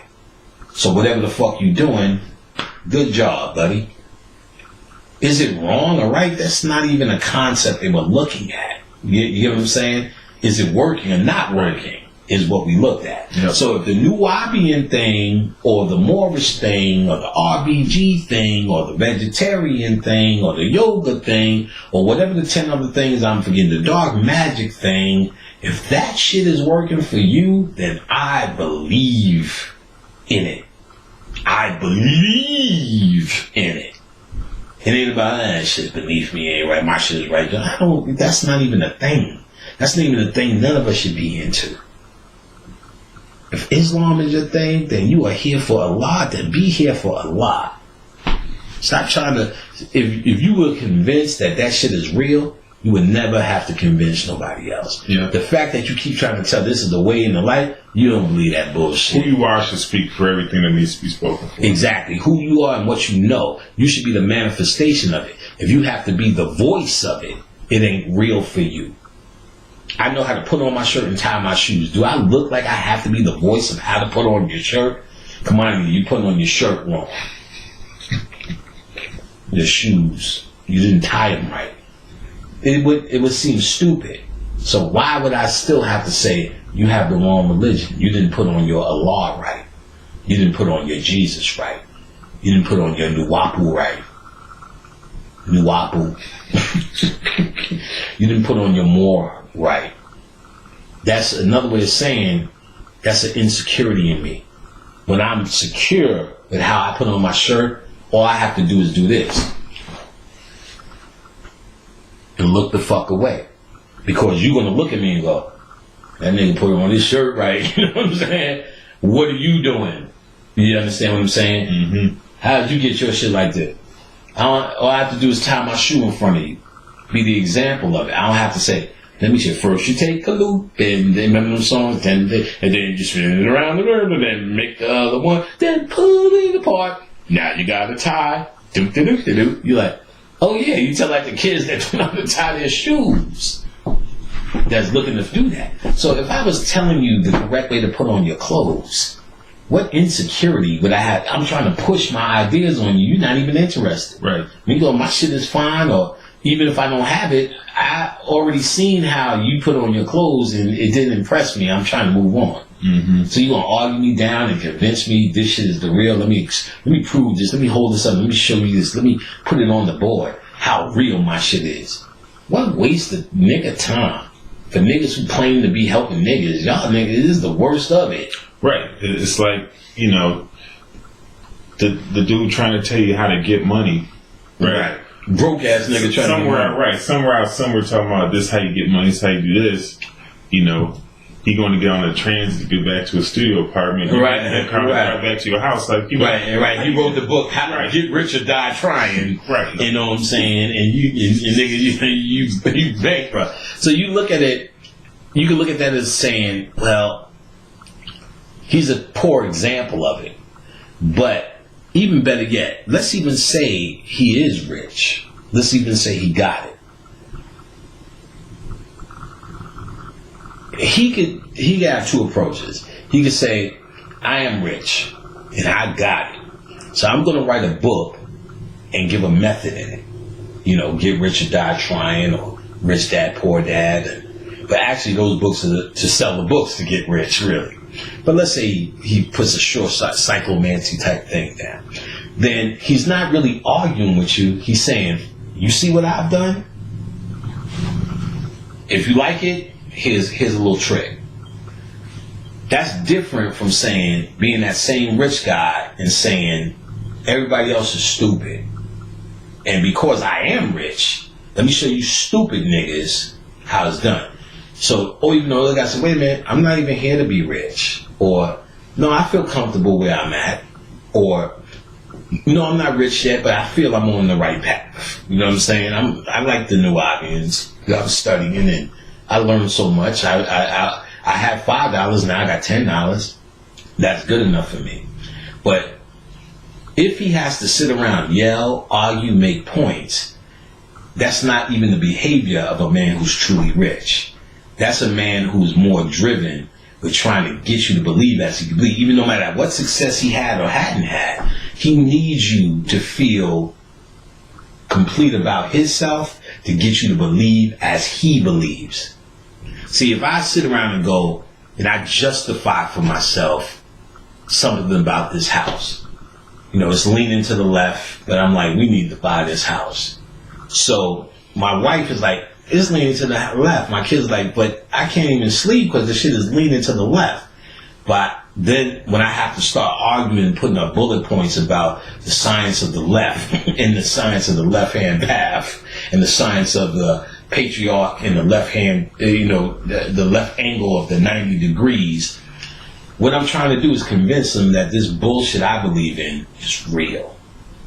And it's insecure to need them to go, you know something? I get it now. The left. I get it. You know what I'm saying? See, now, what I need to do, if I want a house to the left, is say like this. Look, if you want to move in here, this house is leaning to the left because, and you may be able to tell them, because I believe in a 90-degree angle. Not to convince you, but to say, if you need an explanation as to why, this is why, and I'm here. So if you want to move in, you're going to move into a left house. Simple as that. Or you're going to see people not, I seen a sign for sale and I know it's a left house. I want to be here. Oh, come on in and let me put up my bullet points and show you all about the left house signs. Because they want it. But if I have to say, wait a minute, what you saying ain't right, and let me explain this to you, that's really a subtle sign of insecurity. Because what you know, you don't explain. You don't explain how to put on your shirt. You don't explain how to put on your pants or your socks. Because you know it. If I know this. I teach this. I don't try to convince somebody of this. If you're not convinced it ain't for you, I'll smile and say, oh, okay, brother.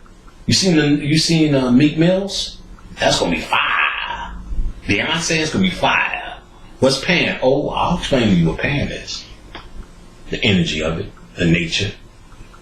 What's Beyonce? Oh, she got a fat ass, son. I do both of them. Because I'm not here to convince you of my reality. But if you need to learn, I'll teach it. So nobody ain't teaching this shit when you arguing this shit. When you arguing, I'm going to be real. You showing your insecurity from where I stand. I don't argue what I know. And every time I'm in the arguing with my wife, if I really sit down and think, I'm like, I don't know. I think that's how I feel about it. You know what I'm saying? Why they got the lights on? Yo, the lights is on because of this. I'm telling you. No, they not. They on because of that. No, if I really think, I'm like, I feel that way. And I knew that in New York, but I don't really know. And there's some things you really, really know. But if you're still insecure about it, you're going to argue with it. Mm-hmm. Khadijah tell you, when there's some shit I know, I'm like, all right. And then that's when she go, well, wait a minute. Let me, because once she know I ain't arguing with it, she know I ain't, this is something I know. Because I'm not, she knows if I'm bickering and going back and forth, this is some speculation shit. And then when I listen to her shit, this bitch is speculating too. I'm like, this is she don't know neither. Right. He's speculating. We both trying to figure it out. And then we go, wait, ask him. You know what I'm saying? He's why you're doing that. See? And her shit is usually right though. All right, bitch, you got it. You know what I'm saying? I told you, baby. And like, what did you win? Oh, these niggas knocking at the door. Oh, let me get the door for these niggas. Fucking up my flow. Yeah, you ain't in the damn door.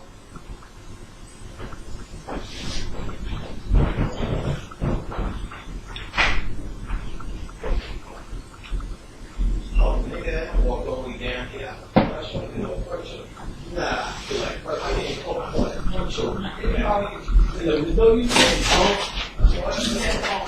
I'm gonna look at my phone. I'm gonna record you, jive ass nigga. What's up, man? Hey, what's up? What's up? What's up, ladies?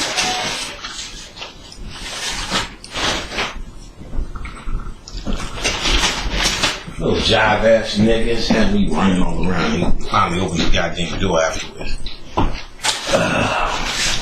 So he did call my phone. I'm gonna look and see if this nigga called.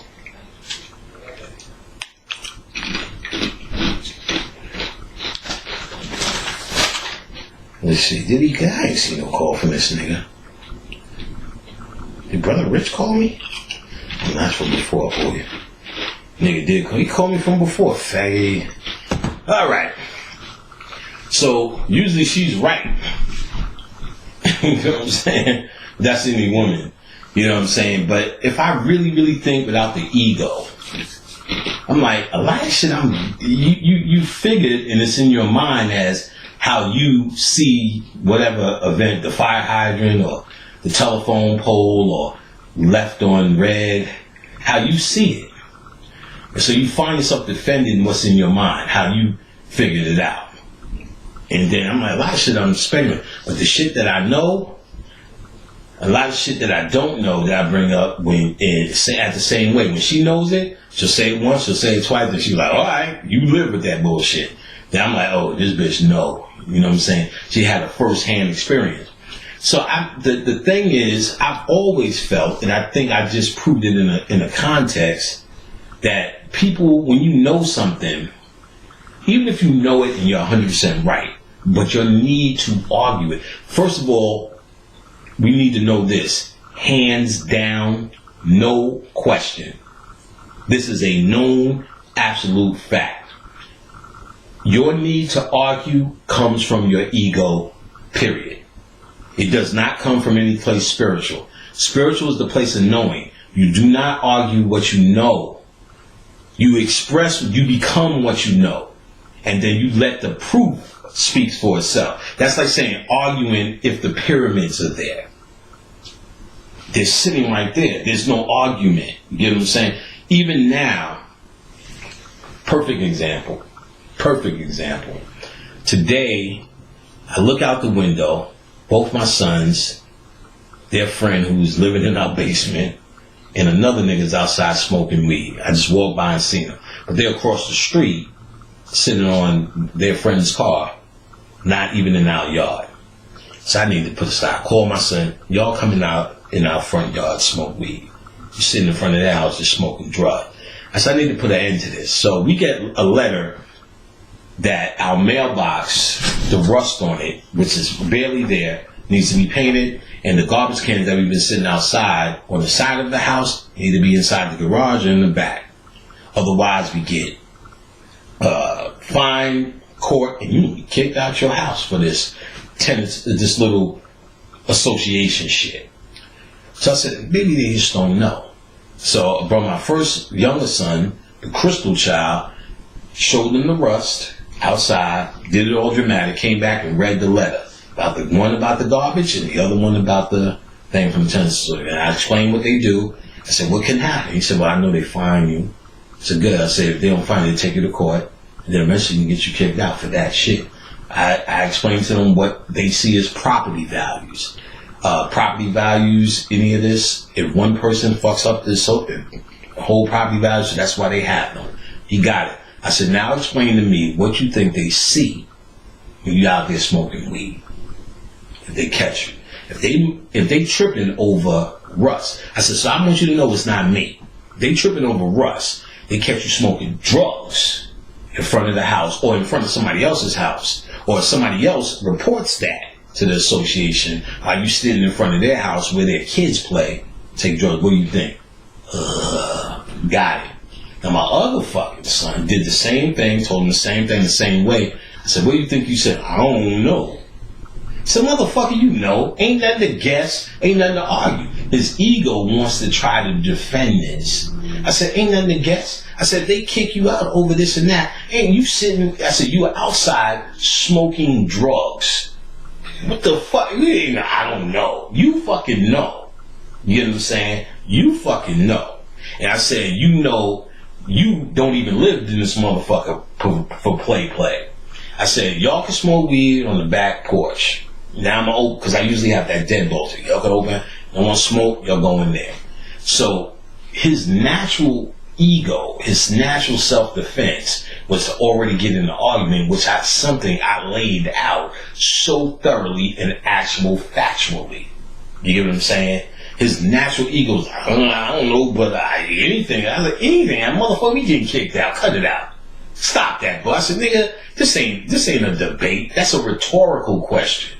I said, if they want to go over cans being on the side, the fuck you think they're going to do when you smoking drugs in front of kids in the name? That's not even a thing. But his natural thing to argue and defend comes from the ego. So I said that to show you every argument, every need to say comes from the ego. I also learned this from Bobby, who said he learned it from Dr. Ben. I think I told you this story where Bobby was doing a lecture, some lady stepped up. I'll make it quick because I know I've said it on tape before. Bobby was doing a lecture, some lady stepped up. That ain't true. Stepped up a second up. That ain't true. Yes, it is. He proved it. Second time, proved it. Third time, he went off on her ass, embarrassed her. He let her go. So after that, went home, lecture's over. That lady calls him and says, because she was quoting Dr. Such and Such, whoever that such and such was. She calls me and said, I want to bring you in for a lecture, Bobby. I want to fly you in first class. Bobby said, oh, really? Okay. He said he gave her the ticket. This was in the days before 9/11. He switched in the ticket, got 2 regular Greyhounds so his girl could come for that price. Did it. They was on this Greyhound for hours. She get there, back, neck, legs, and all the shit is fucked up. First thing she said is, let's go to Dr. Such and Such house. Who was quoting. He said, what? He said, I just want to go to the hotel. I said, don't stop at her house first. Go to the house. Remember when you said this, that, the other, Bobby? Well, this is Dr. Such and Such. He said, Panic, do you know what I did? I said, what? He said, I totally bitched myself to her. And at this time, I didn't understand the concept of it. What? Why? You're supposed to tell her what you know. He said, no, totally bitched. I said, you know, you're right. You got it. That is the absolute truth. I said, all right. I said, well, did she do the lecture? She said, yeah, did the lecture, put me in the hotel, went home, paid me and everything. Then he said, where I learned that from is I was at a Dr. Ben's lecture. He said, Dr. Ben said something. Lady stood up. No, that's not true. He said, Dr. Ben said, yes, it is. Blah, blah, blah, blah, blah. No, it's not true. He said, the third time Dr. Ben said, you know something, lady? I think you're 100% right. Thank you for telling me that. And then went on with his lecture, what he was talking about. I said, well, what's up with that? You know what I'm saying? This was in the MySpace days, Bobby said. He said, because every argument, this is from Bobby, it's from the ego. He said, you give the ego what it wants. You give the baby its bottle. He said, you could do that sometime and motherfuckers are mad that you say they right. And after I started practicing, motherfuckers be mad because they came to argue. Mm-hmm. You know, you right, you got it, that's the truth. My bad. Like, me and my sister had that regular human argument. Can't fuck with her. Father dies, we all go down south with my father. I'm still not fucking with him. Fuck this bitch. You know what I'm saying? I'm holding my guns. My aunt pulls me to the side. Now it's not the time for this, and this is important. You know, waiting for the violins to start playing, and fucking Denzel Washington to come out to give a monologue. You know what I'm saying? You niggas will be in Pelican Bay by the mall, waiting for all of this shit to happen. And all I said was, oh man, you know something? You're absolutely right. That bitch was livid. So I went in and I said, you know something? You're right. We all just need to get something to eat. What you want? I want shit. You know what I'm saying? I said, I'll take a turkey burger. I don't want nothing. I'm good. I'm like, okay, but there's good burgers out here. And she was just so mad that I wouldn't engage her in an argument. And there's plenty of examples of that. You know what I'm saying? But Bobby was teaching that, that diffuses a nigga's ego. He said, because really, for you to tell a story, it's your ego that needs to correct somebody or tell them, no, that ain't right. That ain't right, is that? Really think about it. What the fuck do you care? If somebody believes what you believe, knows what you know, are right and exact, it's just your ego with this, we got to get ourselves right and exact. No, you fucking don't. Get yourself right and exact. And through your right and exactness, the people who are supposed to hear this message are going to attract themselves to you. Mm-hmm.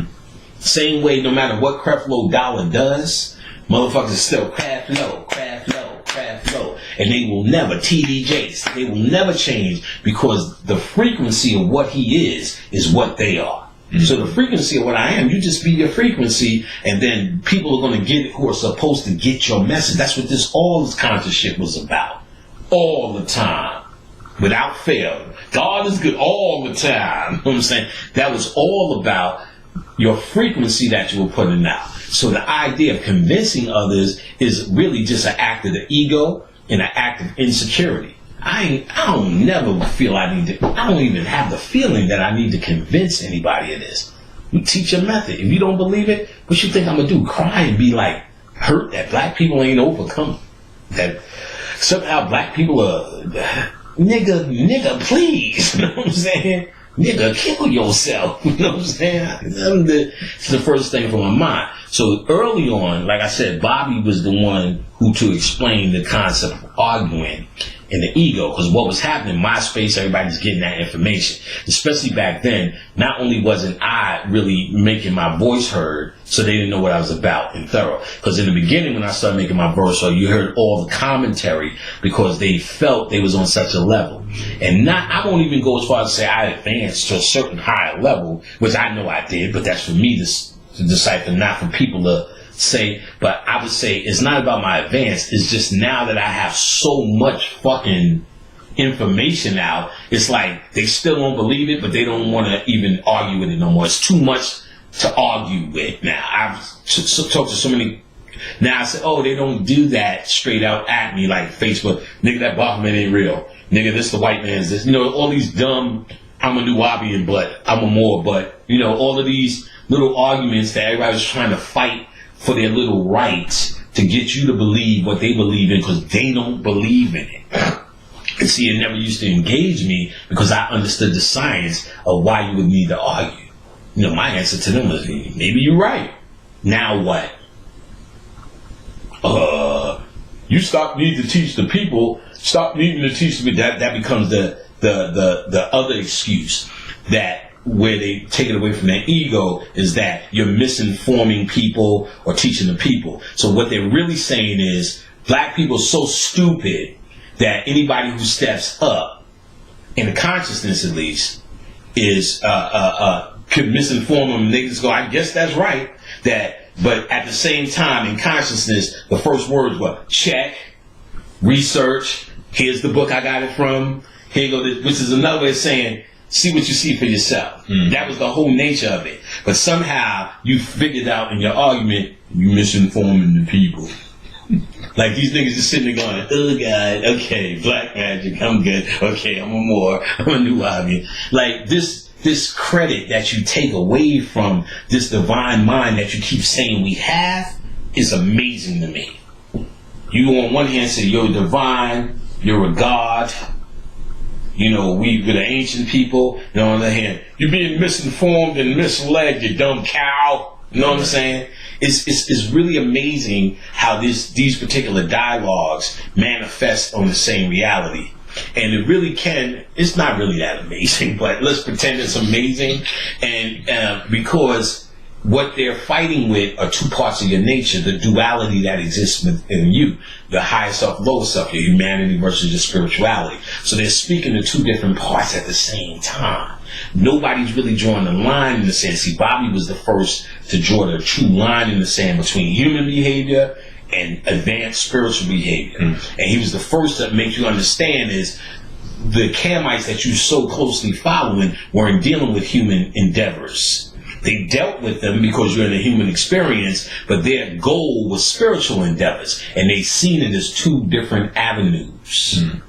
See, that's what I don't see in all this other teaching that everybody's talking. There's spirituality, and then there's what we do.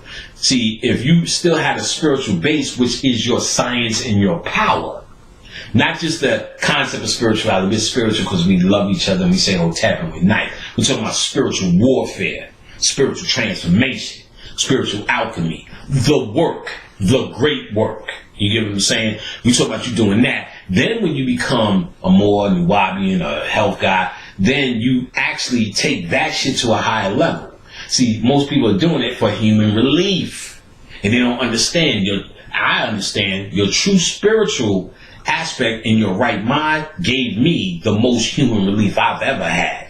And I promise you, I was living more deliciously on this planet than niggas who are trying to live deliciously.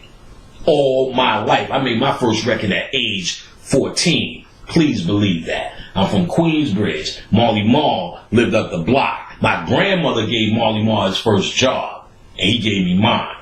Even in my regular jobs, Marley got me jobs at skating rings, this, that, the other, put me on.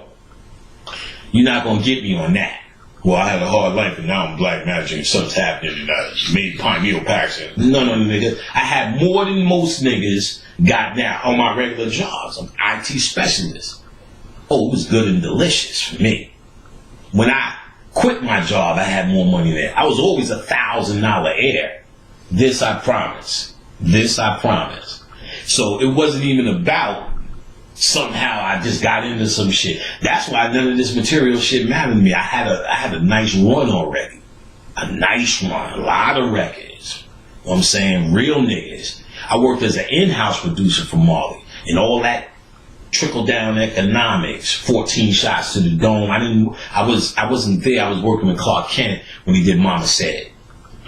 And about 14 shots to the dome, Marley Marl in Control, so Heavy D, Chubb Rock, a lot of niggas came through on that. We had a song on Marley Marl in Control Part 2. So I was in-house producer, Lords of the Underground, any of them remixes, a lot of LL with Keith Sweat around that area, I remember. I forgot more songs that I worked for. Kid and Play, Class Act. We did remixes. And people don't understand how it works. If you have a hot song or a project, the company will give 5 hot producers. At the time, Mark the 45 King, Pete Rock, Premier, Marley Marl, and whoever else, the project. And they were all remixes. The best one would win. But everybody got a check for that. We was just eating, we was doing remix after remix after remix, and none of them shits was getting on because Marley was getting old by 93. It was Pete Rock getting hot.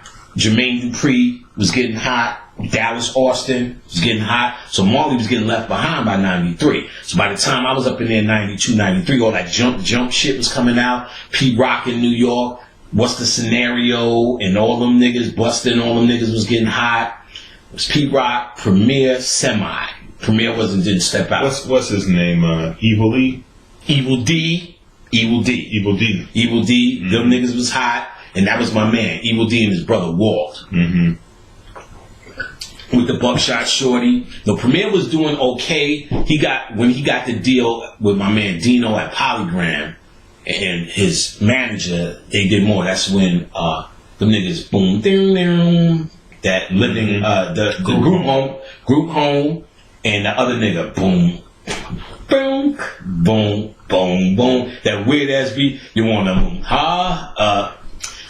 he had the J. Rue the Damager. Mm-hmm. J. Rue the Damager. That's when he started stepping up. He always had Guru, but he wasn't really a breakout producer. They just had a good group that was doing everything.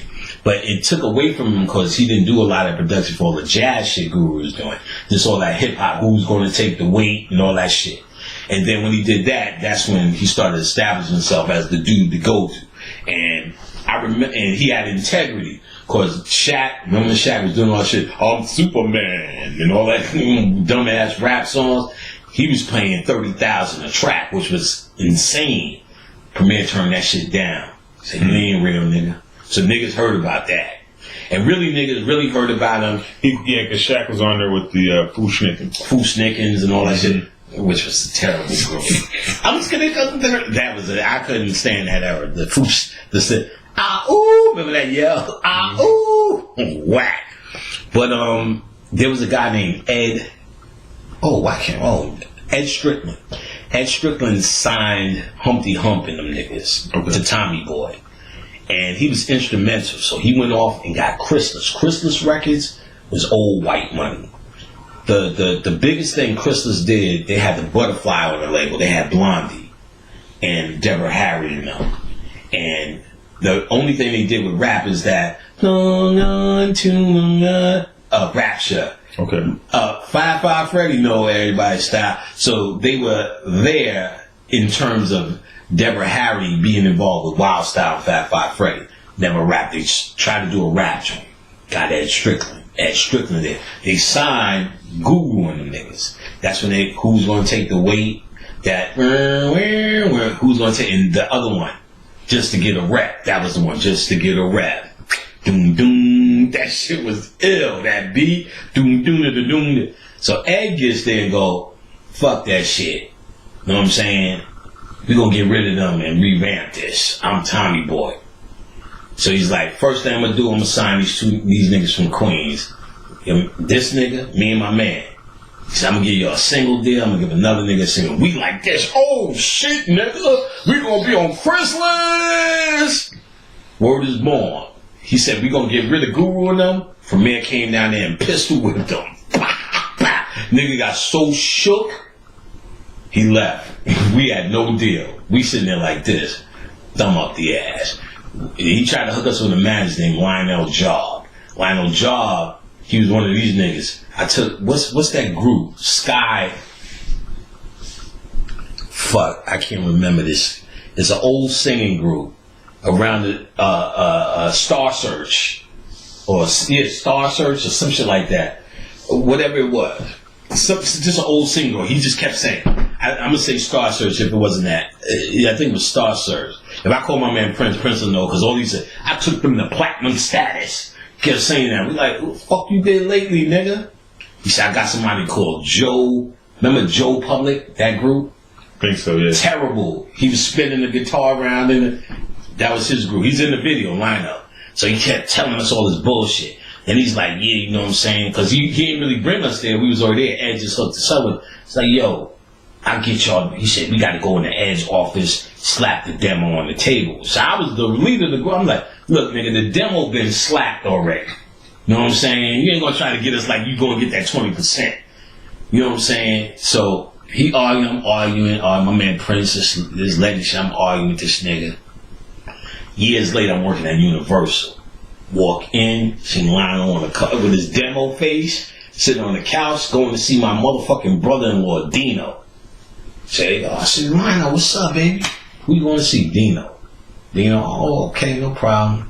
In the office with Dino, you got that mean Lionel jaw, make that nigga wait. And Dino's like, oh, I got you. Was born Lionel out there for hours. Magazine. See, bitch ass nigga. I hated that. He used to do all sorts of shit. So after he pistol whipped Ed was gone, no deal. You know what I'm saying? So Ed was like, wherever I land, I'm gonna get you. I'm gonna do my own shit. So I'm like, fuck Ed, let's get another deal. My man's sticking with Ed. My man, this is in 1991, 92. Whenever that, I guess, maybe even 93, whatever Who's Gonna Take the Weight came out. Probably 92. Word is born. This nigga still fuck with Ed. You know what I'm saying? That's when you get a little, when you don't get nothing, yo, you're 48, you still trying to fuck with. That's it.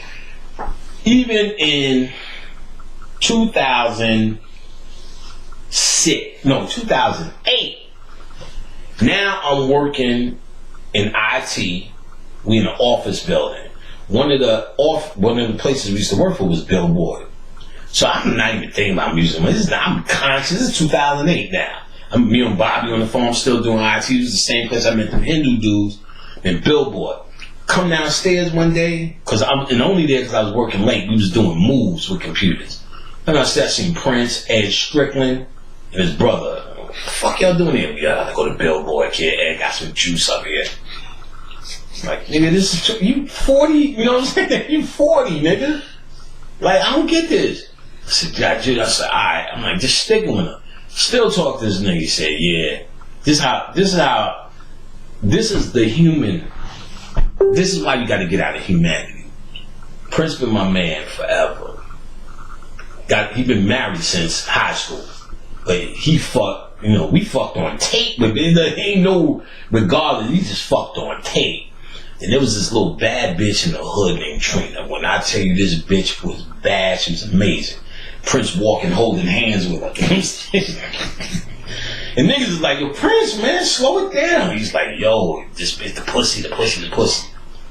And I'm like, yo, nigga, you need to keep this underground. Your wife gonna find out. Your wife, because they moved out the hood, but their wife still got family in Queensbridge. Yeah. So he's in Queensbridge just living there every weekend. This is like his lady.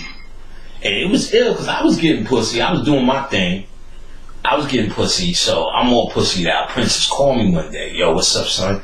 What's going on in Jersey? This is when I was in Jersey. He said, I like these bitches.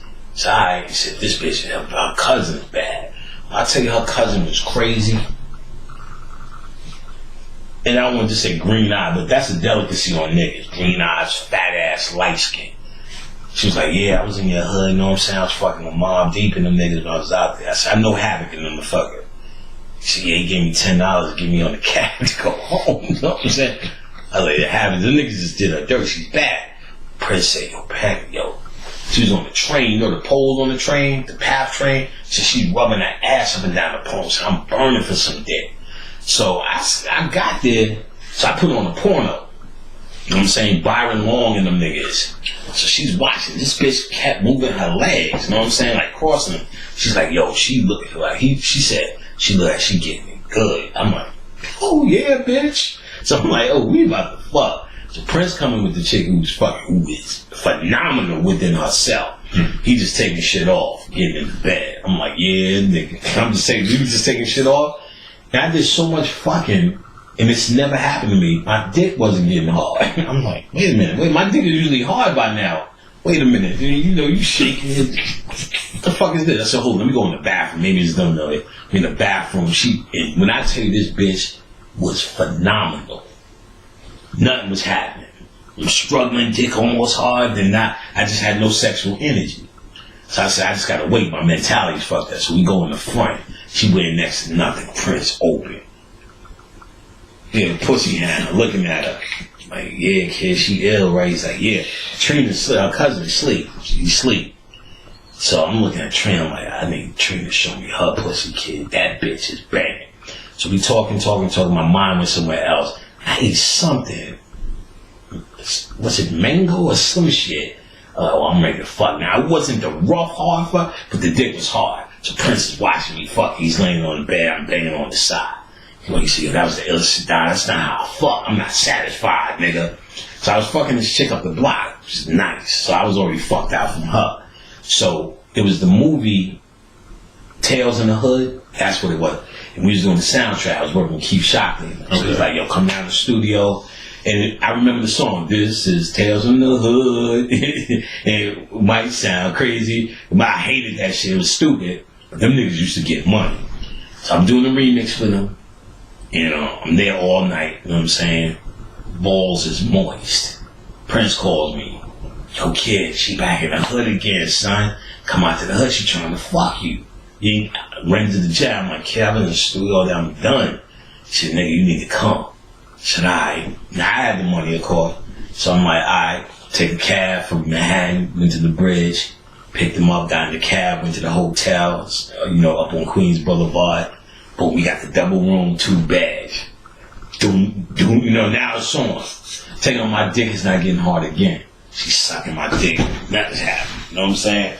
And now, I'm like, then she sucked my dick. She said, is that your balls? My bad, I was working all day. Ain't nothing like a bitch telling your balls is moist. Right. Get in the shower. Prince's like, yo, I go. I'm like, yeah, this guy get in the shower, kid. So I'm like, let me talk to this bitch. Something ain't clicking with it. And this bitch is phenomenal. And word is born. So I'm like, I'm talking to her. She's like, you know what I'm saying? If you hear me like talking to myself, just ignore it because I haven't been taking my medicine. Say, what? So yeah, I haven't been taking my medicine. And you know, I usually hear voices. I don't really hear the voices now. He said, I heard a little bit, but if I hear a voice, I'll be doing shit. I said, well, what type of shit you be doing? She said, because she was from Staten Island. And Wu-Tang was not at this time. She said, well, the niggas in the Wu-Tang call me Top Job. I said, why they call you Top Job? So I was fucking, not one of the main members, probably like the Killer Army niggas. And she was like, and they said, the voices said, because he kept getting rough with me, put Top Job in his eggs. I said, really? So yes, I put top job in his ass and then took him to the hospital. So the whole hood called me top job out there. I'm like, word? And I knew she was gone. So Prince is like, what's up? You want us to leave? Walk around the block. I'm like, nah, I'm good. I just don't feel it. I'm fucking this one chick that was up the block. I'm fucking her so much that will. I just have no fuck lust. You know what I'm saying? If I knew she was coming, saved up some nut and been like, alright. So now, so we get up, we just all bullshitting. Prince starts fucking with it. Just regular hood shit. If you got it, you know how to do it. If you do it, you know how to get it. Just all you gotta do is get it. Don't even say, and she's getting like this, and I'm like, son, leave that alone. Son, because you don't know the story yet. Right. So this bitch, you don't know me and where I come from. And he's like, whoa. He's like, hugged him, like, whoa. You know what I'm saying? And I'm like, then I told him, you know, this bitch is top job. So we go home, I ain't no pussy. Prince is like, damn, what's up with that kid? He said, I would do anything to fuck her. But I heard Prince on the bed. And she was like, what you mean switch? Because she think he liked it. He's like, nah, just go sit over there with my man Panic. Like, trying to get the switch off. Because he said, she's saying like, fuck, the light-skinned chick is saying shit about she want to fuck with him. I'm like, she's like, Trina's not having this shit. I'm like, well, try to do it. You know what I'm saying? We switched, you know, we did a lot of, you know. He said, well, just sit over in the bed. She said, I'll sit over there and I'll sit on this bed. So I'm like, okay. You know what I'm saying? I'm laying here knowing I ain't got no fuck energy in me. Okay, though, I'm, you know. He said, now she can come over here. Oh, you really was going to do it? And then she started breaking on. I'm like, oh, you ain't going to be able to pull that off, kid. So I said, I know I'm going to wait. Wait a couple of weeks, ready to fuck. Again, I speak to Aisha. What's up? Oh, how come? No, I'm coming to get you. I was on the Staten Island ferry like this, freezing. You know what I'm saying? On the way to Shaolin. I get there, get in the cab, get to her crib. Her house was actually leaning on the left, kid. You know what I'm saying? For real. Knocked on the door. This chick opened the door. I said, Aisha? He said, yeah, come upstairs. But when you go in the house, it looked regular. You know what I'm saying? But it was on the outside, it was like this. When I walked up the stairs behind this bitch, whoever this bitch was at this moment, I promise you, you ain't never seen nothing like this. Waist like this, ass was fucking a phenomenon. I'm walking up, she's going, where the fuck am I? In Shangri-La? As soon as she get to the top, she goes, you know a nigga named from your hood named LES? She asked my man, L. This nigga who promoted all the, he did not produce all the Nas shit. She out there, I fuck with that nigga. I said, oh my God, L. You know what I'm saying? That nigga L made Get Jiggy with it. And now he can wipe his ass with that compared to fucking this. Fucking this is better than Get Jiggy with it royalties. I promise you. I promise you. Anything he did from Nas pales in comparison to this ass. And some other nigga was there. He had champagne in the middle of the day. Because Wu-Tang is hot now. Yeah, you know what I'm saying? And they do the stomp tour, yeah, nigga. You know what I'm saying? I'm sitting there like, this bitch, get your coat. We got fucking to do. Left with the bitch. Ferry. Got to my crib. To jump fast forward before the episode, you know I call L. L, you fucking that bitch from Staten Island? He said, you seen her ass, kid? That's the first. You seen her ass? I said, oh, nigga, apps the fuck. I said, what? I said, you fucking shit. Yo, he said, it's crazy in the bed. Like, nigga, don't even tell me. Nigga, go get jiggy with it, nigga. You know what I'm saying? Got her to my crib. Word is born. I tried to fuck moonshine out of her pussy. She was like, nigga, what you doing? I said, turn over, I'm putting it in your ass. You know what I'm saying? I'm doing everything today. I said, that's how niggas always want to fuck it up. He said, niggas always want to fuck it up, trying to stick it in your ass. She said, I banged her ass thoroughly. Now call Prince and Trina. Call them. Here you go. And then, you know, it's ringing. Prince's ass was soft. You know what I'm saying? So yeah, we fucked. Word is born. She looked at my dick and said, oh, so that's what your dick look like when it's hard. Because that bitch seen it in so many soft, stretchy positions. She said, oh, that's what your dick look like when it get hard. I'm like, oh, bitch, don't investigate. Bitch, turn over. That's right. Then she said, I need some money. I said, I got $10. Right. I knew she was good with that because Havoc gave me that. I said, I only got like $10, $20, bitch. She never heard from her again. I just wanted to get fuck. I was talking about that shit. Okay, I know that got nothing to do with it, but now that you heard about Prince is the nigga still with Ed Strickland trying to get a deal. Prince marries his woman. We just did all this debauchery. He's married the whole time. Now he's with this girl. That's why I told you this girl Trina. So Prince is walking around the hood. Fanny from the hood tells Trina, Prince fucking with some chick from the hood. Prince at her house the whole weekend. This is his real bitch. He'll tell me some wild shit, and her mom was a crackhead. This was some poor shit. He's like, yo, Patty, man, I was laying in the bed. He's just telling, because he's an old married man now. She came in with a can of frosting. Just stuck the whole can on my dick. Pulled the can of frosting out and just gave me a blowjob with frosting. I'm like, nigga, who wants to do that? He's like, this is this young bitch adventure. She was 18, we was in our 30s. You know what I'm saying? So you know. And word is born. He said he's at the crib one day, he laid that ass naked. He here in the front. Yeah, that's right. Yup. Yeah, right now. I put him on the phone. I was like, hello, his wife. So that's where you be. He said, he ripped the whole phone out the wall. What you do? He said the longest walk was going back home. He told me about that recently. He said he walked all the way back home. He said, packing shit. He said shit was being packed. So she bounced. It was the loneliest moment ever. You know what I'm saying? I lived actually up the block. My own crib.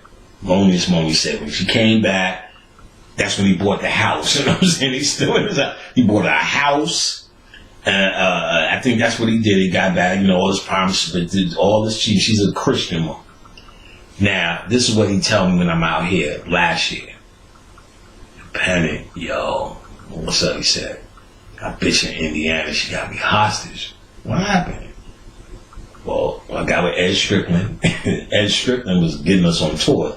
He's now setting up tours, and like the new hustle is this. You get Weezy, right? Big tour. And then now other niggas pay you to open up for Weezy. Because before it was like you just had all your opening acts, but that's the new hustle. So if I get Weezy and I get him at Fox Theater, Kamani, no name niggas pay me just because all them niggas there for Weezy. Right. Just open up. So now, but niggas is paying him. So he said, nah, we didn't pay Ed. All these years of Ed failing him, I guess. He put him on the show. So he's doing shows that Ed's going. So they going around the country doing their little hip hop, at 40 years old and shit. You know what I'm saying? Fucking diabetics, high blood pressure. He said, so they fucking you on stage with Weezy. And he's a pussy now. Fucking all these hoes. How you fucking hoes raw still? Damn. Just everywhere. Bitch gets pregnant in Indianapolis or Indiana, whatever. He said, this bitch got him hostage. I know who your wife is on Facebook. Nigga? Send some money. He said he just sending all this. I'm like, nigga, what? What the what? Nigga, now we 45 when this is out. I'm like, this is when I'm out here with Khadijah, the boys. Right. We already giving lectures on Blog Talk. This is now. You know what I'm saying? This is happening now. He's like, I'm in Walmart. You know what I'm saying? What's going on, son? Yo. I'm saying, what? How the fuck? You get somebody pregnant? You 45. He said, I said, you sure it's your baby? He said, the baby look just like me. Like, and his features are like, he looked like Fred Sanford, the fish-eyed fool. Mm-hmm. And he said, his daughter, Lily, or his daughter's Denasia, we used to call her Lily. He said, she looked just like Denasia, kid. I said, word? He said, that's my kid. He said, she said she's going to do this, but she never took me to court, but I'm handing the money. I said, you paying for a club money right now, kid. That ain't going to no kid. He said, yeah, just keep extorting me, kid. So now, about 2 years into this, I'm like, well, he tell me everybody, she just hit me for money, extorting me. He said, word is born. His son found out, told his mom. He's like, this is some sucker shit. I'm like, it's really not. That's his mommy. You know what I'm saying? I would have hoped you say dad was really good, because the son's like 20. Son is older than my son's actually. He's like, yeah, he's about 24, 25. You know what I'm saying? And so it's not like he's a little boy, but he told. That's what he called me. I said, he said he don't even know the results. Now he must still be in the house. I'm just too scared to ask him. This was almost like over a year now when she found out. She said, I said, well, what's going on? She said, she just ain't talking to me. And remember, he went through the shit with the bitch before. Right. So that was the big whoop-de-whoop. You ever do it again? He said, we don't. So I know she ain't leaving him. So, because he was called and told me that. You know what I'm saying?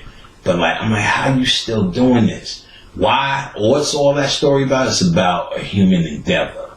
It's about this human endeavor that we follow, we keep, and it's always going to lead you in trouble because you're always in a reactionary mode.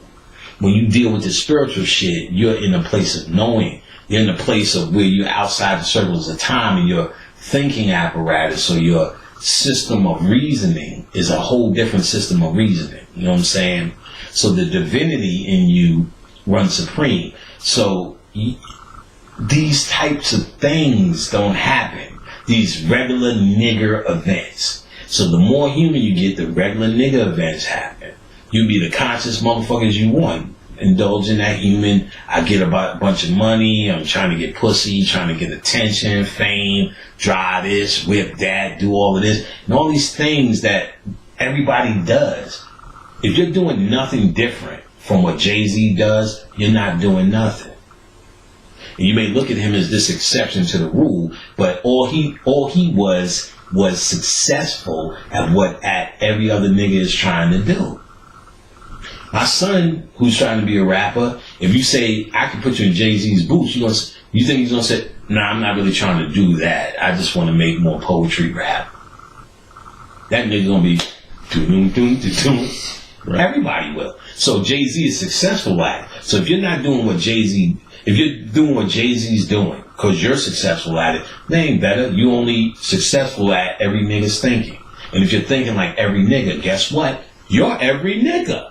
The idea of consciousness was you were trying to revamp your nigger thought process. Why do what everybody's doing? I'm outside of the box. I'm thinking a different way. I think like you think the ancient man was trying to be what Jay-Z's doing? Yeah, nigga. Turn up. We at the pyramids.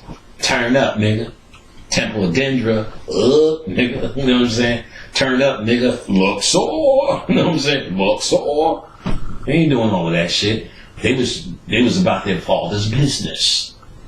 And I think, you know what I'm saying, if you don't have to mimic them, you should have a certain quality in your process of how you see yourself that's built for this day. You know what I'm saying? Built for this day. And if you are doing and thinking whether you're successful or not successful, like the average bear, then guess what? You're the average bear.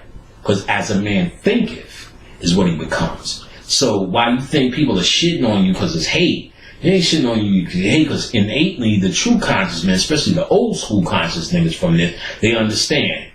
Successful or not, you the same motherfucking nigga. See, I was like any other nigga on Facebook when I was free. Hey, Panic, I love you. Show me your titties. Some people, oh, never. And some people, oh, here they go. Mm-hmm. And that's just the nature of how some women, it don't mean it's not a big thing. They enjoy that fun. It's adult entertainment. And I was with it. I got with Khadijah. That was the party was over. Right, that's right. And for this reason, the reason is because I respect her. And you know, and I'm not just going to be talking to any old woman. Show me your titties, give me your ass. So we established that. That's the number one reason. But this is what also factored in. What I started noticing, because you do know, and most people do know, especially if you take my class, I still talk raunchy. That's as much as I can get. Tell you about all my old pussy exploits and what pussy means and means to me. I just can't indulge in none of it. But I will tell you, yeah, boy, the stink coming off her ass, and you know, in the morning is the best scent going. You know, I like to tickle the portion in between the vagina and the anus, whatever that strip is, the taint. You know what I'm saying? We're gonna be. I'm a motherfucking taint tester taster. You know what I'm saying? A taint tester taster. You know what I'm saying? That's the best part of the pussy, right underneath it, because you know that's where the feng shui between the anus and the vagina. That's the feng shui. You know, all these little jokes and all of that shit. I'm never gonna be that raunchy. Stop being that raunchy. You know what I'm saying? It's funny. You know, so we growing here. But what I noticed, if I did that with people who didn't know my nature too much, or even if they knew it, it wasn't necessarily a problem, but I started to see women being uncomfortable now that I kept exclaiming my love for Khadijah, that I had the realization they need me to be better than the average nigga that says, show me your titties. Because every nigga that's on Facebook, you're a nice queen, you're hotep, you're this and that, you're going to show me your vagina? You get what I'm saying? What's up with the pussy? So they're eventually getting to that place. And that technically is the majority of black folks. So if I'm talking all this mystical, magical, and transformation shit, and I'm doing what every other nigga did, now technically we should be advanced to know, yeah, because mystical, magical shit is what it's about your pussy, it's about your taint, it's about nigga anyway. Mm-hmm. But just to project it or present myself like every other dude, no matter what I'm dealing with, still send off an image that was disturbing to women, or not disturbing, disappointing. I could see because of all the teachings, it became disappointing if I was presented as the average nigga. So a conscious dude who's coming and talking and very intelligent, because I haven't seen anybody really presented in front of us who is not intelligent, who's not advanced. But when they show how they live or do as the average dude, or when we put them or can put them in the same category, it's very disappointing to black folks, because they get to say, I was doing this already. One of the biggest disappointments I noticed with black folks was early on, when niggas figured it out. Oh, all I have to call you is beloved, say hotep, and we on our way to fucking. And you wear a fez, you definitely get the fuck. You might get some, you know what I'm saying? You wear the fez, they might swallow. You know what I'm saying? Now, what started happening, because they would talk to me as a teacher, as someone who they had, who else they're going to turn to but this guy. I'm on Facebook, and I do all these lectures, so that, and they know me, and they know I'll play around with them on Facebook. I have no ego. I'm going to laugh and giggle and laugh out loud and rolling on the floor laughing and put up some dumb shit and tag everybody, because I ain't sitting around, I am that I am. Fuck about that. So they feel they can talk to me. And what I heard, there was a phase of, I fucked this nigga and I brought him to my house and I'm better than the Morris nigga. And when he got there, they did the same goddamn thing as the nigga at the club or wherever they meet in the street was doing. There was no better. And then they got wise to that phase, and the pussy game got a little bit harder. But it became like, as soon as you say hotep and the things that I like, they fell for the okie dokie in the beginning. Because, you know, in real life, you don't find a lot of people saying hotep and melanin and kundalini and pineal. So niggas figured out that's the dialogue. That's the new pussy dialogue. And they did, and he had a gun in my kids, and he pissed on my floor and got drunk. I'm like, damn, you know what I'm saying? But he had a nice fez, you know what I'm saying? And really, what this turned into, getting smart, they understand niggas was on this pussy hunt, and they understood it. And y'all need to understand how good pussy is, though. You know, that shouldn't make you change religion. But we need, as conscious people, a different approach, because half these women will just give you pussy. If you just be real. Women want you to be 100 with them. 100. And so instead of saying hotep to get pussy, explain, I'm not going to say hotep to get pussy. Or explain that I'm willing to say hotep to get some pussy. Because that's what I would tell the girl. They would laugh their ass off, and I would be getting pussy when I was in that day. I said, I'll say hotep, I'll shade, whatever. You tell me what I need. I used to jokingly say, you tell me what's the word to get the drawers. Is it nuapu? Is it I'm not really black, I'm a white man? Is it no GMO? You know what I'm saying? And they'll laugh because they'll laugh at the, I don't want to say irony of it, they'll laugh at the situation. But what's really happening is I'm being real. I'm telling them, no, I'm here, I want to fuck you. And I do want to fuck you. But I'm not going to lie to you for your pussy. And I'm going to treat you with respect. I'm going to say what it is. You're attractive. You're a black woman. Let's do everything you can do. If you're not with it, I totally understand. If you need a relationship or something more, and I'm telling you I'm not going to be that or can't be that for you, then that's what it is. We'll go to the next inbox. But I do want to be cool with you, and we'll always say laugh out loud, and you'll get tagged, and I'll like your pictures, and you can like mine. But we're not going to lie. We're not going to say, Hotep and beloved, and you are the most valuable queen. Man, all you hoes are most valuable, and all you hoes are the most worthless, depending on who's telling the fucking story. Yep. So we so busy trying to give us mindless worth for our self-esteem, we need to realize some people are going to see you as fucking nothing. And that's what you have to recognize before you get involved. Who really sees this? You know what I'm saying? And stop thinking because they said Hotep or they should treat you as the queen that you are, that they will. And they won't. And this is not just for women. I don't want to make it like we beat up on the women that's just being duped. But they're the ones being duped the most because they're the ones who have to open up.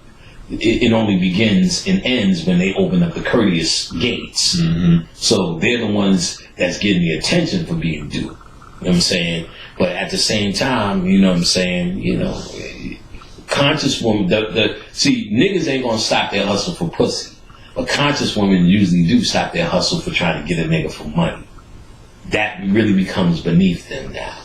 Maybe they do, maybe they don't. And I, you know, I can't speak for all of them, but you kind of notice that need to hustle because for a conscious woman, when they take it, and even with the hustle, which is a true hustle, people could use it as a hustle, but the truth, when they start really understanding them, even within the aspect of them, of the divine feminine being this powerful, then it becomes idiotic to rely on a man to save you. Because now that goes against the grain. But for us, it becomes the more pussy you get, the more you're doing alchemy, the more the gate is open, the more she's doing it. So our hustle doesn't change based upon that. Because we can't, you know, we're taught you cannot live without it. It begins and ends with their vagina, which it does. But we didn't learn how to not hustle for that vagina. You know what I'm saying? How to be real for that vagina. That's a trait that happens in the heart chakra. That's an inside thing that needs to happen in you, in the chakra system. So for them, when they become conscious, it become, I have everything within me. They're more mature than us. Same way on a physical level, it's always the daughters that get the job, and there's always my niggas that come up here and ask me for $100 for that, and I had to run downstairs and open the door for a nigga with a key. There's always this crazy shit with them. Khadijah just bought in White Castle to eat chicken burgers, and I don't know what the fuck they cooking. No matter how many times I tell them, turn on that fucking thing over the oven, we smell the shit up here right now. Mm-hmm. Burnt, whatever it is. You should have seen the nigga Ramel, who's my son's friend, who's living with us. I tell y'all niggas that story. This nigga made a waffle today. The waffle looked like it had a stroke. You know what I'm saying? Like, nigga, all you gotta do is pour batter in the fucking waffle machine.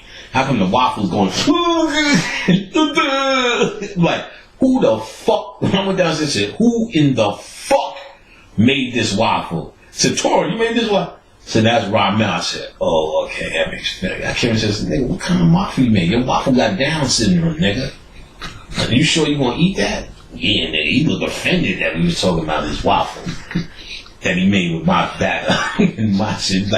Like this shit became like, you offended that I'm talking. It's like I'm offended this bitch ain't giving me pussy. It's like, when did she go, wait a minute, wait. This is my vagina, nigga. I'm like, bitch, you didn't give me no pussy? Like, he's like looking at me like, what the fuck you talking about? This waffle's edible, nigga. Like, I'm like, nigga, okay, I'm gonna leave you and your waffle alone. Fucking crazy ass waffle ass women. They crazy niggas. Not no fucking women. You know what I'm saying? That waffle would have, there would have been no waffle run off. You know what I'm saying? That there would have been a patch of butter on there. with fluffy maple syrup around this motherfucker. You would have looked at that wobble and said, hold up. Let me get a picture of that. You know what I'm saying? Put this shit on Facebook when them bitches make it. You know what I'm saying? When them niggas make it, though. Yeah, I mean, we just talking about, niggas still trying to hustle, hustle pussy. I think that comes back to what you were saying about how being real, knowing, right? So if a person, if you know what you know and you don't need to convince anybody, it's the same approach with a woman. Right. Meaning that I don't need to try and use anything exterior of outside of who I am to get that pussy. There you go. If she gonna give me some pussy, it's based on the fact that that'll go a long way. This is what it is. That'll really, real hustle and pussy hustle, you in the fuck game and you all that, that really would go a long way. Like, basically, when I was doing all the fucking without no girl, I'm like, man, my dog got more pussy just telling the truth than trying to, like, gas him up with something. There's a shit I was trying to fuck for a long time. I just said, fuck it, I ain't got nothing to lose. That's called, I said, look, I ain't gonna lie. Each time I'm trying to fuck with you, you always get a man, and it's always missing. Go on a date, missing each other. I said, all I want to do is actually just be with you one time, and that's it. She said, okay, I'll come over tonight. This shit worked. You know what I'm saying? Tammy. It was terrible sex, but it worked. You know what I'm saying? And that wasn't my revelation. That was just me being real honest. I always was honest with motherfuckers. You know what I'm saying? Always honest. It's better because you'll find they do want to fuck you. They just don't want no nigga that they fucking go, you told me that, you had me there. Don't have me on this high and then just snatch it away because you tired of the pussy. And that's how niggas get, because we're looking to satisfy something that's missing in us through our dick. And as soon as we get a couple of nuts, we like, I'm not satisfied, I'm in the same place. And then you a different nigga. Yeah, because I was fronting the whole time, bitch. There was, what was I going to say? I don't remember. But that's pretty much the gist or the mentality. Like, I was going to say, like, most of these women just want to give you pussy and give you fuck. They don't want the emotional roller coaster of you gassing them up for pussy. You so used to saying, I know how a woman thinks. If I play this lovey-dovey shit, I'm really going to get the pussy. But if you walk in there sometimes and go, yo, your body's phenomenal. I've never seen nothing like this before. If I had the opportunity just to share this with you, I would enjoy that. And she's going to tell you, this is what I need. I need to know you better. And she's going to say, I only need my man. So you should even say, I'm not going to get it then. Because if I'm not going to be her man, then I don't need to act like I'm going to be a man to get some pussy. Because that's grimy. Yeah. And so if she says, no, this is what I need. She goes, no, because this is what I notice. When this whole Brother Panic and all of these radio shows get a lot of attention, a lot of feminine attention. And I would get the one half that wanted me to take them seriously. They would talk to me, and I could tell they liked me or what. They weren't desperate, but the feelers were out if something would happen. But I could tell nothing was happening, so I said, you are the absolute hotep queen of my life. Like Khadijah. Mika King. And they wasn't having it. There's no pussy, no titties showing, no sucky, no fucky, no me love you long time conversations. Take them seriously. And there was always the other half. Panic, I had a dream about you. You know what I'm saying? That's the opening statement. And then I know there's a pathway to titties, pussy, ass, and every other internet show you can have with your dick in your hand that can possibly happen to the one they said, well, why don't you get on the plane? Well, why don't you get on the plane? How far are you? You know what I'm saying? That you can see that. So it was always two types, and none are good or bad. It's just two different energies. Mm-hmm. And there's a pathway to all that. The one, you could bond, especially with a woman, you could bond with her on some truthful shit by being yourself. And even if she want a man and realize you're not going to be a man, that's what they say, you can go in the friend zone or depending on how you are as a person, go into, all right, I'm going to give this nigga some pussy. I think we spend enough time and he's brought me enough joy. We deserve to share this. So even though he's not a man, going to be my man and all that, it's like I just want to fuck him because I enjoy what we do. Then there's the other ones. Oh no, I fuck you niggas. I like dick. You know what I'm saying? Without you having to do all of this shit and without you having to say, yeah, you know what I'm saying, I'm gonna buy you a plane, bitch. You gonna be able to fly around Atlanta, and then you gonna drop down that motherfucking Spondylitids, and they're gonna need to clear out a strip show because your helicopter, and then we gonna get some scrimps, and then we gonna fly the fuck back off the Stone Mountain, bitch. And nigga, gotta do all that bullshit. Just say, look, I wants the fucks and sucks. And I ain't gonna lie about that. But I want to be your friend. I want to be cool. I ain't gonna lie about my agenda, but I will do whatever we need to do to get to a place where this is something you want to do. And they'll tell you. Well, nigga, well, keep talking like you talk. That's when you hear that. Keep talking like you talk. Well, you make me laugh. You'll hear them start telling you what they like about you. You do make me laugh. Well, I like what you was talking about with that. And then you just talk about it. Yeah, bitch, we about to giggle some more. So if we did that more honestly, you know what I'm saying? And then when you make a commitment to somebody, don't make the commitment unless you're going to commit. My man Prince, love him more than a brother. You know what I'm saying? We've been together since 7, 8 years old. So you can't put a price tag on that. I got friends since I was 2 years old, 5, 6, still around. You can't put no price tag or definition on that. But at the same time, this woman who they were together since high school, he can never, and has never really committed to her. As much as he does love her, there's a part of him that he hasn't released to her.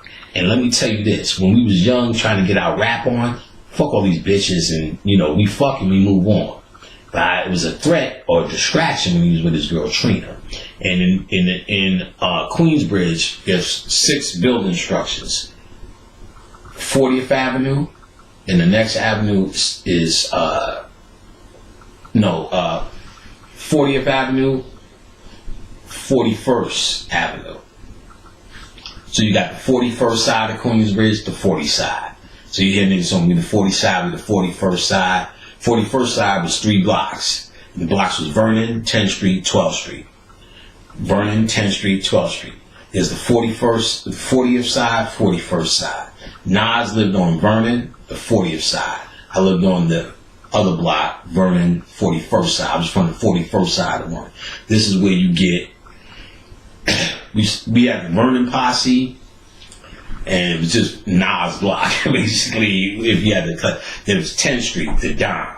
On the Dime was the 40th side, across from Nas. That's where all the drugs was. The Dime used to be high. That's where there's stories over there. It was the 41st side. I used to hang on the 41st side of 10th Street even though I was from Vernon. All my niggas is from the 41st side of 10th Street. Because my boy I met when I was 2 years old, after he moved out of his mother's house from his grandmother's house off of the 40th and 10th Street, they got their own apartment on 41st and 10th Street. We were on 40th and 10th Street as well with my grandparents. My mother got her own apartment on 41st side of Vernon.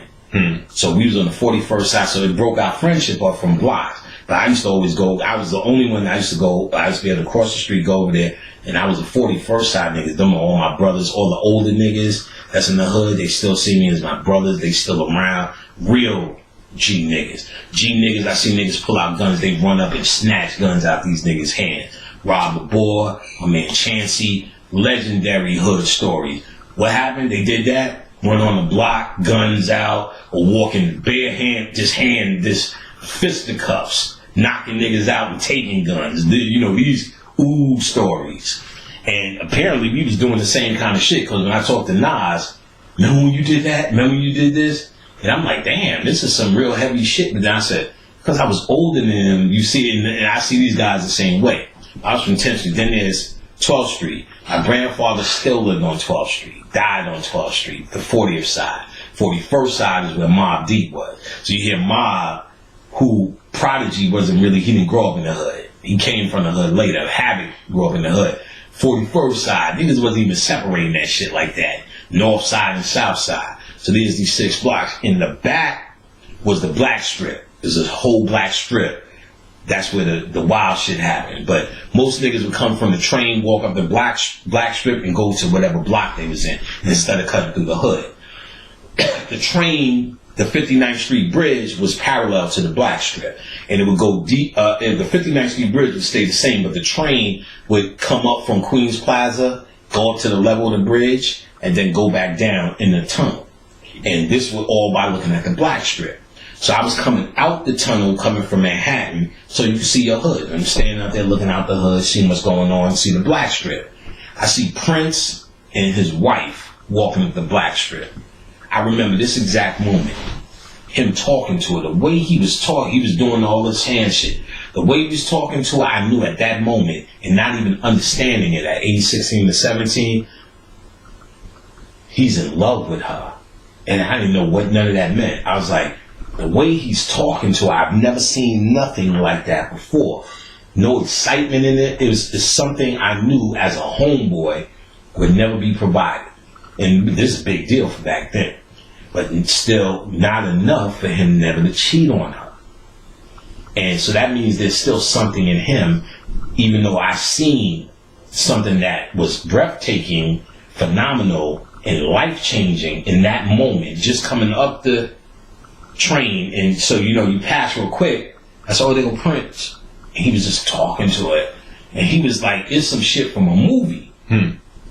And shit that he's not going to do in front of us. You get what I'm saying? That he thought he was alone. And it was some shit from a movie. But is it enough for him not to fuck the next bitch? Not based upon what I just got finished telling you. This nigga was in the hood just laying up, getting frosted on his dick. But for years in my house, because I was always a bachelor, we fucked this up. It was a whole year. I was just filming. I got a camera and just filming for a whole year. Fucking, he on the tapes. Yo, I got a tape. This nigga got a wig on, getting his dick sucked, singing, chances are why I wear a silly grin. Oh, yeah, and please the master. When I tell you this nigga is a funny nigga, I'm like, in my mind, I'm like, trying to see this goddamn shit, nigga. Divorce, nigga. And this nigga just wilding. Chances are, we got on masks, just beating bitches. I'm gonna make that tape for you. I got all that shit. Like, we was hitting her in rhythm. I had a dildo, he had a paddle. And like, we had on like the goddamn them masks and all this wild shit. Cause I put all this wild shit to just film with. But I tell you, just stupid wild shit, just singing, getting doing wild shit. We singing Rick James. We used to have wigs and the glasses on, like doing Rick James. I can't remember what I was singing. And like, I got all this shit, you know what I'm saying? You and I doing all this shit. And I'm smacking her titties. She said, she was drinking. I'm gonna say, motherfucker, you smack my titty like that again, pick up that pedal, skip the fuck on the bed, bitch. It was just some stupid shit that my niggas from Screwball, one of my niggas, not KL, I'm not gonna put him out there. KL was a good guy.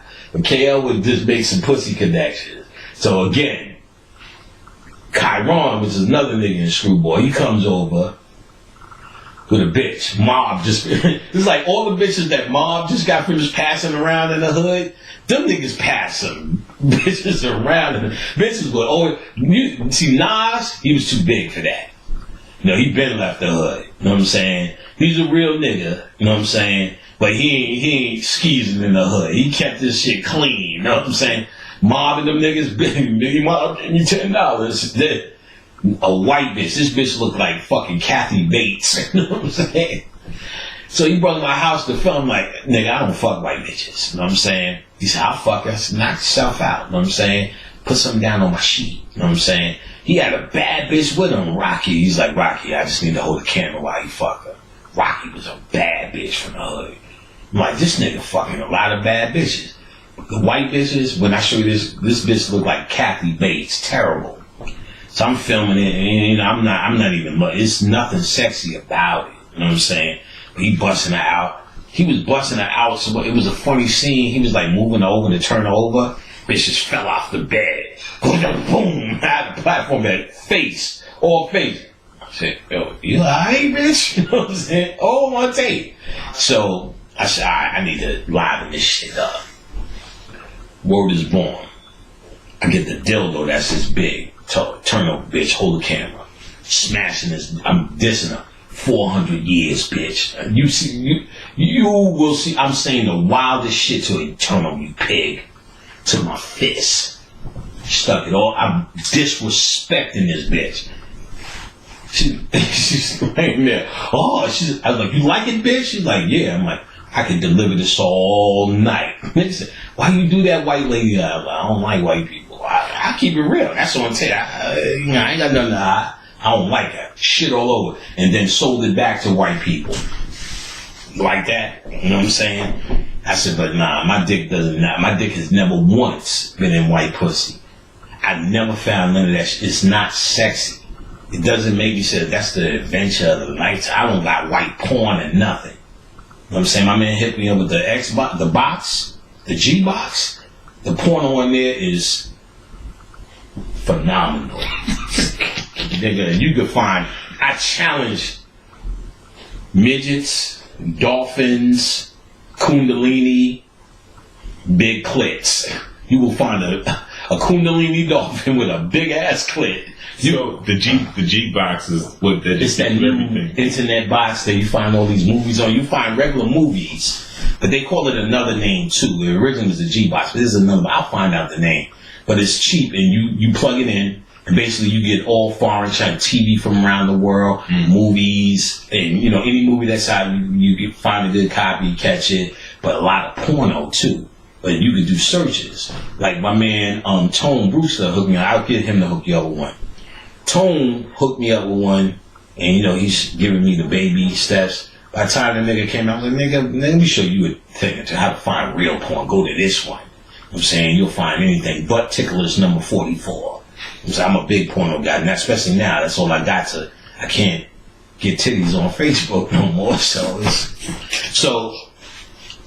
what was that to? So I then I was selling the porn and making money. So he made such a whack tape. I'm like, this bitch gonna be in my house.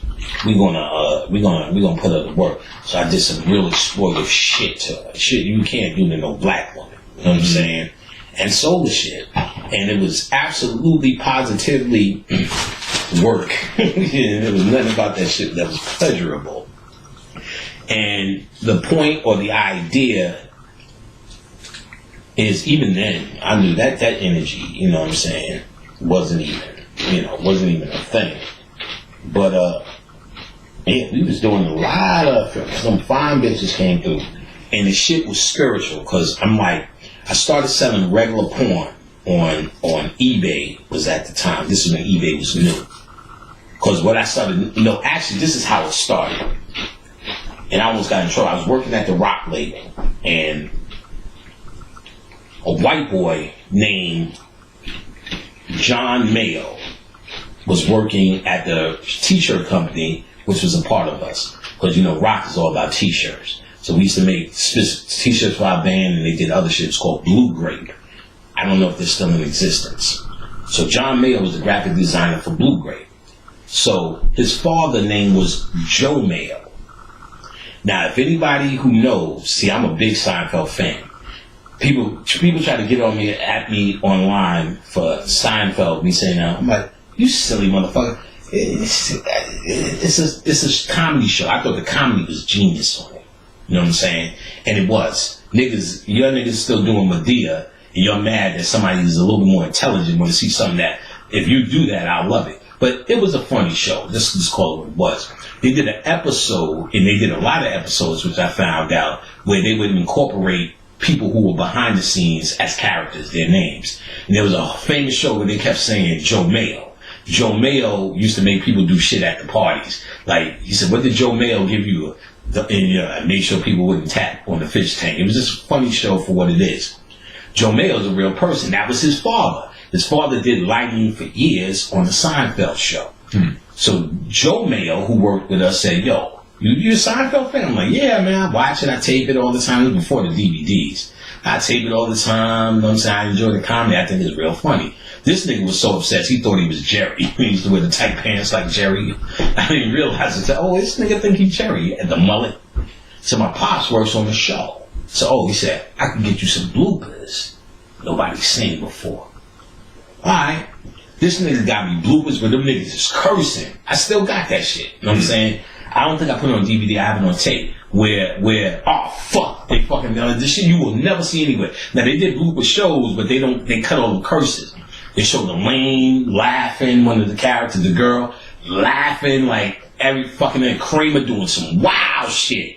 Like shit that don't even make the cut. Because one of the things I said, Kramer was so niggery on that show. When he said nigga, I gave him a pass. Now the reality of it, it's not pass as a white man who said nigga and I love him so much. The reality of the pass is I really don't give a fuck. You can say nigga all day, it doesn't bother me. I'm not emotionally drained. So it was symbolic to say I gave him a pass because I enjoyed it. But really, I don't care either way. Damon Wayans saying nigga should be just offensive and Kramer. If you want to be that guy, you know what I'm saying? I don't give a fuck about that. So that's the real answer. But I was saying, thinking niggas would get it. You know, I gave Kramer a pass. You gave that white man a pass, but you mad at Bill Cosby. Whoa, whoa, whoa, whoa, whoa, whoa, whoa, whoa, whoa. Bill Cosby is fucking, what's that secret society by niggas? Boule. He's been known before anybody said anything about him slipping Mickeys to these hoes. He was known as an enemy already. He was a Boule member. He was the face of Boule. So I'm like, what the fuck all of a sudden, because he's black, why you getting that Bill Cosby? Fuck it, he was Boule. Not to mention, come on, there ain't no Illuminati conspiracy that. I'm sure a lot of bitches came in live. I'm sure there was one bitch that got to slip the Mickey. Yeah. I'm sure that was happening. I'm sure it happened. I'm clear on it. And then I went through even deeper things, the law of attraction, but then they picked up on why you giving that bill but giving Kramer a pass. That's what it came up. Like, y'all niggas are not sophisticated at all. You really have to explain this shit like you're really talking to a 2-year-old because most of these niggas are so led by their emotions. Like, this nigga was Boule and was your enemy. And then all these niggas now conscious, I knew they was the Illuminati fucking with Bill. I knew it was the trying to shut down this black man. He was your fucking enemy from the Boule. That Cosby show ain't no help to you. That was the mind control you back into the system. That's been revealed by us. Beyond him slipping bitches poison jello. It was revealed. That shit was It was revealed that whole Boule agenda. He used to get on the show I Spy. His password on the show was Boule. Oh, wow. Who's your mom? Boule. He said, how he used to get in the building? Say the Boule. He's from the gay Boule. The Boule's agenda, if you don't know, and I'll make it in a nutshell, is like, hey, we're black. And it's a can't beat them, join them mentality. So we're not going to fight the power. We're not going to shut it down. We're just going to try to get them to see us as equals. That was the theme of everything in the Cosby Show. Go to college, these fucking names, Theo, Alvin, Derwin, these Raheem, Shamels, because the whole idea was we need white people to see us as valuable. We contribute jazz and equals. We're not going to burn it down. If you can't beat them, join them. And that's the agenda in a nutshell, the Boule. That's who Bill Cosby, his show was the personification of the Boule.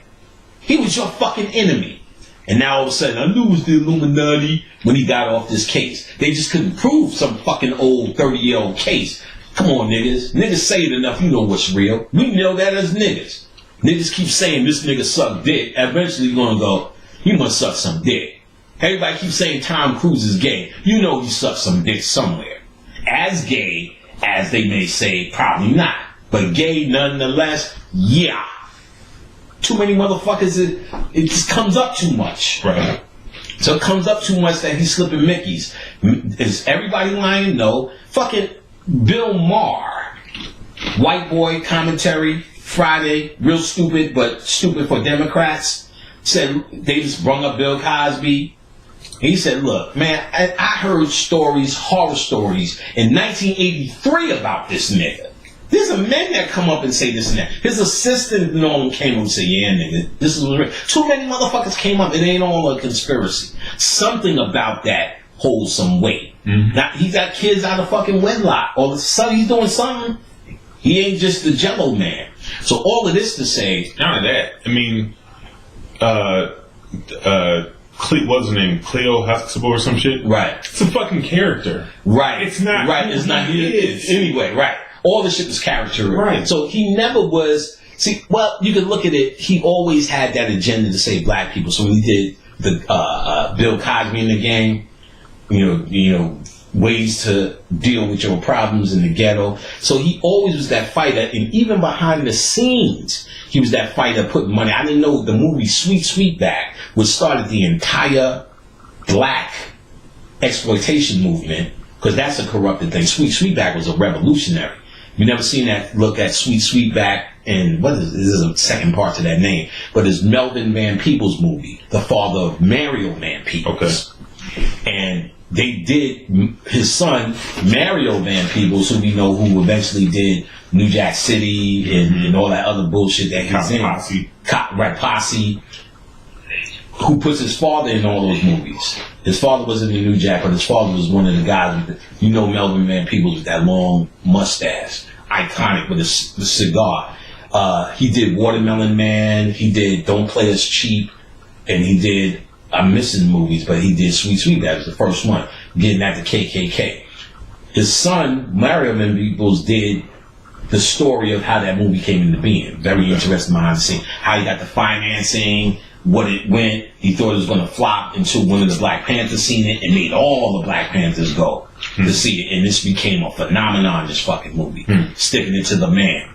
And in the movie, he showed that Bill Cosby put up some money for that movie. The same way he did for Malcolm X. So his dedication to black people and the black cause is, but his agenda is we want to move black people forward, so we have a reason to not fight the power, just forget what just happened. It's a boule agenda. But it is not to say what his heart ain't there, because I heard he did a lot for black people, and not taking away from that, but he is what he is. But I appreciate that more, because we need to understand you are what you are. We need to stop trying to perpetrate into being something else and really know thyself and be honest with ourselves. Stop saying all this fancy fly shit, and then at the end of the day, if you like to fuck strippers, you like to fuck hoes, you know what I'm saying? You like to get your dick sucked in the balcony, you're a homosexual. You know what I'm saying? I think you need to deal with that if you're trying to know thyself, because that's who you are. You need to be honest with yourself. You don't need to be honest with me because I need a moral nigga. If you're going to say that, because I totally understand it. If you could say you could build that, create that, and do that, and Cosby this, I don't give a fuck what you are. You can do it. And you can be all of that on your personal watch. And still, I'm convinced in you. You know what I'm saying? Unless what you do interrupts in your fetishes. You know what I'm saying? If you have a fetish for little girls or little boys, you can't open up a goddamn Boy Scout. You know what I mean? Right. That's going to interfere. Them Jello commercials ain't gonna look right. Right, them Jello. Right. That's the wrong kind of Jello. Now, if let's say you love dealing with prostitutes, that may not necessarily involve you. Still have, morally we're going to argue about, but you still may be effective at running a school. You know what I'm saying? You may live that life there and that there. So I understand this concept, but I understand that as conscious, what we was doing as conscious people is saying, this is what I am. This is who I am. Let me understand it. So I like this, and niggas ain't get to the point where they can be gay and do it, which I don't care if they are or they ever. That's your chore. You can't deal with it. But just little things with morality, you know what I'm saying? And is pretty much what we talked about earlier. I like to fuck and suck and sniff pussies. I'm not going to sit there and hotep you and act more divine than I am. I know what I like you for. I elevated myself where I can respect your mind, respect your feelings, respect your heart, respect your cipher, respect everything around you. So I don't want to violate you for it, but I definitely want to sniff the pussy. Say it. Be real. So Bill Cosby, man, he has a necrophilia fetish. Fucking dead bitches. He's a necronomicon. He likes to fuck dead bitches. Or that type of thing. Now, so whatever you do, when you create this invisible moral barrier, and when you get caught doing you with what you do, it falls invisible. Like, I can say it like this, as a conscious person, if I say right now, boy, I fuck hoes, prostitutes, strippers, I can't get enough. Nobody gonna say, Panic, you fell off. I'm like, Panic is crazy, because I never presented myself from the place of morality, better than thou, and showing you how to live better than thou.